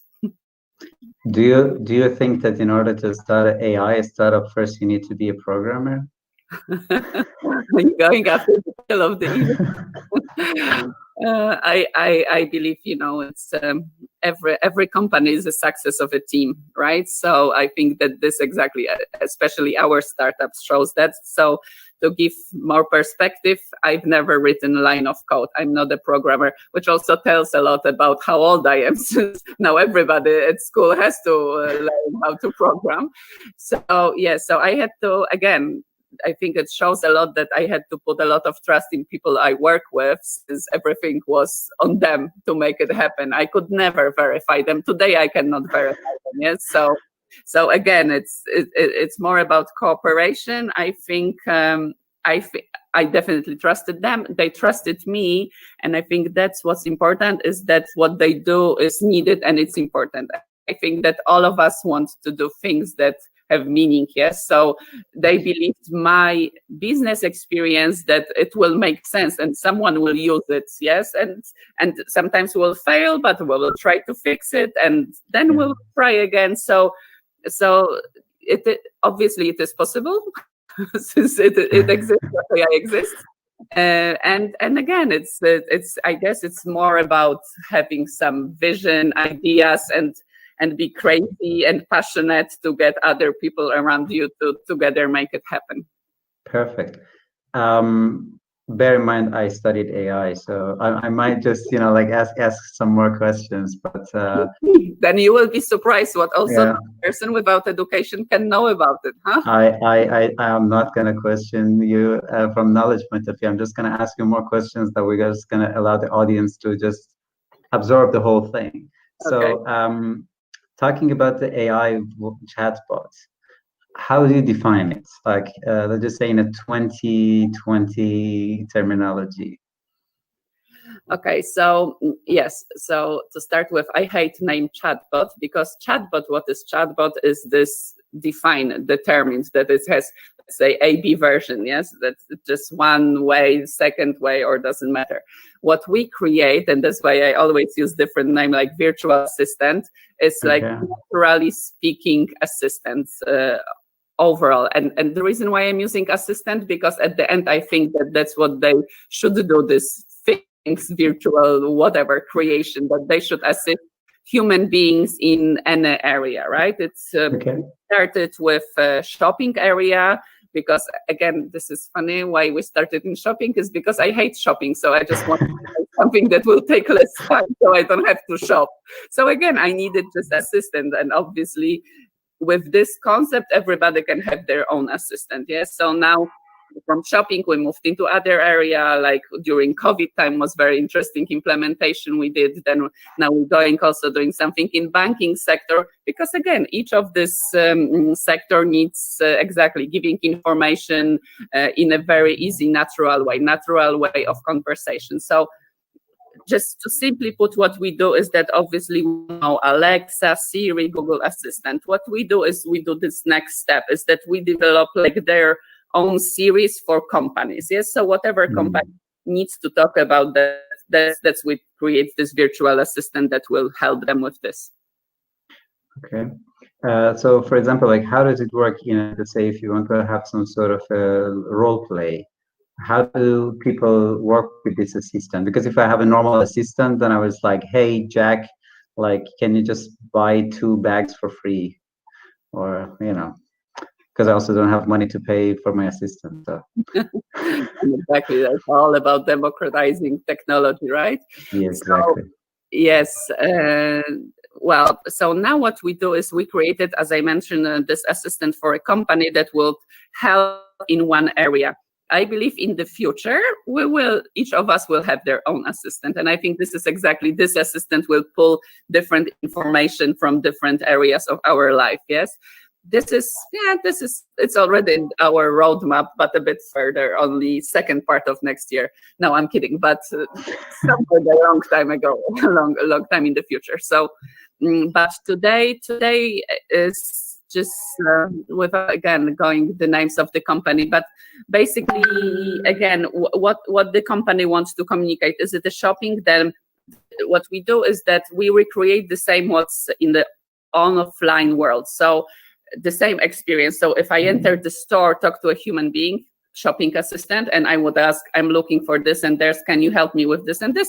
This time we take the same experience, but into online world. Yes. So since it's not possible, or it is possible, but very costly for the companies to have human beings serving each person in this exactly conversational way, which for human beings, us is, as we see, natural way of communication, just talking. So then that's why it works well to create this virtual assistant that exactly in this conversational way would help us with any needs we have in bank, to ask about, I don't know, accounts and balance on your account, sending money, in shop asking for clothes or for anything. Okay. And how do you exactly get the AI part? Like, is it really thinking by itself, or like there are different algorithms? Well, the whole point, well, there is some base, let's say, engine, conversational engine, and this engine then we use to train specifically for some areas. So basically we teach machine, we give some information and we train into understanding some questions. Yeah, so let's say for shopping, exactly, it's about shopping experience, but let's take a different example. When COVID not started, but let's say started in March, and there was a lot of need for information about coronavirus. Today we all know everything about it, but not in March. I hope. But so what was happening is that obviously everybody was looking for information. There was a lot of information, but still, never enough, and they were changing day by day, as we know. So basically, we thought what we could do as a company with our capabilities to help, and we created like a demo version that was sent to someone sent to someone, and within like 5 minutes later, I had a phone call that's from the Polish government that they wanted for Ministry of Health. Yes, because back then the phone line for Ministry of Health had about 40,000 phone calls per day. So there was no call center that could handle this kind of information. Yes, because that was what's the status, which hospital is open today, because one was open this day, the next day it was closed, and another was open. So just even to update a website every was really, really hard. So, and that was exactly the perfect solution for this, because for us, since we built the base, it was very easy to add additional information or the one that was not important in this moment to adjust. So this is exactly this conversational engine is trained with this information we want to pass to the users. Obviously, it takes time with artificial intelligence also, because you can ask for one thing in 100 different ways. Yes, so this is the part. We have a team that consists of data scientists, developers, engineers, and also linguists. So this linguists exactly are building the whole conversation part and understanding and showing what are information that we're looking for. So then it takes time, months, to train it further. Yes, we remember how silly was Siri or Alexa a few years ago, and now they're becoming smarter and smarter. So yeah, it is training and giving more examples. And how many languages this assistant can speak? We use today we are doing both ways, but let's say most of the implementations are based on this Google technology. So for voice we can use 30 languages, and for text basically any language. Wow. So across different languages, the app, because I mean, one of the things that I would say to some extent it's not being promoted as well as it should is how much really Poland is good at natural language processing, and at the same time even voice recognition and all the patents that are available. So do you want to talk about it, because that's also has a life of its own? Yes, I think overall, exactly. I mean, slowly we get recognition as Poland, as Polish data scientists, engineers, developers, exactly in this area of AI. We have in Poland, I think, 2 or 3 big R&D centers. Yes, Samsung has huge R&D center, or so Amazon has, and a few other companies as well. So exactly, it's all comes with this absolutely very high knowledge Polish engineers and data scientists. So this is again something that why I decided to go this way, because I thought we had, as Poland, we have very unique abilities in this area that is highly world, right? So that's why I thought it's the perfect opportunity just to add this exactly business aspect, how to promote and use these capabilities we have here on the global scale, hopefully. I mean, even one of the companies that I always love, and that's OpenAI, one of the founders is Polish. And I mean, he was even in Warsaw till 2013. So let's just say it's not even that late in this whole point. But do you really feel that you did the right thing by, let's just say, starting your startup in Poland and keeping it here? Yes, definitely. Yes, definitely. I think that, and that's the whole plan, is to have the whole development here in Poland and to have different offices around the world. And we opened our first one a year ago in London, but this would be more for business people, yes, but to keep definitely this technology part here in Poland. And I am 100% convinced that it's the right choice. On top of that, it's really fun. So, I mean, for people who do not really know how easy it is to learn Polish, you think it's easier to make your startup or just learn Polish? I think it's easier to make successful startup. I just want to know, like, if your chatbot assistant, voice assistant, can somehow try to also help you speak in 30 different languages. Yeah.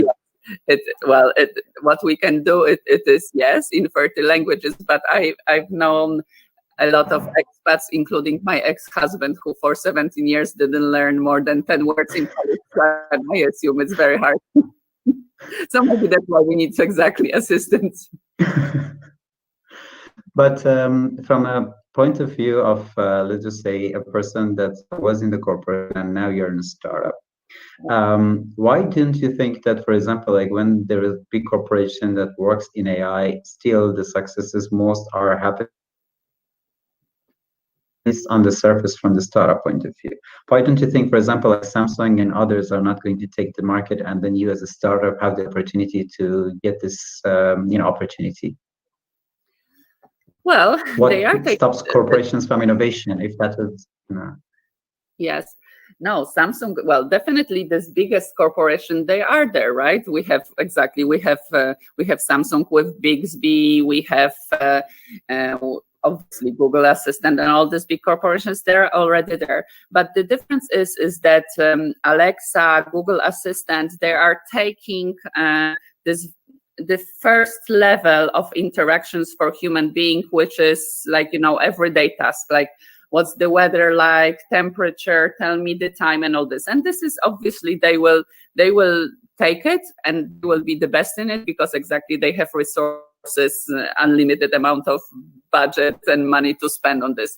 What I believe the next part is for exactly, this is where startups come to be specialized in one area, right? So for what is interesting for us as a startup, as a market potential and addressable market, is today not interesting for Google, for example. Yes, so that's why we work with these companies, and we take them exactly also to this platform, to this voice platform. Just to also give you an example, we today as a company, we are a global Google partner in what we do, and this is interest of Google, and this is interest of us. Why Google promotes us and work with us and even put us in touch with their client is because if we promote voice assistant, and if we bring these companies to Google Assistant platform, then Google Assistant as a product, as a voice platform, again, is better and better and have more functionalities for their clients. As an example, again, we have one of our clients, which is e-grocery. The point is that you can stand in the kitchen, and you can just, by speaking to this assistant, order this food, yes? And again, it was only possible because we work with this company that is present now on Google Assistant. So again, so what we do, we are just building ecosystem and making this voice platform even richer and richer in terms of functionalities. I remember when Google announced the Google Assistant, and then on the stage they basically called a barbershop, and then they basically just booked it. Yeah. That was really, like, let's just say, futuristic. But one of the other thing is always also the fact that, especially, I mean, in Europe we don't have that much of a problem, but in the US you have so many calls that the other side is a chatbot, and then they basically make it even mandatory. If it's a chatbot, you have to say that I'm a chatbot before. Mm-hmm. Do we have these kind of regulations also in Europe? No, there's no regulations like this in Europe, and we do it voluntarily, and we always advise it to our clients, because first of all, people should be aware that they talk to exactly virtual machine, let's say, and then they also speak easier, even though we still get a lot of essays and a lot of stories, which obviously virtual assistant cannot deal with them. But anyway, so we say it for the human beings for exactly two reasons. First of all, to be straightforward and honest, and also to let them know.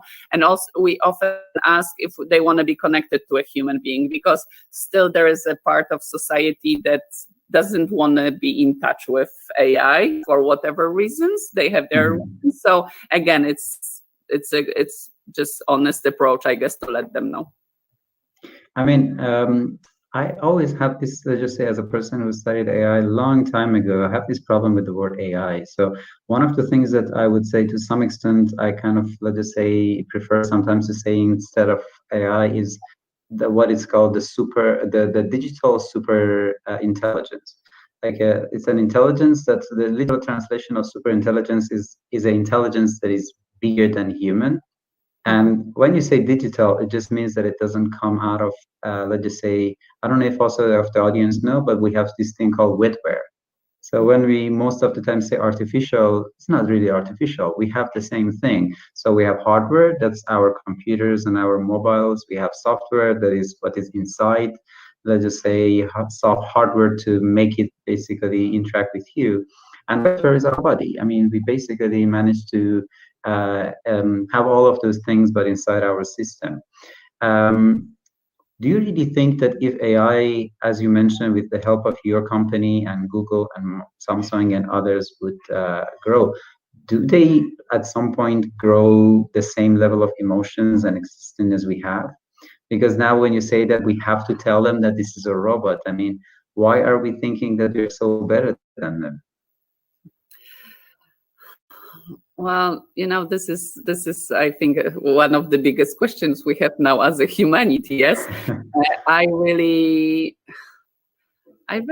don't like going there because this is there has no good ending, I would say. Because we can argue for like days and still we would be exactly in the same point.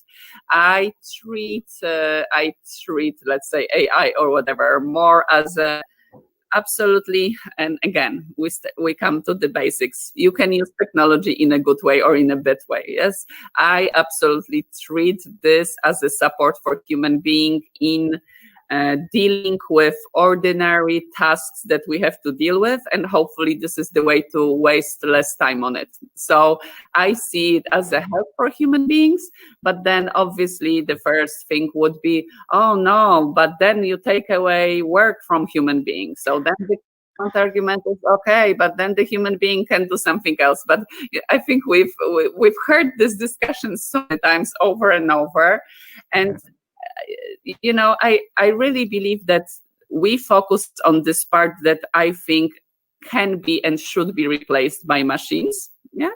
And I know that obviously there is a lot of solutions within AI space that are used with bad intentions. So it's like everything in life, right? It's all about what you use it for. So you're optimistic. Absolutely. That's why I'm an entrepreneur. If I would be realistic, I shouldn't be here. Yeah. They say being a startupper is like chewing glasses and feel like you enjoy it. So talking about the joy of being a startup. But it is a personal experience. Like talking about being an entrepreneur, how do you help other entrepreneurs? Yes, this is again one of my biggest motivations because I spent some time in Silicon Valley. Then I invested some time to understand how it worked in Israel, the whole ecosystem. And I couldn't understand this 4 years ago, 4 or 5 years ago, why in Poland is not working, right? So then when I get a bit of feeling how it worked there, I saw that they had so many role models, yes, and then it turned out, and I also had experience to spend exactly this time in Silicon Valley with these role models, and I saw that these are absolutely the same people like we all are. That, okay, today we know them as from books from Silicon Valley and some big speeches and all this, but they are not, or at least I had this chance to actually sit with them because I was part of this amazing program that they exactly were coming and talking about what didn't work, the problems, the frustration, this, something that we didn't have in Poland back then. And then I thought that, first of all, we should build this culture of startup and being more exactly optimistic, open, supportive, transparent, things that still do not exist so much. So when you ask me why I'm so honest and all this, because I really believe in transparency. And I think that, and I went through this, like, hiding the idea, this and this, but then I really trusted few people that it can be done differently, and to give some time, not really I really experienced that it's working, yes, that when I open up, when I ask for help, when I ask about this, that these things come together, and at the end it's going way better. So I believe that we do need in Poland exactly this this culture of transparency, culture of openness, support each other, sharing our problems and frustration and failures and everything. So how do I do it? I am a mentor. I was mentored in Google and other organizations. Now I am mentoring as much as I can. Well, I could more, but I also have job to do. So not so much, but definitely today or when I can, I really share my experience and being honest of what's not work and that it's hard, because I went through all this, like, problems and challenges, and asking myself, should I come back to corporation? Am I useless? All this that every startup goes through, and I just think they should know that we all did. Of course. I mean, frankly speaking, your answer was very much similar to Jack Ma. He was mentioning something to the American companies. And what he was mentioning is that the startups grow the same as the trees grow. That first of all, you have some trees that they grow with hardship, then they die. But from the, let's just say, from the leftovers of those things, you see that the soil is getting more and more fertile. And then after that, the next trees always grow easier, till the time that the jungle is getting so easy to grow that even when you drop a small a seed, then it grows by itself, because years and years passed and those old trees died. And that was a very interesting metaphor to say that we always have this problem that people think Poland is like a few 100 years old country, while it's a really new country, comparing it to, let's just say, 200 years of American entrepreneurship. But at the same time, I also mentioned, so we have I'm also looking forward to see when Google for Startups is going to open up their spaces. But yeah, I also remember that, you're very active in that area. So as, especially right now, our guests and our partners are at the Cambridge Innovation Center and Venture Cafe. How do you really feel that these corporations that want to support the startups have to, again, we just want to be very straightforward. What is the best way for them to support the startups? Like, is giving them a space enough, or they have to give them something more than that?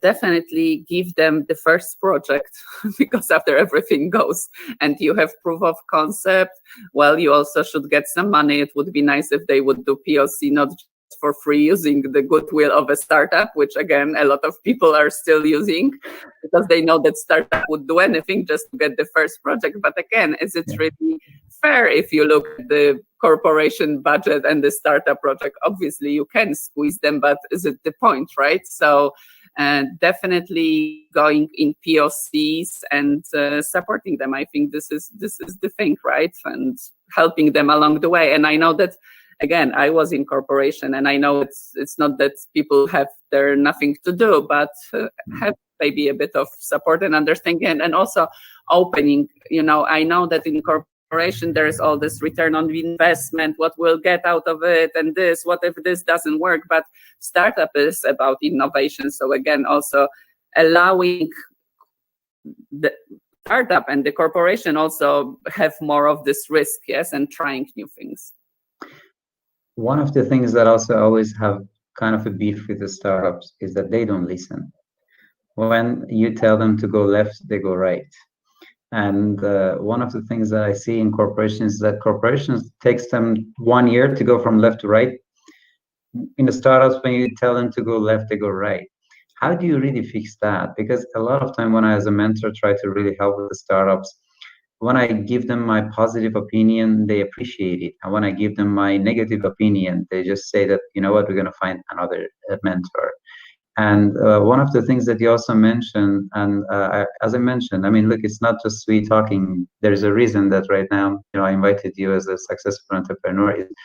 Lots of mentors, like you were 10 years in Coca-Cola, and then after that, they come back to you, and it's like, how can I do, for example, like retail? And I was like, I was being a manager in marketing. I don't know how to do retail. I have a very restricted, let's just say, to-do lists. And that's why I can only do that. But they don't say that. They just say that because you work in Coca-Cola, so I can help 10 startups in retail. And because those people are far more passionate about any new idea, because for 10 years they were always doing a routine thing, there's like, keep doing it.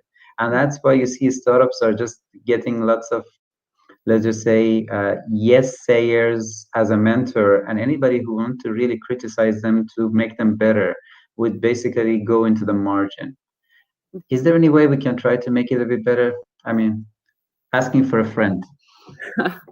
Well, I think if anyone, not just a startup, but again, it comes from, I think, maturity, you see, and comfort that we don't have to know it all. So I guess startup is, again, I'm not saying that every feedback, okay, negative, not the positive, but let's focus on this constructive feedback, let's call it not negative, constructive feedback. Then if it's not a startup, it's human beings, or they are ready or not, and if they're open or not, and if they want to progress. So I think in Poland, we are very insecure, and we don't want to admit that we don't know everything. So I think it may be very also natural, way of protecting themselves. That's we know it better, so don't tell me I understand it better, right? So, but again, it's I think we should work on it. And even in our startup, really, we will have now a few sessions on giving feedback and receiving feedback, and starting to build this trust that maybe if someone comes, especially as a mentor, investing their time and goodwill, maybe they really want to help, not just be painful for the sake of being success, of showing that I know it better. So I really think there is a lot of work to be done on the startup world. First, on the soft skills of like opening up and being, more trustful. Okay. I mean, I can also just say that at Startup Grind, we have this acceleration program that right now we also have this, let's just say, 3-month trial that they can cancel at any time. And one of the things that I like about our acceleration program is that this is totally decentralized. So when you join mentors, startups, and all the things, they can basically be from anywhere. And one of the things that you also mentioned between the lines of being living in different countries and seeing different things, sometimes it really changes entrepreneurs' point of view. So when you have mentors from different countries and different ecosystems, it really helps. So I just mentioned between the lines that if anybody would be interested, I will just give them, let's just say, a promo code that, like they can have it for 3 months. Just mention it in the comment, and then I will just send it to their email, because I have to have their email. I cannot just send it on Facebook.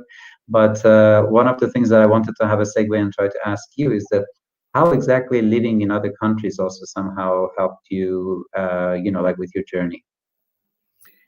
Definitely helped me because, again, seeing other cultures, because I think it all comes at the end to empathy and really putting yourself in other people's position, right? So, and it comes back to feedback as well, but seeing, not taking things for granted, but trying to understand what this other person is saying, and also that this person is communicating in a very different way that, let's say, we are used to here in Poland, let's say, yes. As an example, I would say, in Israel, it's very straightforward to the point, and no one cares if you cry or not. That's it, right? But again, so especially for Polish people, it was like, oh God. But that's what it is. So, you know, when you see it, then you just get used to it, and then you try to go beyond the superficial and trying to get exactly to the point when this person is trying really to give it to you. But again, it's taking this first layer down. And when do you think exactly is the right time for anybody to start being an entrepreneur? Because frankly speaking, and other things that I also have it, again, going back to even the title, is do we have to, for example, like graduate from university and start learning coding and then just try to go out? Or a 12-year-old can just right now try to set their mind into one specific factor and then go all the way? I believe that when they have inside of them the conviction that this is a time for them and they should go for it and exactly not wait for it. And most likely the first thing, in most cases, not always, it's very rare, but first thing will somehow fail, that it will not be the thing that will work on for whole life, but it also happened, but very rarely. But if they don't do this first part, they will never get to the point that will actually really will make them happy, and they will know that that's what it is. So if they have it when they are 10 years old, I even have heard about 5 years old with the lemonade stand. We know, so go for it, right? We take every experience and just build on that. Of course. I mean, exactly when someone stops you when you really want to do something. That's terrible. Some people really want to make sure their product is 200% ready before they will go to market. I mean, one of these quotations that I think people who know me know that very well, that I keep saying, that is, ever tried, ever failed, no matter, try again, fail better. And I'm also going to be honest, a lot of people just say that, oh, you're promoting failure. And I was like, no, success comes from failure. And the only way you can basically make sure you're never going to fail is just by never trying. So I just, first of all, wanted to say thank you, because first of all, I mean, this was a very late time, and you gave us your time and let's say your knowledge on that. I would like to even, if it would be possible, somehow try to say where people can try to find you. And at the same time, if there is anything else that you want to, just wrap up and then have it as an ending. Well, people can find me. I think now the best way is in LinkedIn. So that would be just to connect with me, and I will accept. So what to wrap up? I think, I think that each of us has very different path and very different road. I started being entrepreneur when I was, I don't remember, but 40 plus. So again, some people start when they are 20. So I just think that if we have it inside of us, all I exactly would like to say is just to get courage and go and find your way. Maybe start halfway, or maybe if you can, and you can allow yourself to go full time into it and just fully commit to this, again, go for it. But each path is different. So all I'm saying, just find the way that you can work a lot and still be excited and happy. That's what it is. So that was a very happy note. And these days, whenever you talk about AI, it doesn't usually end up with happy notes. So again, I just wanted to say thank you for all the positive energy and this interesting conversation. And I was just try to see if we have any Q&A that, like somebody wants to ask questions. But also, we are almost the end of the whole event. So if Eva is going to somehow would be here, we can try to see how she wants to wrap it up. So let's just wait for Eva's cue, and then we're just going to take it from there. Thank you very much for the invitation. Oh, thank you. Also, Eva is here, I just wanted to also say that I'm listening to your great conversation. Oh, yeah, thank it was you. I just wanted to say that we are really trying to somehow even integrate more startup grind with Thursday gathering. And thanks to all the, let's just say, social distancing and other measures that are being taken by the Venture Cafe, we try to have these events almost in person, meaning that like people keep their distances, but at least, let's just say, I'm going to be less far from my speaker. How far are you from me right now? Who's here? We are next to each other, right? Of course. I mean, we're in the same planet. Yeah. And, mentally or physically? That's a good one, yes. So, I mean, we're definitely on the same page. Let's just at least call it on that one. So hopefully that's going to be a bit better. And at the same time, I really feel that when conversations are happening in person, people are going to also be more engaged. I'm always more interested to have dialogue with audience and a speaker at the same time and challenge each other. So thank you, Eva, for also hosting us here. And thank you, Kasia, for giving us your time.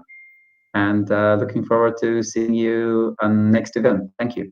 Thank you. Yeah, thanks a lot. And I would like to also thank all the participants of today's Innovation Bridge Warsaw-Rotterdam.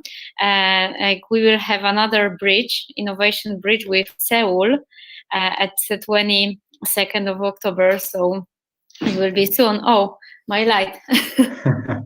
Yeah, sorry. So I'm really encouraging to join the bridges because, as you said, once we went online, we are trying to use it as much as possible.